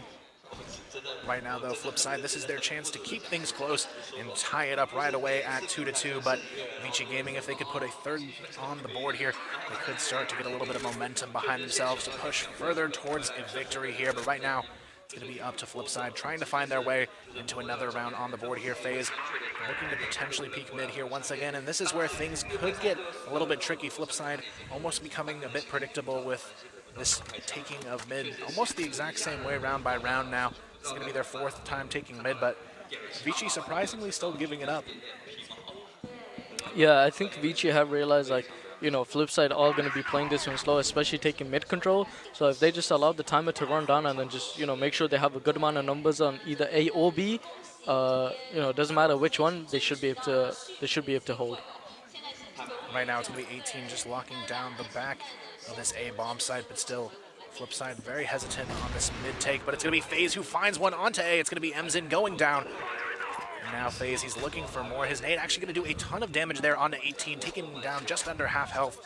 And now Flipside, they do have a nice advantage for themselves to try and work control of this A bomb site, but 18, he's still going to be strafing on the ammo stacks here on the back of side, but Flipside, this is when they have to go for a full commit here. Try and just storm their way into the bomb site, but for me, already on the rotation towards A doors, and it's going to be Dalbach who finds one. It's going to be FaZe going down, but now here comes the response. It's going to be Flipside charging down A ramp, but 9, he's still on the back of site, finally goes down. It's going to be for me, though, picking up the double kill to trade it off. Now it's going to be Dalbach. He's charging back into site. He takes down 1, and it's going to be a 2v1 now. Snox trying to hold on, but it's not going to happen. For me picks up his 3rd, and that's going to close it out for Vici Gaming to take a 3-1 lead. And so far, again, it's looking like Vici Gaming is doing everything they need to. Yeah, here. Again, it's, you know, it's how Vici are playing. They're playing it defensively. They know they don't really need to hold middle, but it looks like that doesn't matter now. Dennis gonna go running in, takes out Dalbach. For me though, finds a double kill onto FaZe and Dennis. 18 did go down as well to Vise. But that's going to tie things up here in a 3v3 situation, and right there, as you can see, it looks like both teams are just going to back off slightly, allow the timer to run down a little bit, and you know, take things from there. But yeah, I don't know why VG decided to change things up. I don't know. It seemed to work. It seemed to be working for them perfectly fine. I mean, every time they lose a player, they're always grouped up, and they know that Flipside are going to be taking their times to take control of the middle, alley, etc. And now you do see Emzen getting a lot of information there. He pushed all the way into water, cleared it, and then backed off, so they know that Flipside has to be coming either mid or alley, and this is a lot of information for them to work with. Now they can put a lot of their pressure and stack here towards A. Emzen, he's already rotating back towards A. He knows this is exactly what has to be happening here, but still Flipside, they're going to be shifting their way up into alley here, and it's really all going to be about this entry from Vise. If he can catch one of these players holding towards the back of A off guard, it would be a great way to enter into this bomb site. For me, though, and potential to catch a couple players off guard. Snox, though, he's going to get the flick onto For Me. That's going to be a nice way to keep things rolling for Flipside. Vise finds the entry onto 9, and just like that, it's going to be Emzen all alone in a 1v3 as Flipside starts to piece together a nice round here. Emzen, though, definitely a force to be reckoned with here. He could potentially win this one back for his team. It's going to be a tough clutch ahead, though. Flipside doing a good job of putting him in the pinch, though. 7 takes him out. Beautiful. That's going to be Flipside doing exactly what they need to on the post plant there. They got the perfect picks. A little mistake there coming out from 9. The moment 4Me got gunned down at quad, 9 decided to push up towards try boxes and A ramp to pick off Snox, but already at that point he had no tabs on Ali, and he just got screwed over. But yeah, Flipside could possibly bring this back. I mean, it's 3-2. Definitely a close game still on Flipside. This is their chance to tie things up, get things rolling their way. Right now, though, For Me definitely being one of the big impact fraggers here for Vici Gaming. We didn't see too much from him against Team WoW, but For Me, he's definitely been a solid performer here on Mexico so far, along with Daubach just being there in the back lines to get a lot of crucial trades. But Dennis, if he can step up like we saw earlier in the half, he could be a huge take in mid here for his team. And right now, though, Emzen round by round, and I definitely like the way he plays. Successful take into mid here. It's just a matter of getting onto the sites. It's when they start to struggle, especially with Emzen always in a different position here. This time he's going to be playing behind the pyramid stack on the back of A ramp here, but right now it's going to be Snox just waiting for someone to push into his crosshairs. Dennis there to support it as well, but Flipside, now that they have control, it's all about the commitment here. I'm actually interested to see if they might try and take it over towards B. They've had a little bit of success challenging from quad, but they actually haven't gone for a full B take just yet. But it looks like Emzen's going to be rotating here, just playing passively on the double doors now. As still it is going to be some strong hesitation. Flipside, they only have about 30 seconds to get in and get this bomb down. Now here come the nades, and it looks like they are going to go for a B execution here. They've got some nades ready for it, but they may just try to stall and go back towards A, and it looks like that's exactly what's going to happen. They're going to throw a fake towards B. The bomb's actually working its way up alley into A, but it's going to be Emzen and 9 locking it down. Daubach picks up another, and now it's going to be up to Vise and FaZe to find their way back into this one, but it's not going to happen. FaZe is all alone in a 1v4, and Emzen tries to make it happen, but FaZe, he picks up the double kill, and now it's going to be a 1v2. FaZe looking for an incredible play, but it just won't happen. FaZe, there was some great potential there, but that was some great potential. Too little, too late, unfortunately, but it is going to be Vici Gaming now up 4-2. Great shot there from FaZe. So at this point here, like, Flipside need to show some aggression, like some hardcore pushes towards mid, like from mid down into A or water. They haven't even touched water yet. And, you know, I feel as though they need to, because looking at the setups coming out from Vici, Emzen seems way more focused towards A ramp and alley than they are water. Sure, he'll probably get a quick rotate off, but, you know, a flashbang or something should more or less just put him in his place.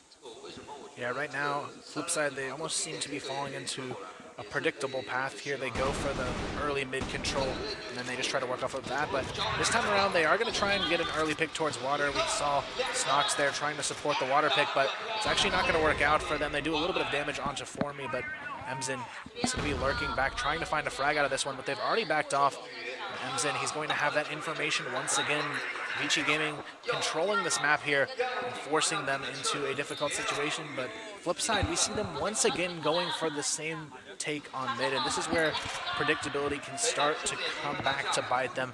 Vici has been set up, giving them control of mid, but they know that it's coming every single time. And this time around, it's going to be Emzin reading it perfectly, coming in for the flank as well. And this is where Flipside has to be careful. If no one's watching their back lines, they could run into a severely bad situation here, guys.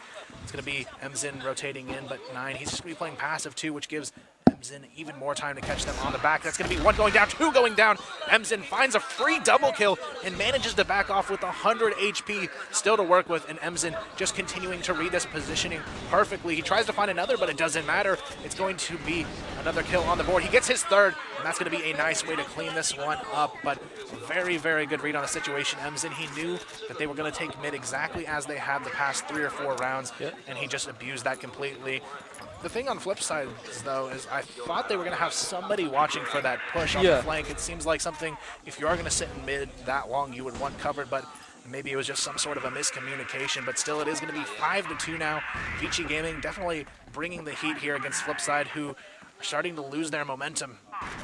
Yeah, definitely. It does look like Flipside are starting to fall off slightly. And this is where, you know, I say, like, when push comes to shove, they need to start, you know, showing some aggression to certain bomb sites. They can't just keep going down to mid, because, you know, they may have some really good aimers, but they're getting out positioned. And, you know, it's literally not working for them. It looks like they're going to go ahead and push down in towards the A bomb site. Yeah, Emzin collects the first kill onto face. Will get traded up by Snox here. Darbox spraying away. Will collect the kill also. And, it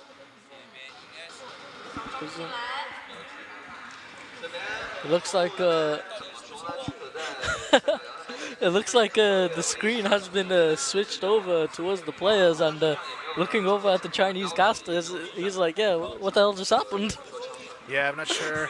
Looks like we got disconnected from the match lobby there, guys, but it is going to be, I think, Flipside who were winning that round as we disconnected. So I'm going to give them the benefit of the doubt, and I think they were able to win that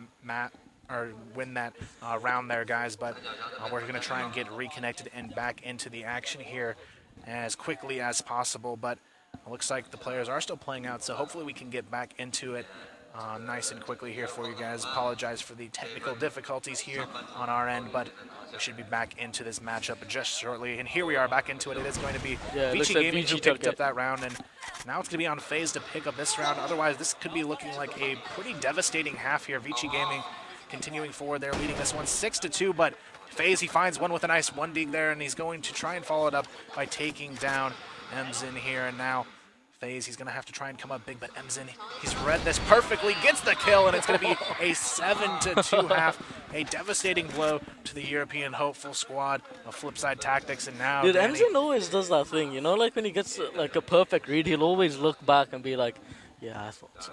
Like, I read you like a book. I read you like a book. Yeah, definitely a great half coming out from Vici Gaming, though. Danny, I know you were a Flipside hopeful going into this one, but a 7-2 half. I still am 7-2. It doesn't matter. I'm a Flipside believer. Now, what do you think they can do here to bring what that back? What they need to do here is they need to play either exactly like how Vici did, which is defensively, or what might be more surprising is if they play attack global risk. Attack global risk may actually work. It may tilt Vici enough for them to at least claim 3 rounds, I think.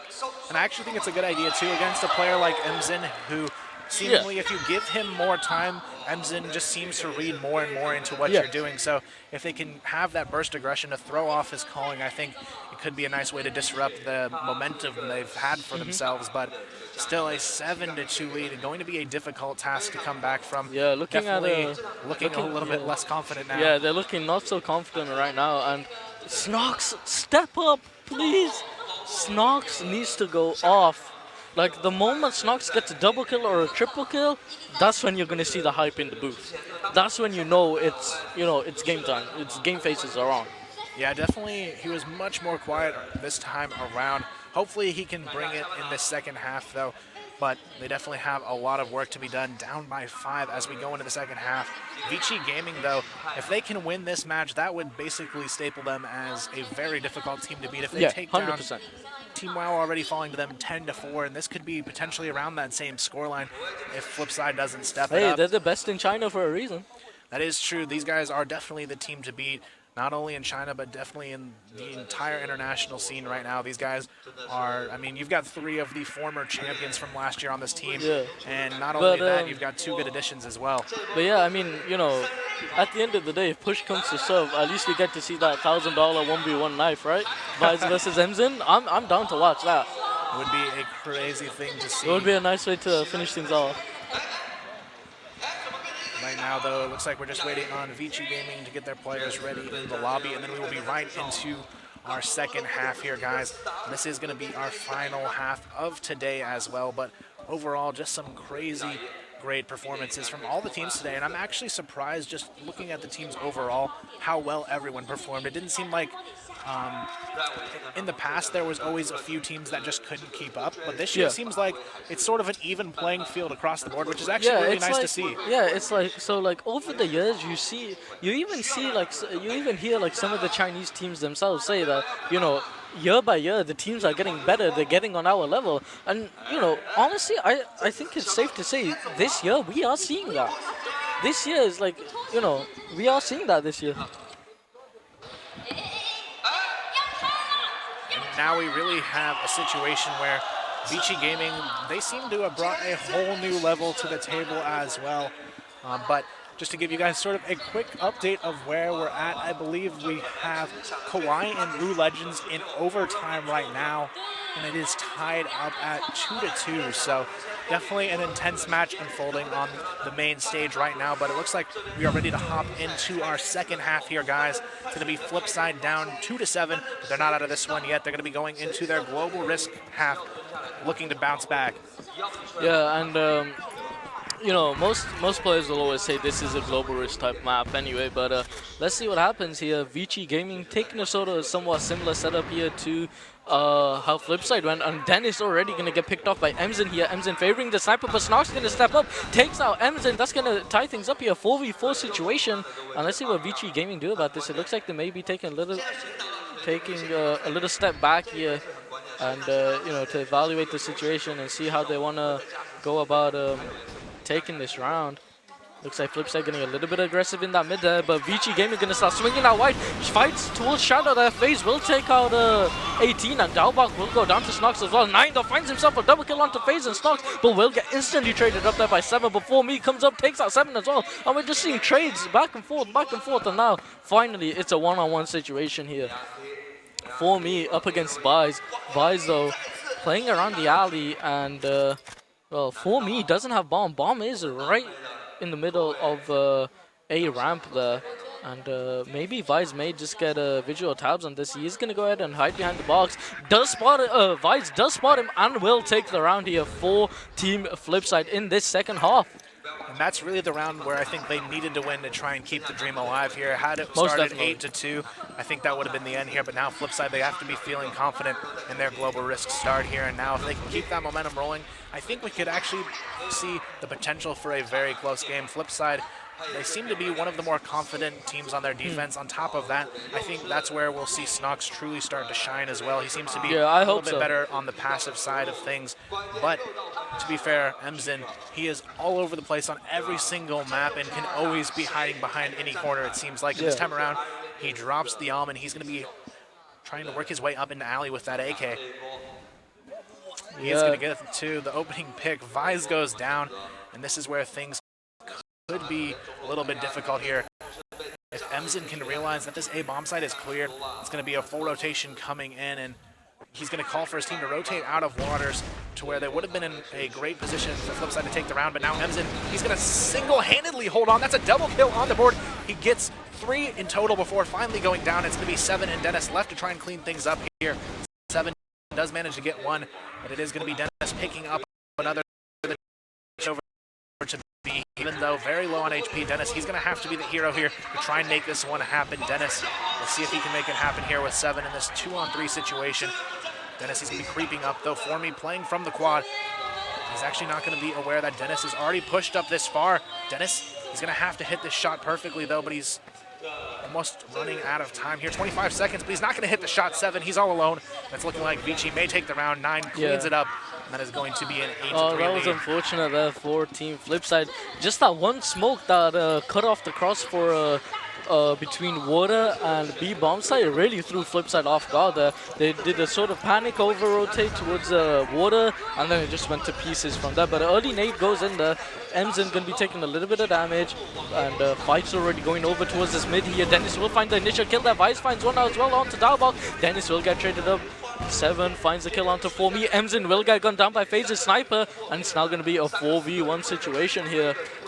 Now we have 9 all alone, looking for some sort of miracle, but Flipside looks like they may have got exactly what they need to out of this round, and it's going to be Snox coming in to seal the deal.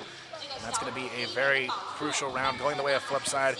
They're starting to dig their way out of this round deficit, but there's still a lot of work left to be done. Vici Gaming, they're just 2 rounds away from victory, but Flipside, they're looking to keep the dream alive here, and it looks like they're going to go for an aggressive play here over towards mid.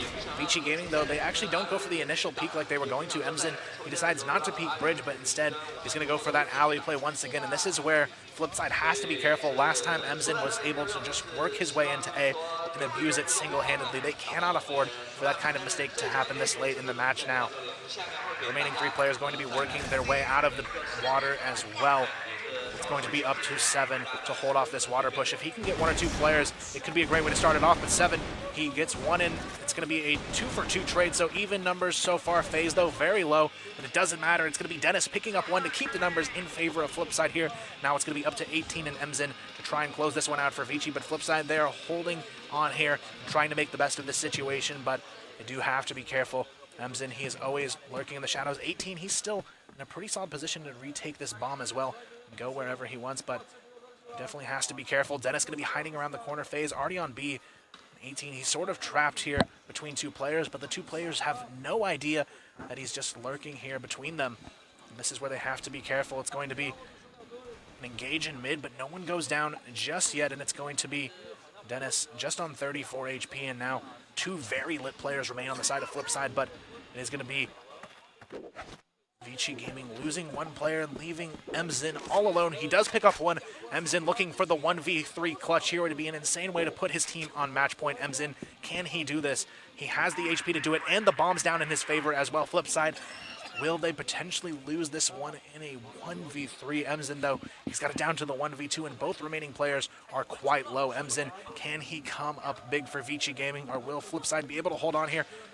It's going to be Emzen now, 20 seconds on the clock. He finds 1. Can he find the second, though? It's going to be Emzen who peeks out, gets the 1v3, and that is a huge blow to the defense, as now it will be match point on the table for Vici Gaming. Emzen gets the 1v3, and that's going to be match point now, guys. Flipside Tactics, they're going to have to pull out some miracles to take this one on an OT. They would need 5 straight rounds on the board. But Vici Gaming, they have just brought their A game here. Emzen, definitely, I'd say, the MVP of this match so far, though, consistently finding tiny little ways to abuse each and every player on the opposing team, and it's just been incredible to see him unfold as a player, but the rest of his team behind him as well, still putting in work. 4Me, always there for those trades, along with Dalbok, and of course we have 9, who can sort of solo frag just about anywhere on his own as well. But it looks like we are going to see Emzen going for the charge play up alley once again. Vici Gaming, though, they just need this 1 round to close things, but Flipside, they still have the potential to keep the dream alive here. They could win 5 rounds. I mean, it's not unheard of for a team to win 5 straight rounds on their global risk half. Right now, though, it's going to be 3 players grouped up in the A alley. It's going to be Dalbok, 9, and Emzen here. And here they go. It's going to be a full nade execution. Flipside having some trouble holding it off. It's going to be a 2-for-1 trade in favor of Vici Gaming, and now it's all about the retake. 7, FaZe and Dennis looking to try and find their way back into this one, but it could be the beginning of the end here as Vici Gaming plants the bomb. Emzen picks up 1 on the FaZe. It's going to be 7 all alone now in a 1v4. Can he possibly make this happen? It is going to be an insanely difficult situation ahead here. 7, though, he has basically no hope at this point, and he will go down after picking up 1, and that will be it. 10-4. Flipside Tactics will go down into the lower bracket. They had a great run earlier in the day, but now they will fall to Vici Gaming, who is definitely the powerhouse team to beat here, winning both of their group stage matches 10-4. That is an insane performance to start things off. But now that look at the smile on Emzen's face. Look at the smile on Emzen's face. He's definitely got to be happy there. I mean, he alone made so many key plays just in that one map. Definitely has to be the MVP of that game. No doubt about it. Now that's going to leave a toss-up now between the final 3 teams in Group B. It's going to be Vici Gaming securing a spot in the bracket stage, but now it's going to be between Freedom, Team WoW, and Flipside to grab that last remaining spot from Group B. But Flipside, they definitely are the strongest of those 3 remaining teams, I'd say. But Team WoW and Freedom going to be a very interesting match to continue things forward going into tomorrow. But just an incredible performance from Vici Gaming, and they really are probably the scariest team here, and their score lines do show it. Alright, so we're going to be jumping into some quick highlights of this game here. No doubt about it, we should be seeing Emzin on the screen sometime soon. Let's take a look. Some very good frags coming out from Emzin throughout this entire match. But right now, there's some good trades from Daubach as well. Just some incredible match performance overall from Vici Gaming, but I have to say that these guys are by far the team to beat. I haven't seen, even for the Chinese teams being so dominant, I think Vici is at a whole new level. I mean, we saw AG this earlier. flank from Emzin, oh god. Yeah, he just read them so well throughout the day. The flanks were on point, and on top of that, we had so many rounds where he alone just made the impact needed to close the gap. And now Vici Gaming, they're going to be going into the bracket stage feeling very confident. No team really had this clean of a run in the group stage, and tomorrow is going to be a huge tell to see if maybe Vici Gaming could potentially be the only Chinese team making it into the bracket stage as well. So yeah, I mean, I think in the interview with 19 did say you want to see both teams in the finals. So yeah, and overall, just some great matches here on the day, guys, but that is going to be our final match closing out for day 1 here at the Crossfire Stars Grand Finals. We had such a great day of matches overall, though, just definitely blowing our expectations away. Group A actually ended up being one of the closer groups overall, and just completely flipping the script on what we expected here throughout the entire day.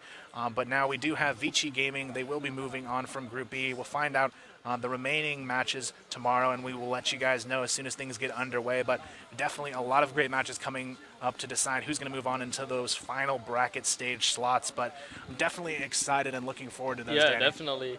But I think that pretty much wraps it up here. Yeah, definitely. We had just overall some insane games throughout the day.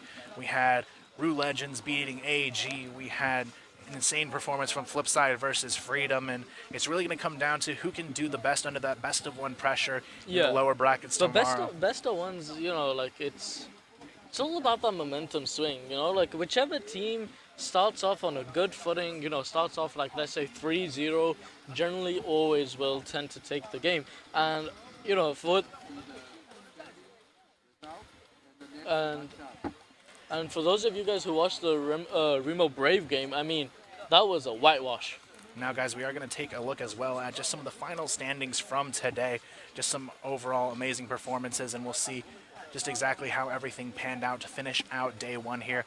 And of course, we will have the following games of groups coming up tomorrow, along with the start of the bracket stage as well, along with the bracket draw, which could have a huge impact on how these final matches play out leading into the grand finals match. So definitely overall a very interesting day coming up tomorrow. That's going to be a lot of the deciding games for the remainder of the tournament here.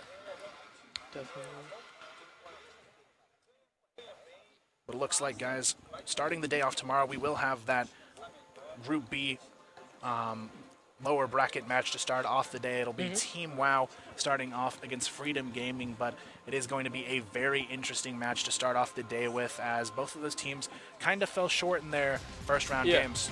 But taking a look at the results here from day 1, guys, we'll go over with you just some of the craziness we saw unfold. So in Group A, we saw RU Legends beats All Gamers, but Kawhi wins the group. That's probably the one that no one could have predicted here.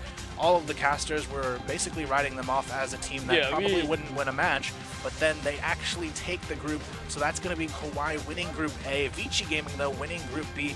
Similar to what most people would have predicted, but Flipside definitely, I'd say, a little bit of an underperformance there in that winners bracket match, but they are going to be definitely the team to beat, I think, in that lower bracket. But looking at Group C, we definitely had some interesting matches as well. We had Brave taking down Hidden and Pacific Wara taking down Insanes, and we will have the conclusion of Group C's winners match along with their lower bracket coming forward tomorrow, and I believe Brave and World will close out the day today. But overall, just some insane games, and I'm actually very excited to see how things unfold tomorrow and to see which teams actually get knocked out in the first of the knockout rounds tomorrow. But definitely overall exciting. It was probably actually because, you know, we were at the desk at the time of AG and Rue Legends. I feel as though if I watched AG versus Rue Legends, it would have probably been my favorite. Yeah, one of the interesting things, even from our perspective, I was just looking into the crowd during Rue Legends versus AG, and they seemed almost in shock that Rue Legends was able to do so well. Finish out, we will have the draw for the brackets coming up as well into tomorrow, so definitely a big draw for these teams. You know, a simple draw of what their bracket will be at the beginning of this. There's 2 more days of incredible matches left ahead for you guys, so be sure to tune in tomorrow and into Sunday, where we have the grand finals on the way, and that shot at $200,000. And this is truly a year where I believe it is anyone's for the taking. Never have I seen so many unreal and close matches that blew my... Obviously, I think the problem... I definitely agree with you there. Vici Gaming, they've got a target on their back now, but there's a lot of teams who want to take them out here, so they're going to have a rough road ahead, but they are really definitely the team to beat. Yeah.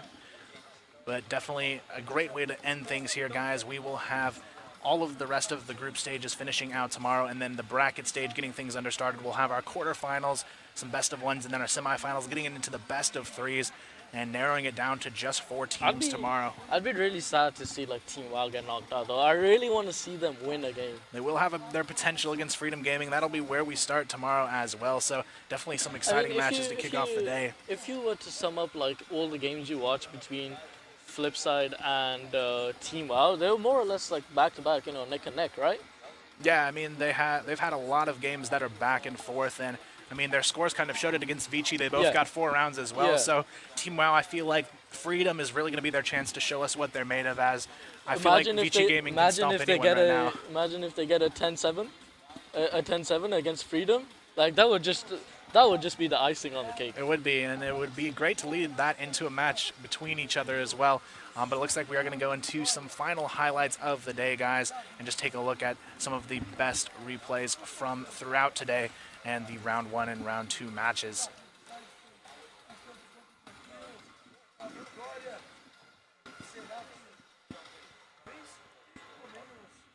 But overall, thinking about what happened today, do you have a play that stood out in your mind to you as sort of the play of the day? Snox is 1v4 on pool, 100%. Definitely agree with you there, and there were some great plays from Snox coming out throughout the day.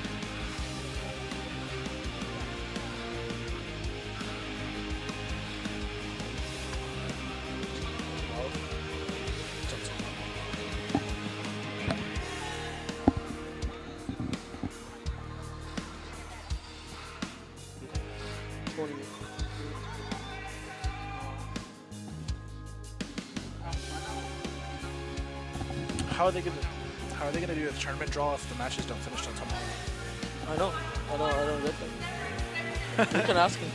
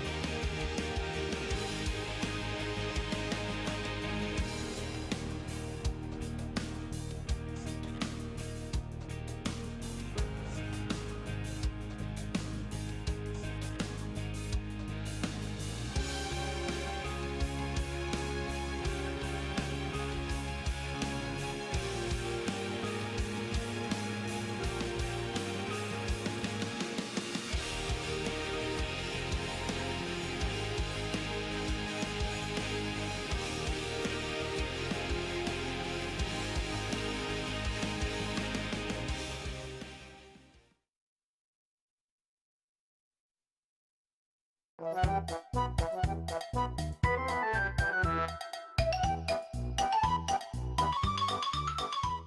大家好，我今天来到了这个苏州著名的拙政园，好了，我们一起去看一下吧。我们刚才去游客中心拿了这个地图，然后可以看一下，有超多的东西，而且现在眼前看到就是应该是芙蓉蟹吧。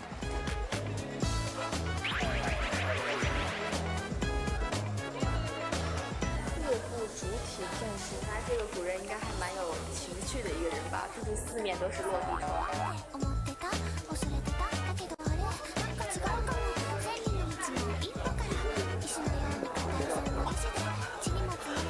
喜欢这样拍照吗？喜欢，而且他们一定要这样拍。别！开闪光了！你在拍什么呀？我拍这个啊。那作业里面有啥？就这个东西。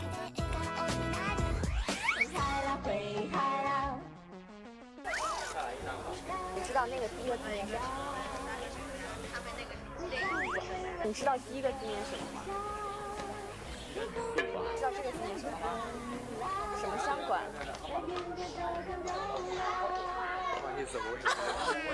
所以中国人认字是认一半，因为它是一个禾一个树。刚才查过，应该是念锄，是指粮食的锄。而且好多字都不认识。什么六鸳鸯馆？我们的导演是韩国人，他一直在笑，说的好像你认识一样，听得懂吗？听不懂。我现在是在拙政园的苏州古城区的河坐这个手摇船，这是在我印象中啊，这个手摇船都是这种电动的，但是没想到刚才这个师傅告诉我说是纯手摇，而且连方向都是自己来控制，我觉得还蛮神奇的。青那河边草，有船的人。像我的这个。想体验苏州当地民俗的这个服装了，在船上，虽然是划船师傅借给我了，但是还是蛮有中国特色的盘扣。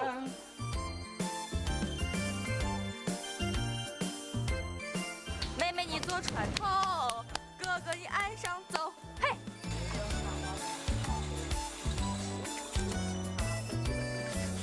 来到江苏之后，希望能够感受到江苏的人文气息，让我也变得比较淑女。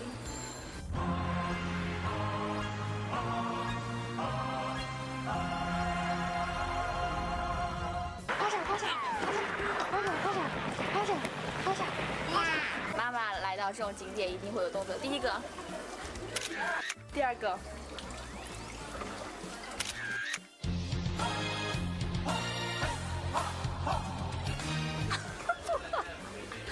我是江南女子，温柔。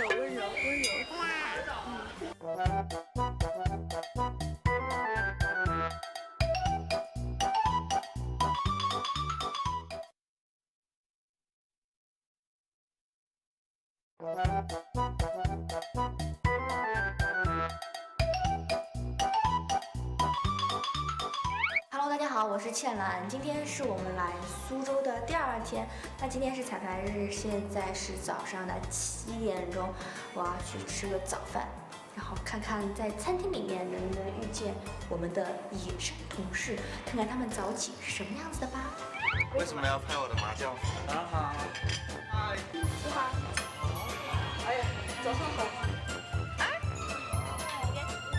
Morning。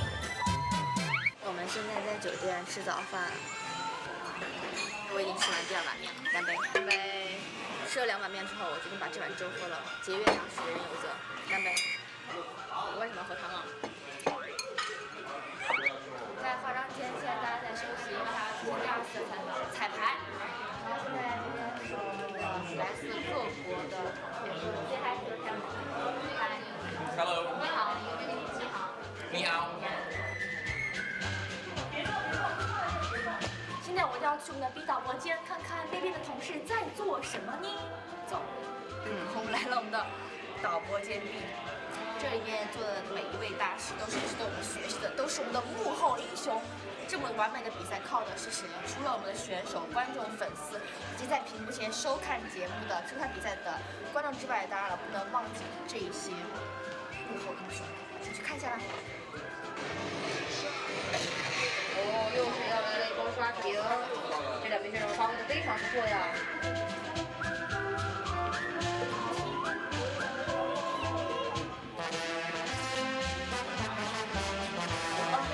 你笑，好笑。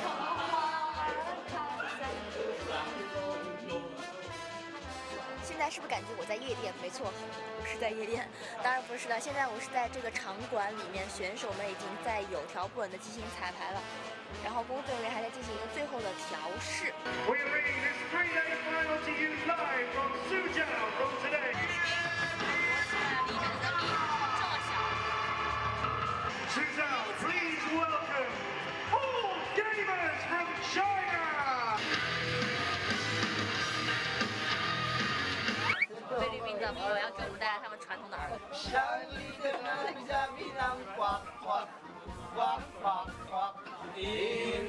Indonesia merah darahku, 不思議なポッケで叶えてくれる。空を宙に飛びたいな。はい、タケコプター。あんあんあん、とっても大好きドラえもん。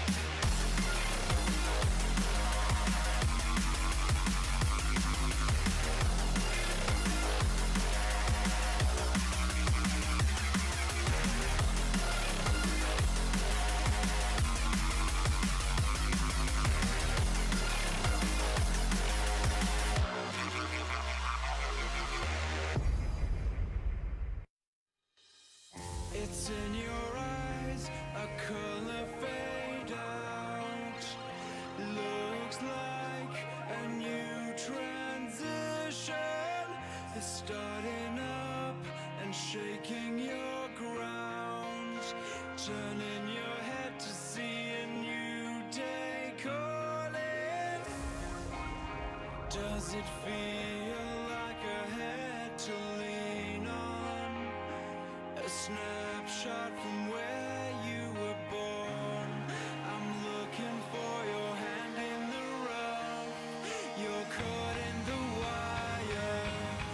Will I lift you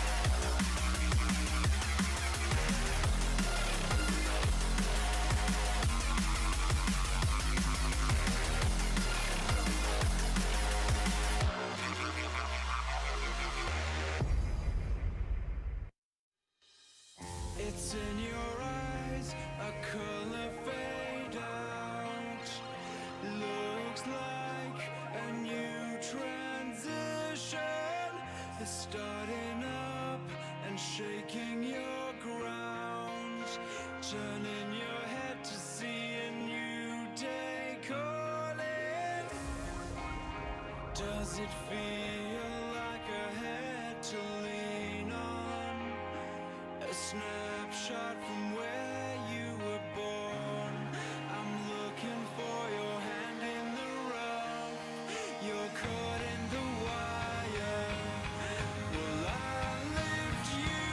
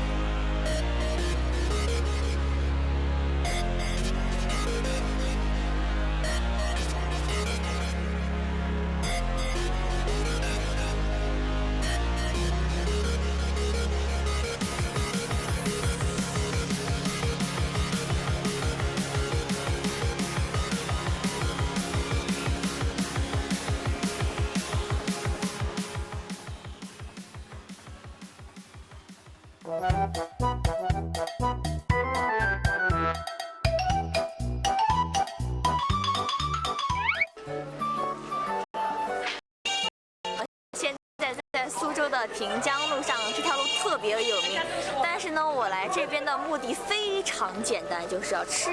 然后当然了，还要帮大家看看这条路上究竟有什么好玩的东西。那苏州的特色是什么呢？那赶紧跟我一起去看一下吧。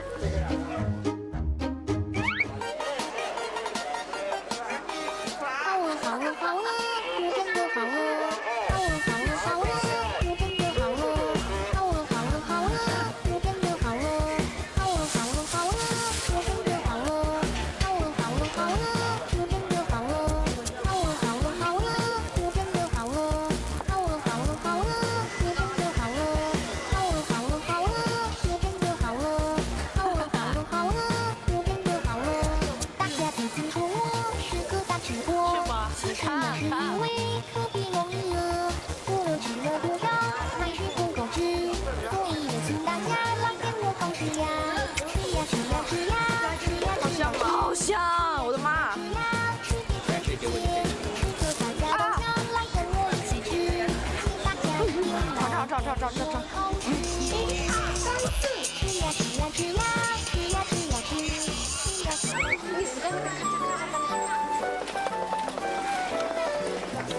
不能吃啊！哎，花呀！走啦，拜拜。这个字谁会认？什么司机？什么司机？老司机。不是，不是老司机，我真不认识那个字。格吗？格司机？哎，那时候写什么？克斯？估计没几个人认识这个字吧？这个字好难念。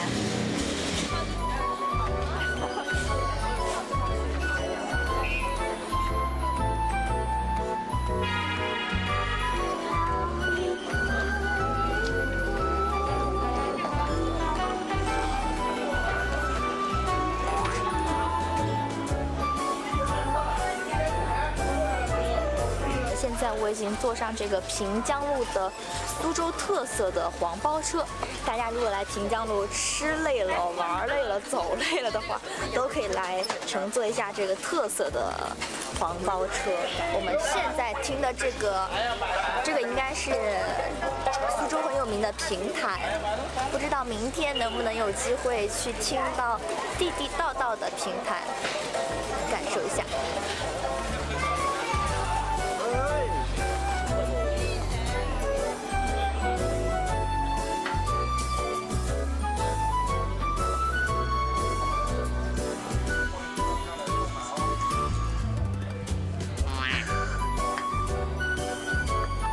大家知道这个怎么玩吗？是这样玩吗？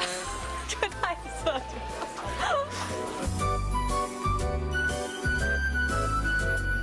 在苏州逛了一天，去了场馆，也在平江路吃吃喝喝玩了一下。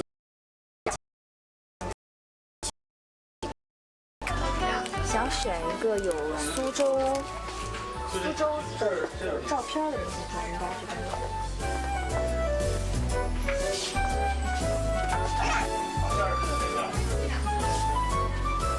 走的也太快了吧！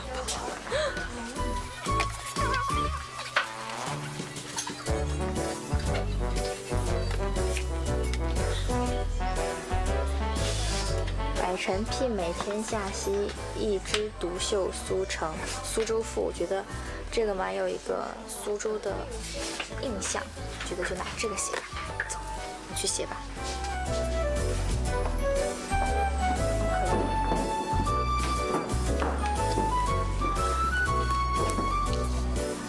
那我们就写给我们这个 CF 的各位粉丝们。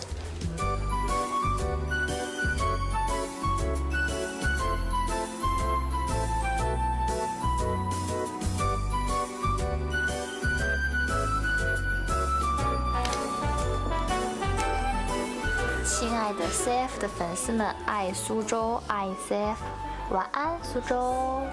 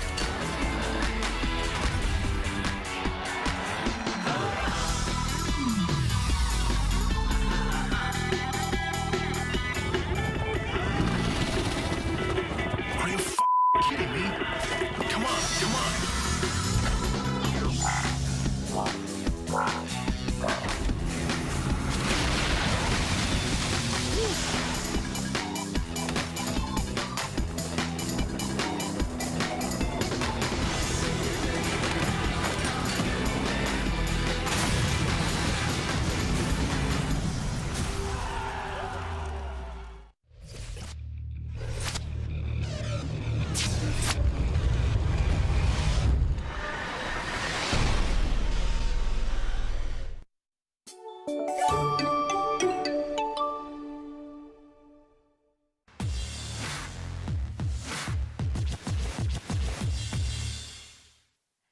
大家好，欢迎收看 Crossfire Stars 2016 Headline， 我是主持人妮娜。随着12月的到来呢，2016年即将进入尾声了，而1年1度的 CFS Grand Finals 也拉开序幕。今年的 CFS Grand Finals 举办的地点在中国苏州，一座以优美的风景以及深厚的文化底蕴闻名的花园城市。来自11个国家和地区的12支顶尖的 CF 代表队，将在12月2号到4号在苏州独墅湖体育馆展开为期3天的年度赛事。而他们几支队伍呢，将要向年度总冠军的桂冠发起冲击。每一位参赛选手都摩拳擦掌，准备着与各国敌手一决高下。同时呢，我们也不要忘记还有很多的幕后英雄，为了我们本次比赛的顺利开展而付出了艰辛的努力。在前些天呢，我们已经提前到达了独墅湖体育馆，让我们一探究竟，看一下今年的 CFS Grand Finals 的舞台是怎样从无到有慢慢成型的吧。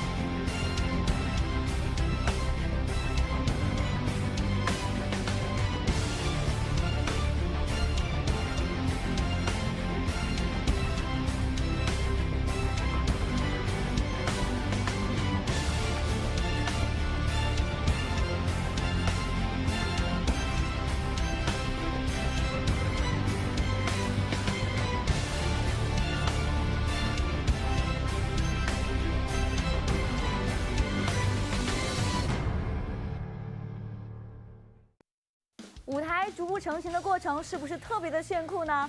我想大家跟我一样，一定都特别的期待。那在这里呢，要特别感谢每一位工作人员辛苦的劳动。一场成功的赛事真的离不开你们默默付出。当然，我们也非常希望各位 CF 的玩家与爱好者们能够来到我们的比赛现场，为自己所喜爱的战队加油呐喊。那选手们来到中国后，又发生了什么样的事情呢？我们赶紧来看一下吧。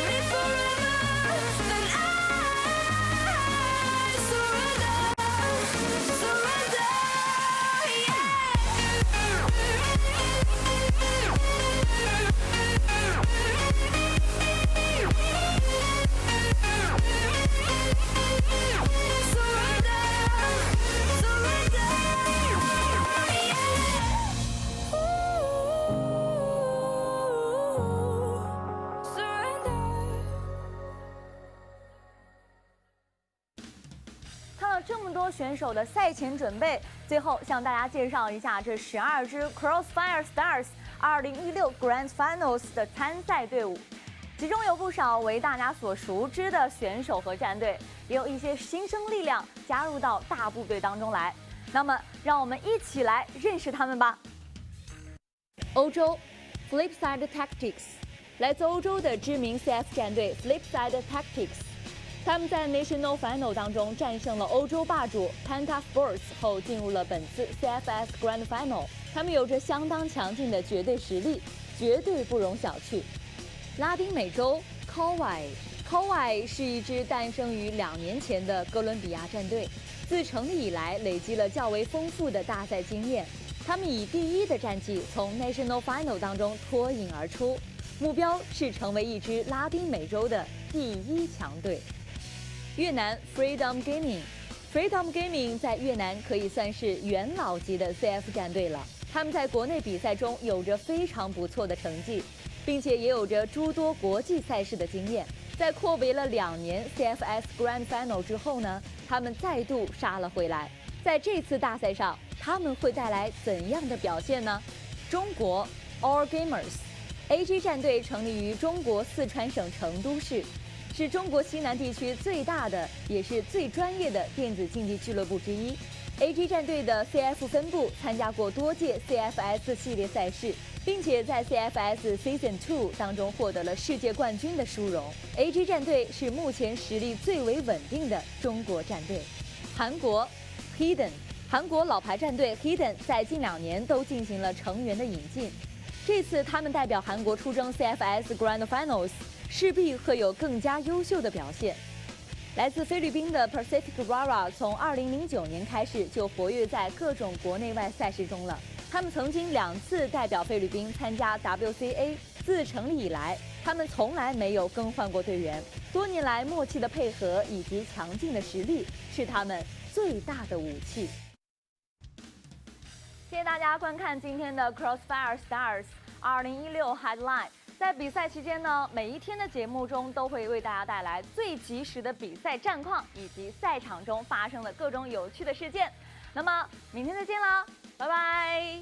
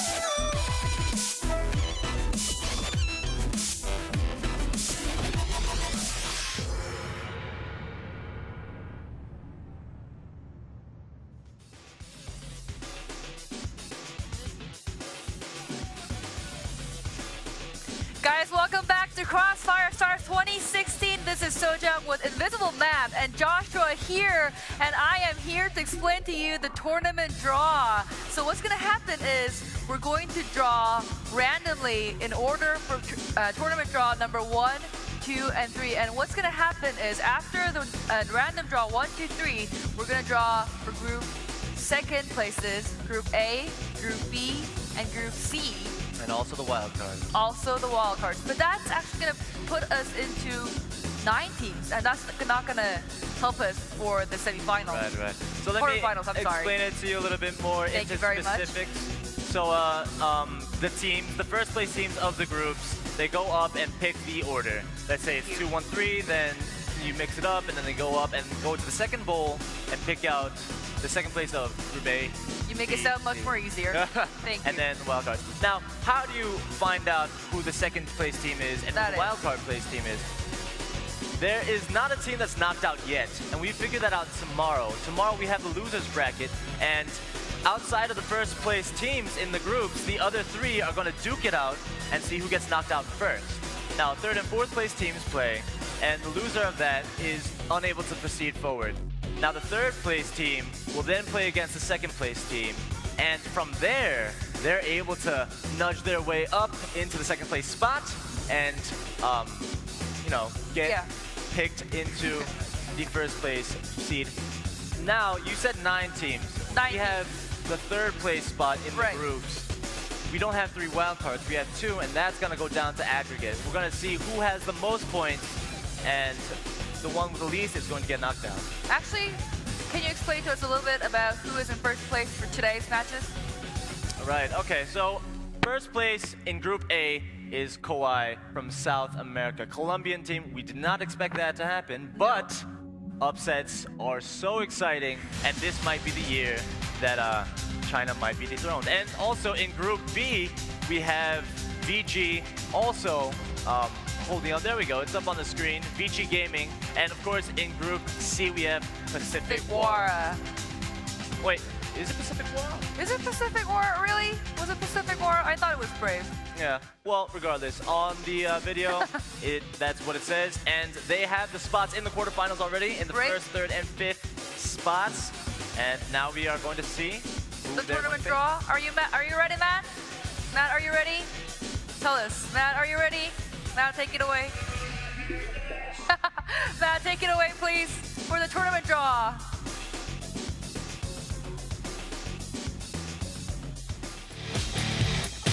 Thank you very much, Sujao and Joshua. We've had a lot of fun on the desk today. And yes, ladies and gentlemen, after our first amazing day here at the Crossfire Stars 2016 Grand Finals, and what a day it's been of upsets and brilliant scraps of competition. After this first day, tomorrow will be bringing you loser bracket matches, group stage matches, and then the quarterfinals. And it is that this tournament draw is here to decide. We need to start arranging who is going to be playing who in those quarterfinals. And to do that, we will be inviting a player from each of our winning group teams to make a draw of their opponents. So ladies and gentlemen, please welcome our worthy champions of Group A, Group B, and Group C. From Group A, Kauai. From Group B, VG. And representing Group C, Hemo Brave.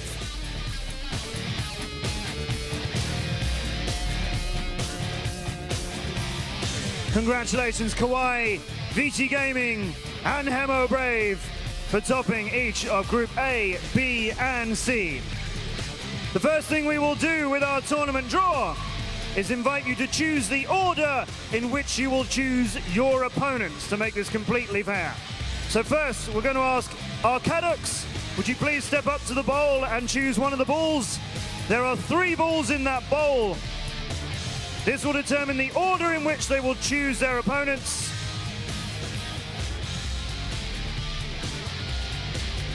And you have chosen to draw first from our opponents. Thank you very much, our Caducks. NZRM, would you please come and choose?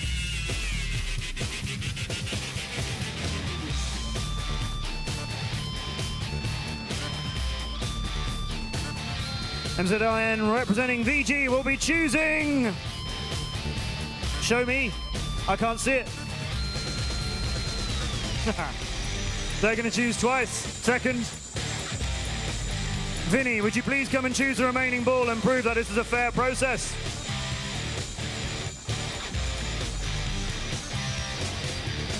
So you will be choosing third. Very neatly done. So it will be Kauai for the winners of Group A choosing first.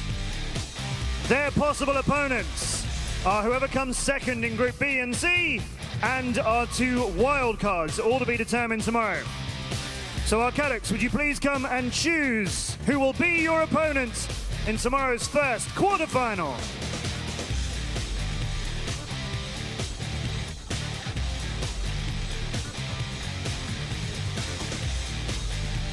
Kauai from Colombia will be playing the second place team from Group C.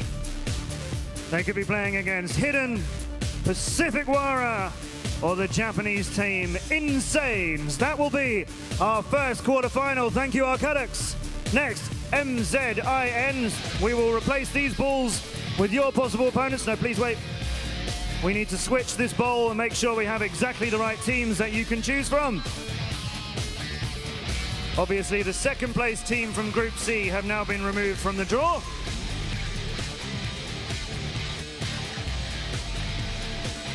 VG, of course, one of the home favorites here, very popular here in Suzhou. Going to be seeing them in a quarterfinal tomorrow. Here are your possible opponents. MZIN, please choose.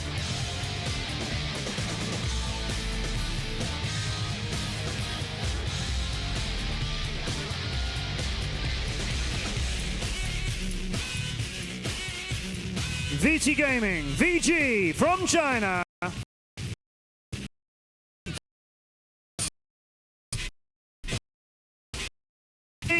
Team in Group A. We'll be looking forward to seeing VG play XCN, RU Legends, or potentially AG. Thank you very much, MZIN. Now our champions of Group C, Hemo Brave. They will be choosing their possible opponent from the teams who remain. After that thrilling top of the group game earlier today, putting Pacific Wara down 10-4. We will look forward to seeing Hemo Brave, the Brazilian national champions. They will be playing a quarterfinal against one of three remaining opponents. Vinny, please choose.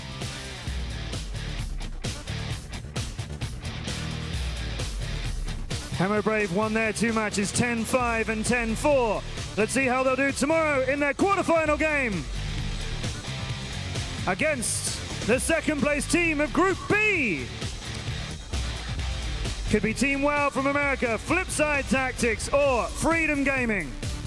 Now we'll ask our head referee to reveal the contents of the two remaining balls to show that this has been a fair process and all the teams are correctly represented.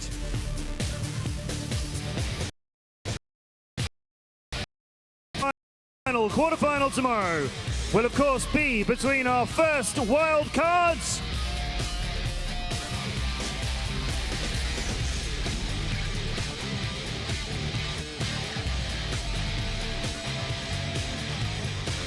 and our second wildcarder team, exactly of course as we all expected. So our first wildcard and our second wildcard will face each other in a quarterfinal tomorrow. Those are some very exciting and very demanding matchups. Congratulations again to our teams Kauai, VG and Hemo Brave for winning our groups. We look forward to seeing you in tomorrow's quarterfinals. That concludes today's tournament draw. Thank you to everybody for participating. Let's go back up to Suzhou and Joshua on the desk. What do you think of those four exciting quarterfinals?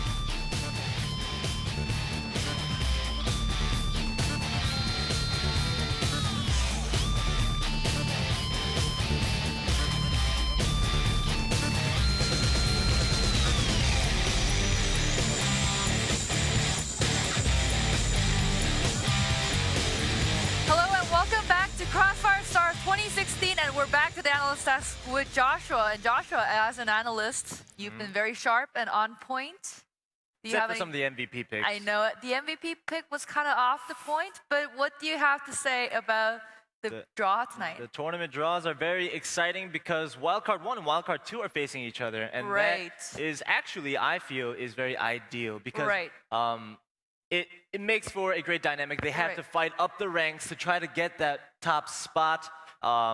But first off, let's go talk about Koei playing against Pacific Warrior or Hidden or Insanes. I would have to say the favorite is probably going to be Pacific Warrior. China versus China. China versus China, I know. Exactly, and that is also the Who's highest favorite? probability. Who's the favorite? Who's the favorite? Well- Who's the favorite? Let's see who's gonna win. For me, I'll say Vichy. Yeah, Vichy. Vichy, hashtag no bias. But definitely Indonesia and Russia are strong teams, and Russia Right. has shown us a very good performance. Now going on to Group C, we have Brazil playing Brazil. against Team WoW or Flipside or Freedom. Now NA, EU, and Vietnam, all strong teams. I know. But if you were to pick a favorite, who would yours be? So now let's get ready to see the results right away. So let's see. My favorite, I'll show you on the results page right now. So my favorite group, Knocked out yet. not yet, not yet. Exactly. So third and fourth place teams of the groups will play against each other, and that's when a team is finally knocked out. And then the third place will play against the second. Right. And we will decide who and find out when they will play tomorrow. And the next matchup is, drum rolls please, drum rolls please. No drum rolls? Really? A drum roll. No drum rolls, please. Read it off for me, There we please. go. It's on the Joshua. screen now. You guys can check it out. It was all decided before. All gamers, XCN, Hidden versus Insane, Flipside Tactics versus Group B loser match winner, and Koei versus Group C second place, and Hemobri versus Group B second place, and as semifinals is to be decided versus to be decided. So Exactly. that's actually, I think I can read it off pretty well. Mm-hmm. Did a very I good think job. that should be my job. But anyways, so my favorite team is Fiji Gaming. I think Chinese team is going to win again. I think I Well- have my bets on it. I'm sure a lot of people are thinking the same thing, Right. but it's still up for grabs. We've seen a Yep. lot of games upsetting fans, family alike, but it makes for a great dynamic, and Yeah. I'm excited to see tomorrow. But today Right. was definitely an exciting match day. And it's only day one. This is only day one, and we still have day one, day two, and day three to go to. This is only Friday, and we still have Saturday and Sunday to go to. And this is happening in Suzhou right now. Say something, Joshua. Yeah, I mean, Bring people here. we casually You're came handsome. here from Korea, so you guys can come over here from Shanghai. But thank you guys for watching. Thank you, Smilegate, Tencent, and Banana. We love to be here, and I'm hoping that you guys can join us as well tomorrow. And this was Sojung and Joshua. See you guys tomorrow. Bye-bye.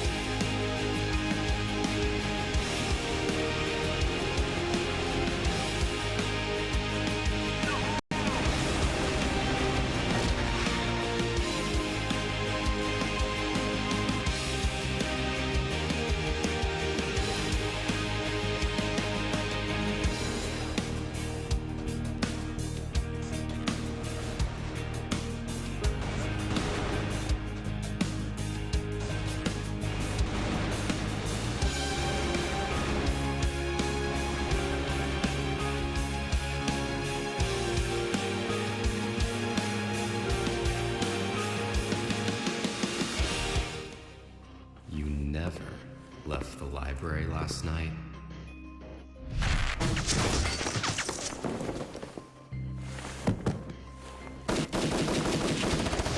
And you're certain that you never received any military training?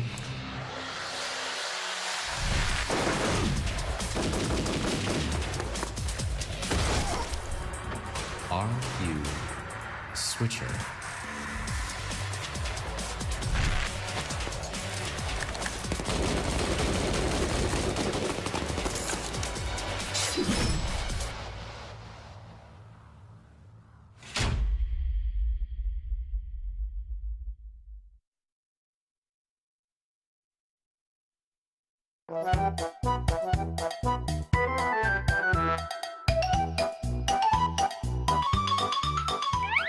Hello， 大家好，我是倩兰，我现在在上海收拾行李，我的狗已经自觉坐到行李箱去了。明天我要去苏州，要去3天，帮大家看一看苏州有什么好吃的好玩的。因为我知道你们12月份的时候一定都会去看 CFS 的国际总决赛，对不对？那现在我就要开始收行李了，因为手好酸呐，端不动啦。卢卡，你为什么坐妈妈箱子里啊？啊？你要跟妈妈一起去苏州吗？小朋友，小毛驴儿。现在我已经出门了，准备去坐高铁去苏州，下午就可以看到我们的场馆是什么样子了，还是很期待的。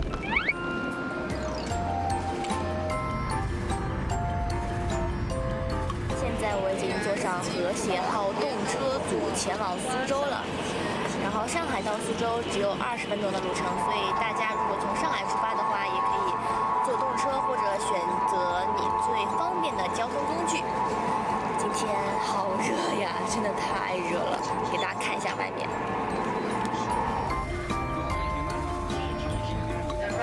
我们到苏州啦！下车时请注意列车与站。不要问我为什么拍的这么陡，毕竟我是倩兰。你放那个1楼有那个蜂巢箱，你放一下吧。被轨道交通的人吹哨骂我们为什么还不撤退，还不走，因为他在打电话。看到列车就会想到釜山行，有没有？僵尸要来了。我们的导演还没有来接我们，什么时候才来呢？哈哈哈！哎呀，好开心啊，好开心啊！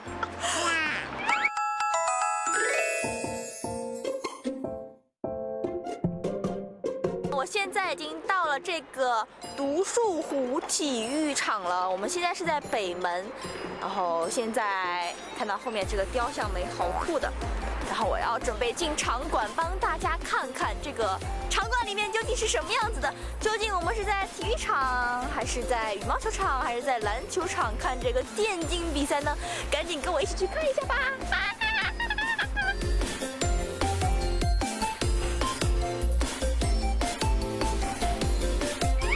现在我进到我们的比赛场馆里面啦，是不是万万没想到我们的场馆居然是一个羽毛球场，而且现在身后有很多帅哥正在打羽毛球。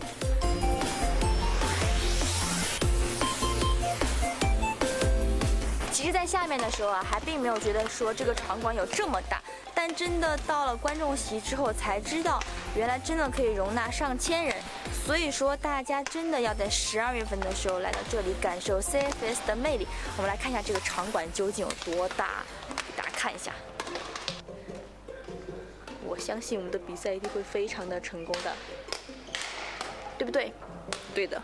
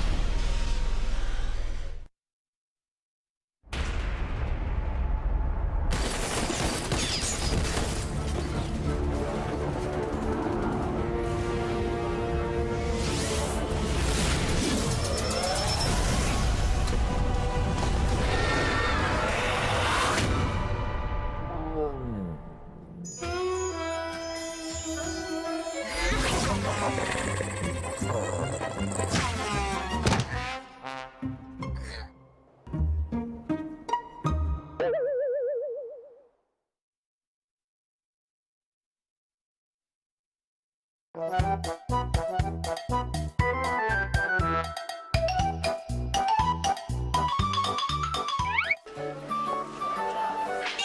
家好，我是雀兰，我现在在苏州的平江路上，这条路特别有名。但是呢，我来这边的目的非常简单，就是要吃。然后，当然了，还要帮大家看看这条路上究竟有什么好玩的东西。那苏州的特色是什么呢？那赶紧跟我一起去看一下吧。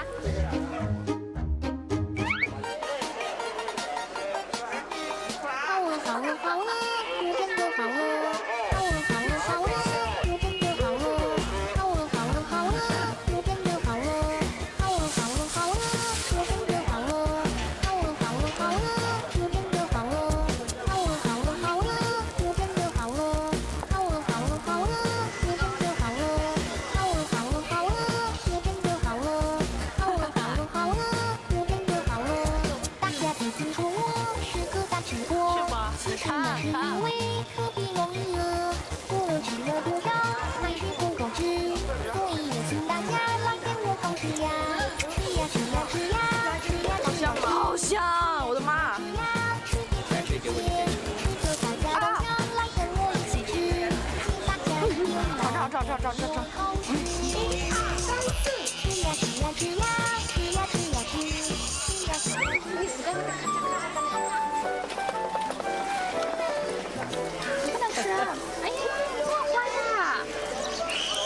走啦，拜拜。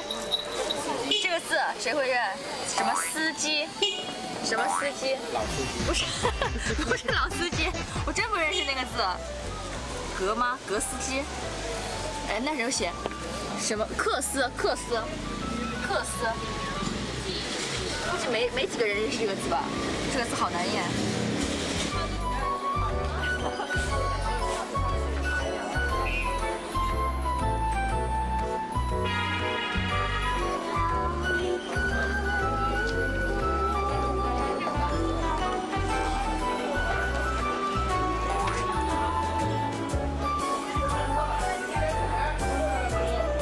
现在我已经坐上这个平江路的苏州特色的黄包车，大家如果来平江路吃累了、玩累了、走累了的话，都可以来乘坐一下这个特色的黄包车。我们现在听的这个应该是苏州很有名的评弹，不知道明天能不能有机会去听到地地道道的评弹，感受一下。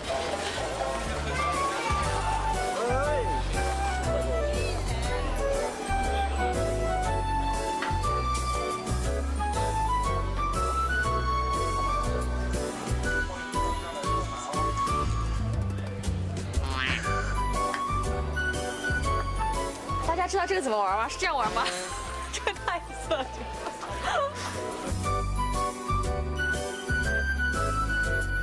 在苏州逛了一天，去了场馆，也在平江路吃吃喝喝玩了一下。现在呢，到了我们的最后一站，就是想写一个明信片寄给自己。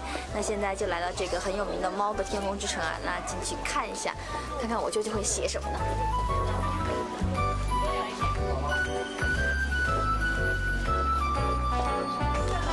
想选一个有苏州的照片的明信片，应该是这个。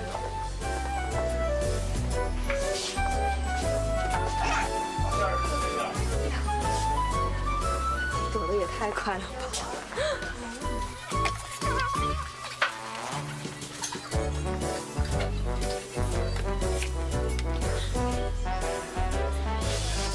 百城媲美天下稀，一枝独秀苏城。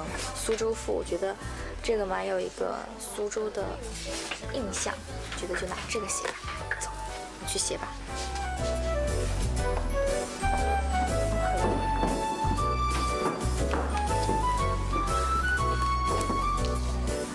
那我们就写给我们这个 CF 的各位粉丝们。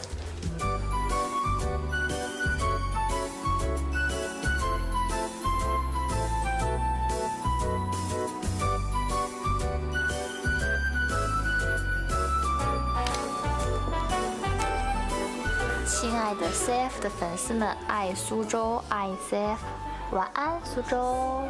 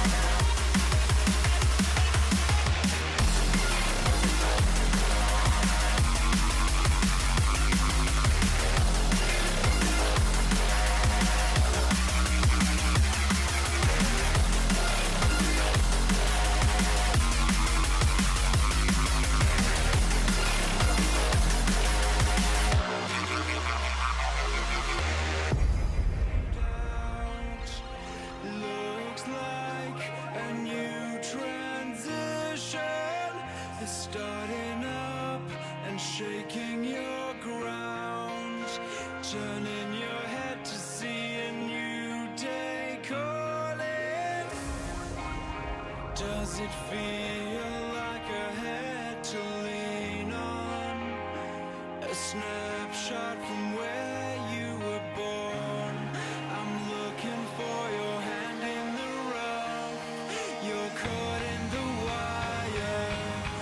Well, I lift you